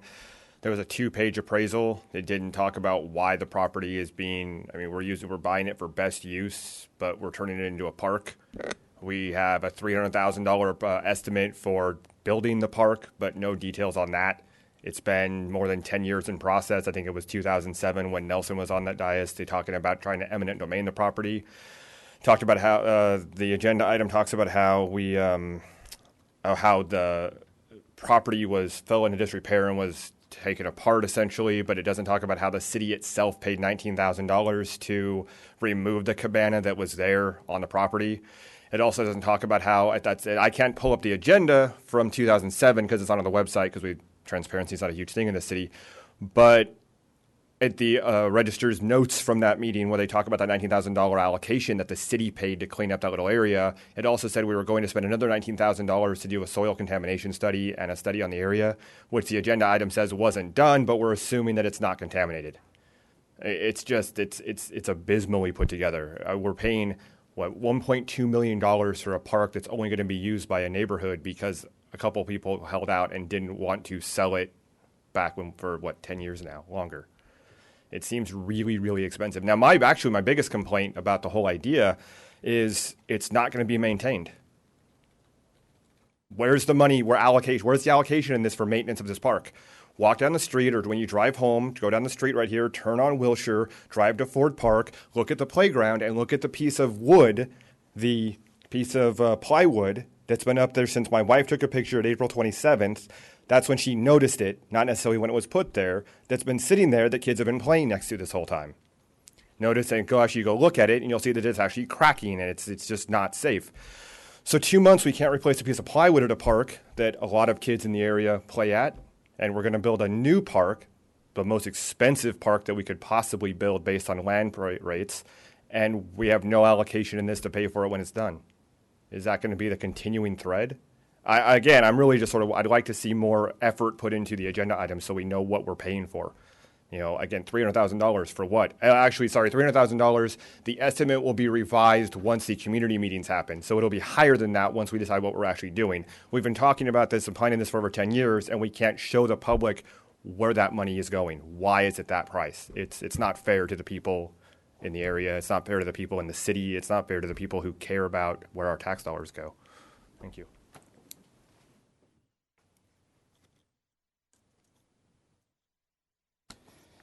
Good evening, David Curley. A few things here. Number one, this being on the consent calendar is inappropriate, and it underscores another problem that goes along with that oftentimes is that it's on the consent calendar with very minimal documentation. Real estate appraisal reports usually run dozens or hundreds of pages. That agenda letter you got has 2 pages, and it's the executive summary. That there's just no supporting documentation to justify an appraisal of $740,000, and then they admit in that appraisal that it's for what the highest and best use, assuming multifamily development on the property. And that's not what it's going to be used for. It's going to be used for a park. It's a dirt lot now. I don't see a good reason why the city should be paying a premium value for the property. In addition, there's nothing in that agenda letter that explains $148,000 for an administrative settlement. I mean, there's just literally nothing in the red of the agenda letter. It's just basically, briefly mentioned in the beginning, but why? Why pay them more than it's worth? And I would even say, why pay them anything at all? I mean, there is a precedent in this city for the city leasing park space from other owners, and then the city maintains and operates the park.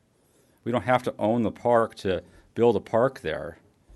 If the neighbors really want a park, why haven't they done so in the last 10, 20 years? And again, this is property that was run into the ground by, the current owners, and they want the city to bail them out and build a park there. I just think that's very wrong. And at the least, you should have sufficient documentation to make your decisions. That was not provided. I don't see any reason why, and this will be the most expensive land ever purchased for a park in this city. I just don't understand why you would go this route without, better transparency here. Why the high value? Why would the city agree to a high purchase price? Why would the city be interested in an administrative settlement? I mean, like I said, we can build a park on a lease arrangement with the property owners for very minimal cost. Why aren't we exploring that route instead? Thank you. Okay, seeing no more speakers, I'll bring the item back. You care to address anything on this, Mr. Curiel? It's up to you. I will tell you that these efforts to acquire the land they've been going on since, pretty much back in early 2000s. So there was an effort to get the owners to convey the land over, but always at the very end there was usually about 3 or 4 holdouts. And so those efforts were unsuccessful, and those efforts were duplicated probably at least 4 or 5 times. So as of, I would guess, about a couple years ago, we got direction from the council to move forward and look to acquire the land. That area is very park poor, probably one of the most park poor areas in the city. And so the council found it very, very adequate to pursue that land and offer a little bit of relief there with some green space. We also have the Garnett Community Center that is pretty much directly adjacent to that. That is one of our neighborhood centers where we do mentoring, tutoring, homework assistance, all types of things like that. And so this space would probably be a nice addition to that neighborhood as well. So that's about the background I have on that. I'm glad to answer any other questions. Director Hoppy's here too, a little more expertise with respect to land acquisition, real estate transactions, but I think between the two we can answer any questions. Is there any notion or estimate of what the ongoing maintenance costs may be annually for that parcel? I'm sorry, Mr. Mayor, but I don't have that data with me. I don't believe they've actually decided what the full improvements are going to be, so until we actually know what they install, it's very difficult to estimate. I would tell you that typically what we do is we would go out to the neighborhood first to see what kind of amenities they would like. That's what we do usually, and then come back and refine a cost estimate. It is a very small site, so to offer some green space, some flat space, that would probably be the more inexpensive part of it, some play structures, and we would more than likely be partnering with St. Jude, as you saw in your agenda letter, not only with some contributions from St. Jude Medical Center, but as well as they have been providing exercise equipment to different park sites, so that would definitely be a component that we consider there as well. So quite a few partnerships to be had there. We've also been very successful with Kaboom, and Kaboom's with our 4th successful build.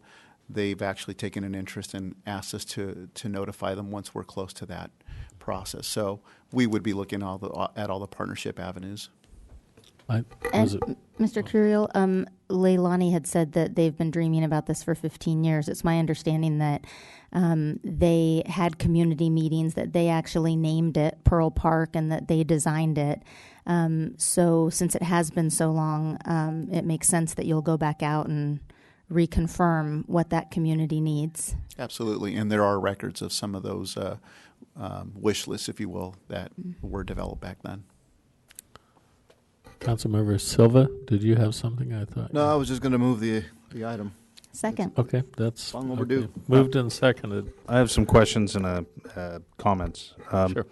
So one thing that concerns me is this development was created, and in the creating of this development, they had to set aside a lot as a recreation center for the residents. And it was my understanding that the owners of the individual lots had to pay for the upkeep and maintenance of that particular parcel. Somewhere along the lines, they decided not to. But that was supposed to be their set-aside for open space in lieu of paying park fees at the time.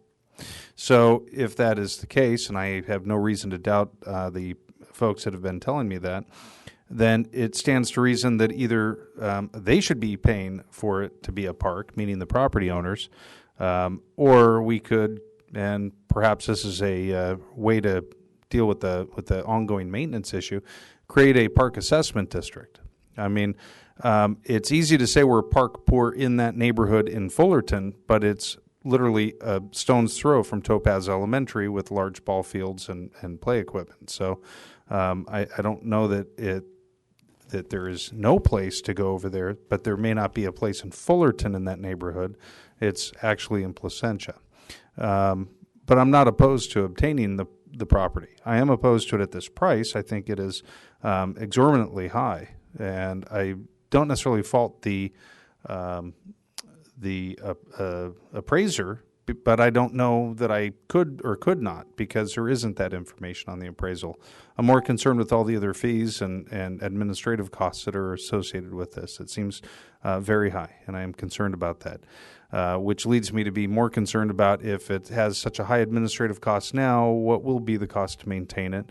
Even if it was just an empty lawn with a tree on it, what would it cost to have somebody drive over there with a lawnmower every week, go around it, mow it, make sure the lawn's watered, make sure the tree is pruned?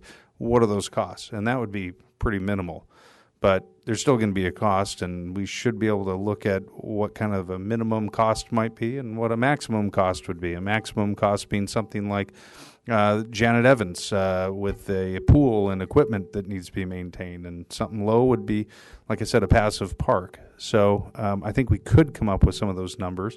I think coming up with a means to be able to pay for that, I think is to me, it's really important. I mean, what good is a park if it's going to be another decimated corner of, essentially not change? We're going to invest all this money in it to make it beautiful and make it great, but without maintenance, it's going to turn into the same place it is now, just an empty, vacant lot that, the city ended up spending money to remove amenities because the property owners didn't want to pay for them, because they didn't want to either assess their residents or they just didn't want to pay for it. I couldn't tell you what. And that to me is frustrating. So a couple of concerns there. Councilmember Seaborn, you bring up a good question and I guess a point of clarification. The administrative settlement, that number that's mentioned in the report is of $148,000. That's essentially a 20% margin that typically, Mr. Hoppe, if you want to explain in more detail, but that gives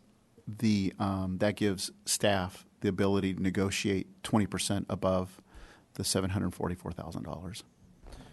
Now that we've shown our cards and told them, oh, sure, yeah, we can negotiate up to 20% more, it kind of takes away the whole idea of negotiating now, doesn't it?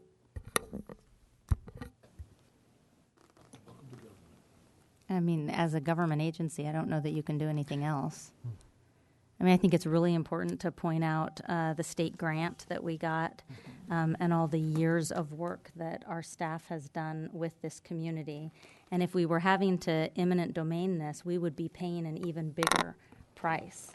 And I don't But disagree this with is you the on that. I think first that is time that probably accurate. 100% of those owners, and we're talking 32, 34 33. different owners, they each own this much of that vacant lot. And I mean, yes, that area is not only, that area does not have a safe place for those kids to play in that area. And we have the ability right now to be able to change that for them after 15 years of that community working toward that.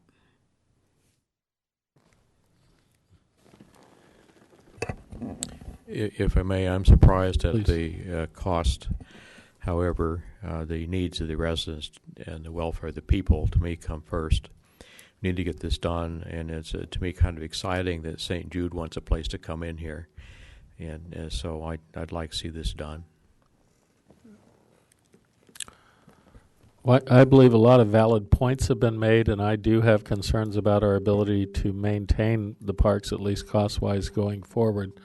I do believe that this particular site location is very locked in. I've spoken many times at the community center there, and I know what that meant to the people in that area to develop a park. So even at a premium, this is an area that might be deserving of a premium.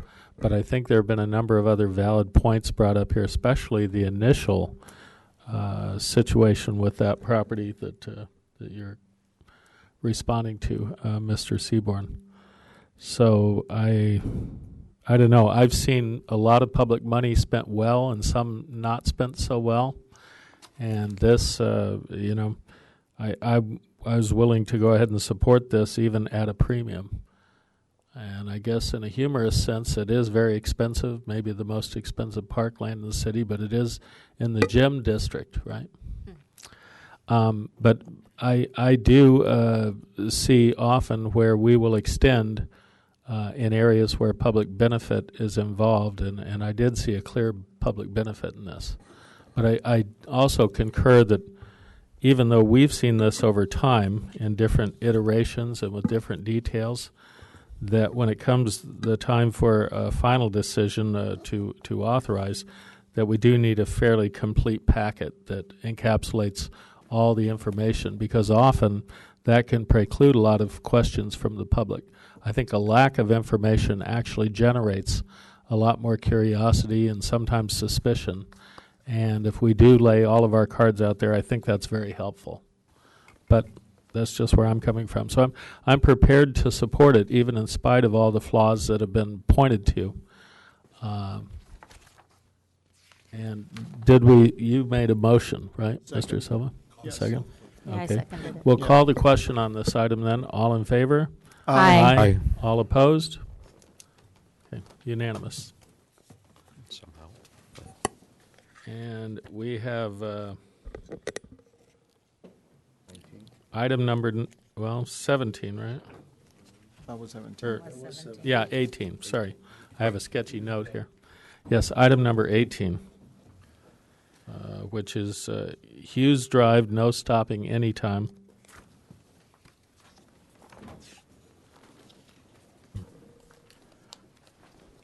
My name is Gino Kaneshiro, and I'm a resident of Amherst Heights. When I first saw this, I was kind of a little bit baffled because the area between Nicholas and Baskin Cherry is one of the two widest streets in all of Amherst Heights. And on one side, the north side of Hughes Drive is already no stopping any time. And so I'm kind of baffled why you would want to make this both ways, no stopping any time.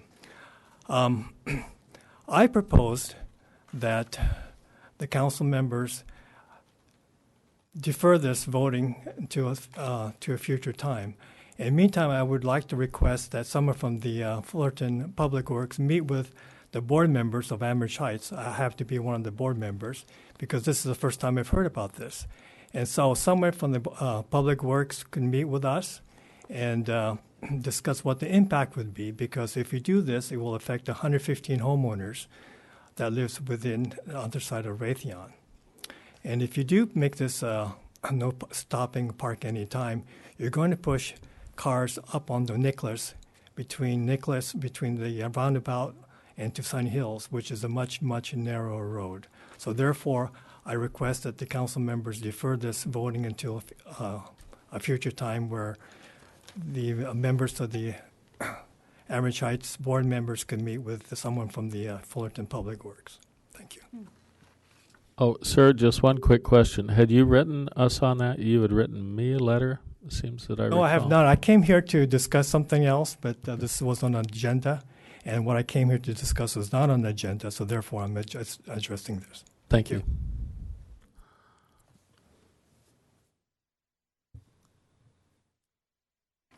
Good evening to Mayor Whitaker and the council. I also live in Amherst Heights, and I'll keep it brief because I know it's late, but I would just urge you to not adopt this proposal to take away parking for a bike lane.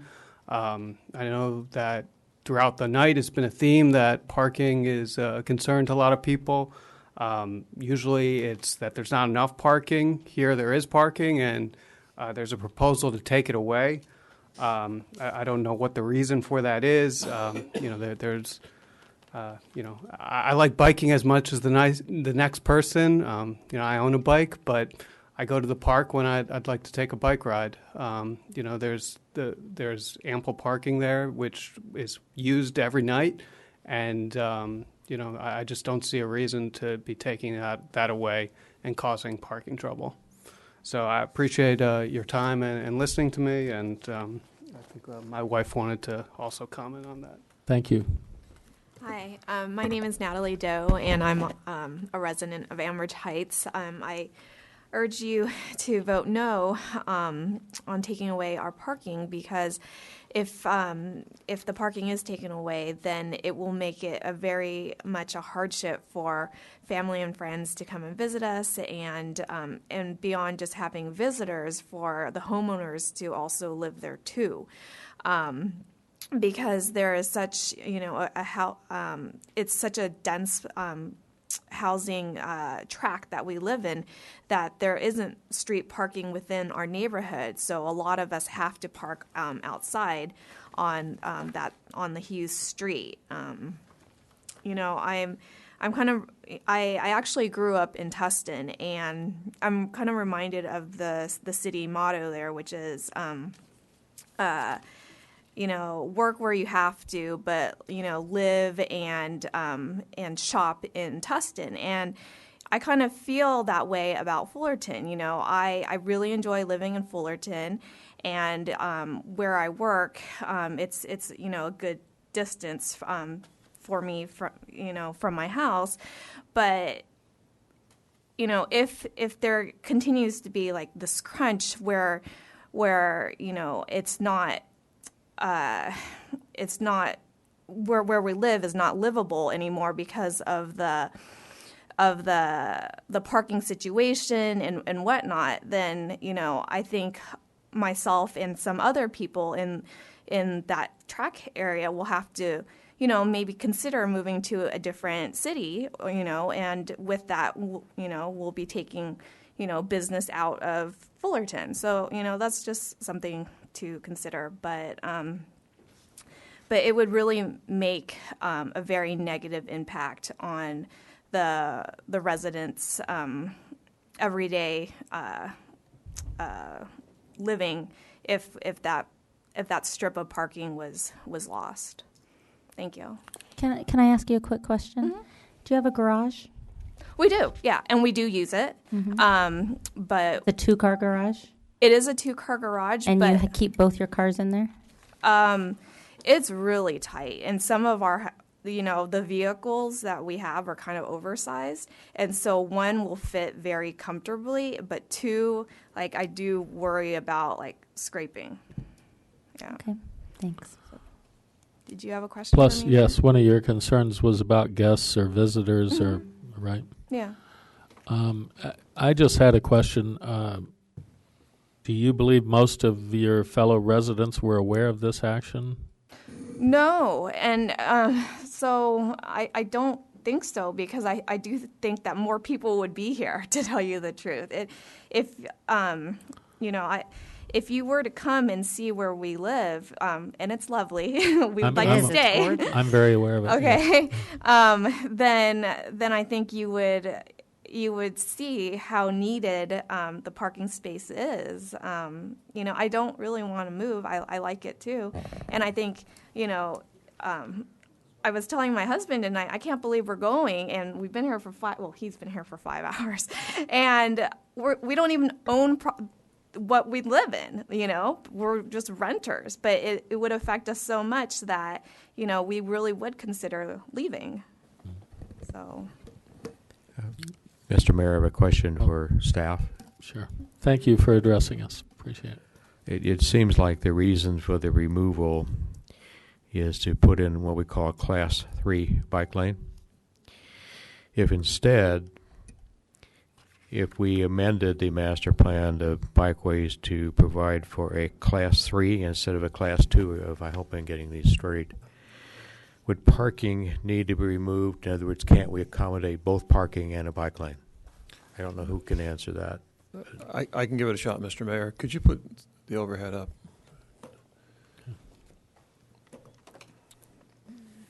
It's actually kind of faded, but the area in question is Hughes Drive down at the far east end, which is the bold red.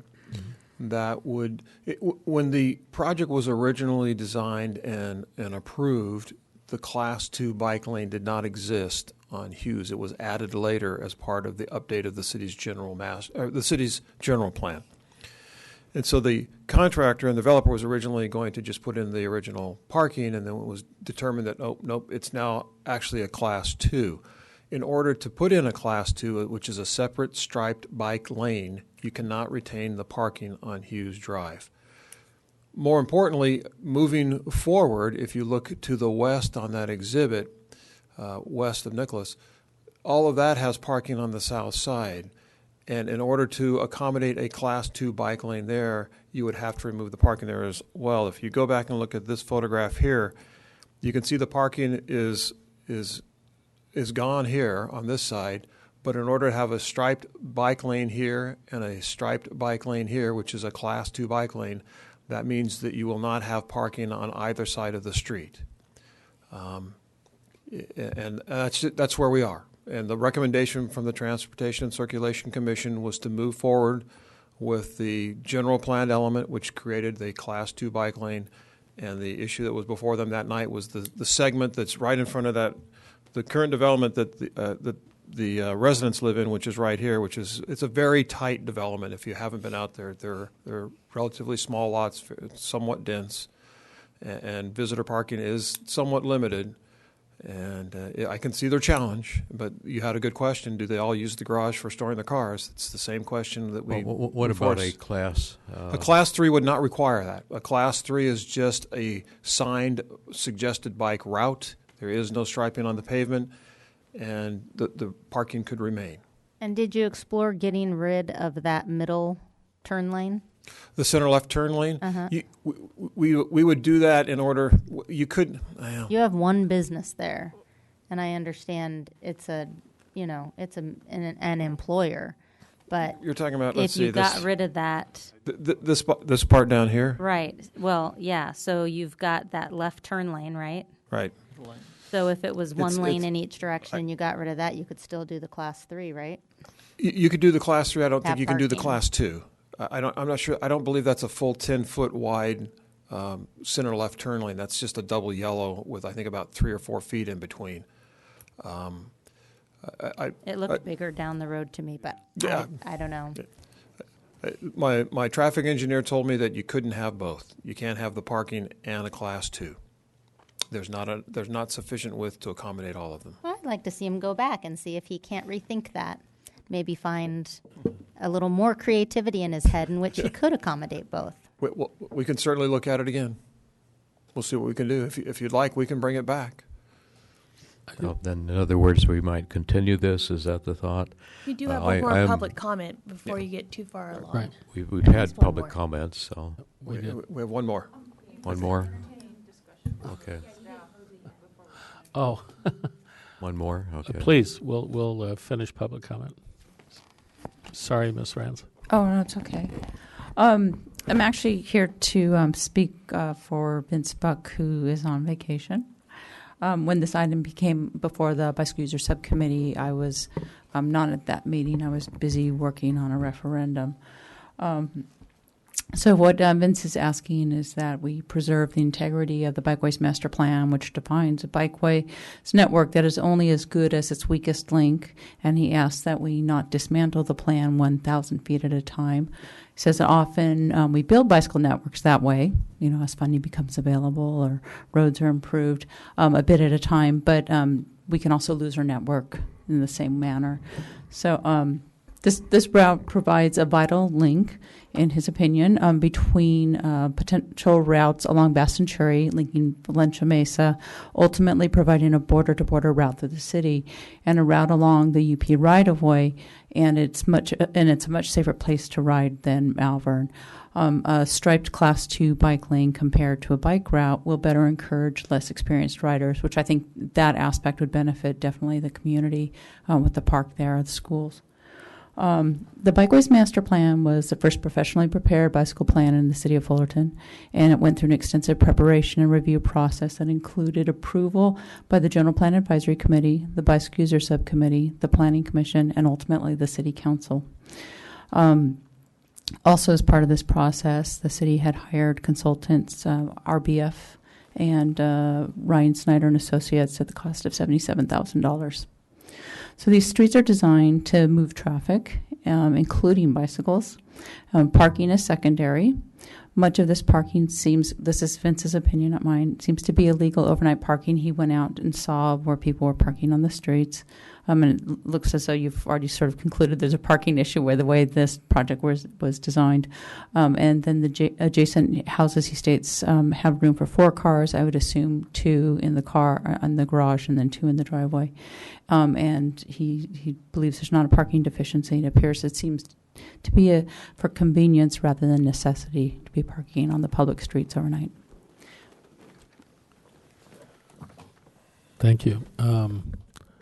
Now, Mr. Mayor Pro Tem, you were talking about carrying this one forward. Yeah, perhaps continue it. I will say if it's choice between a Class 2 bike lane and parking, I take the parking. I want the residents to enjoy what they have, and I think you can still navigate a bike.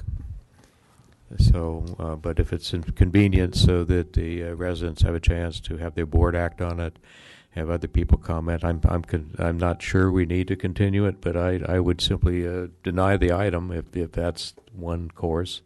I'm inclined to support a continuance, but I see Mr. Hoppy is signaling. Mr. Mayor, it might help if we did continue it, because then we could bring back some overlays that show what the striping would be in relation to the existing, what the proposed would be, what the widths of the actual lanes are, which I think would help council be more informed when they make the decision. And I apologize for not providing that tonight. We should have had that as an attachment. Okay. Would that be appropriate for the next council meeting? No, absolutely, no problem. Then we could do I that. would move to continue this item to our next council meeting, which is July 18th. 18th. Yeah. Okay. Second. Moved and seconded. Any further discussion? All in favor? Aye. Aye. Any opposed? Unanimous. Wow, lots of 5-0 votes tonight. And people are complaining about it getting late, but it's soon to be early, I think. Item number 19. I'm not sure who requested to pull this one, but curb, gutter, and sidewalk reconstruction. I was told I couldn't come back with the rebuttal on that one. But thank you very much for deferring and tabling to another time. I happen to, like I said, residence at Amherst Heights and also work at Raytheon. And there is a spot on the sidewalk right on the northeast corner of Nicholas and Hughes Drive. There's a sidewalk about 10 feet on both sides, has not been finished for over 11 years. Our site manager has talked to the city several times because it does not belong to Raytheon, nor does it belong to Amherst Heights. And we're told that it belongs to the city. But it has not been finished for the last 10, 11 years. That's, the Amherst Heights been built.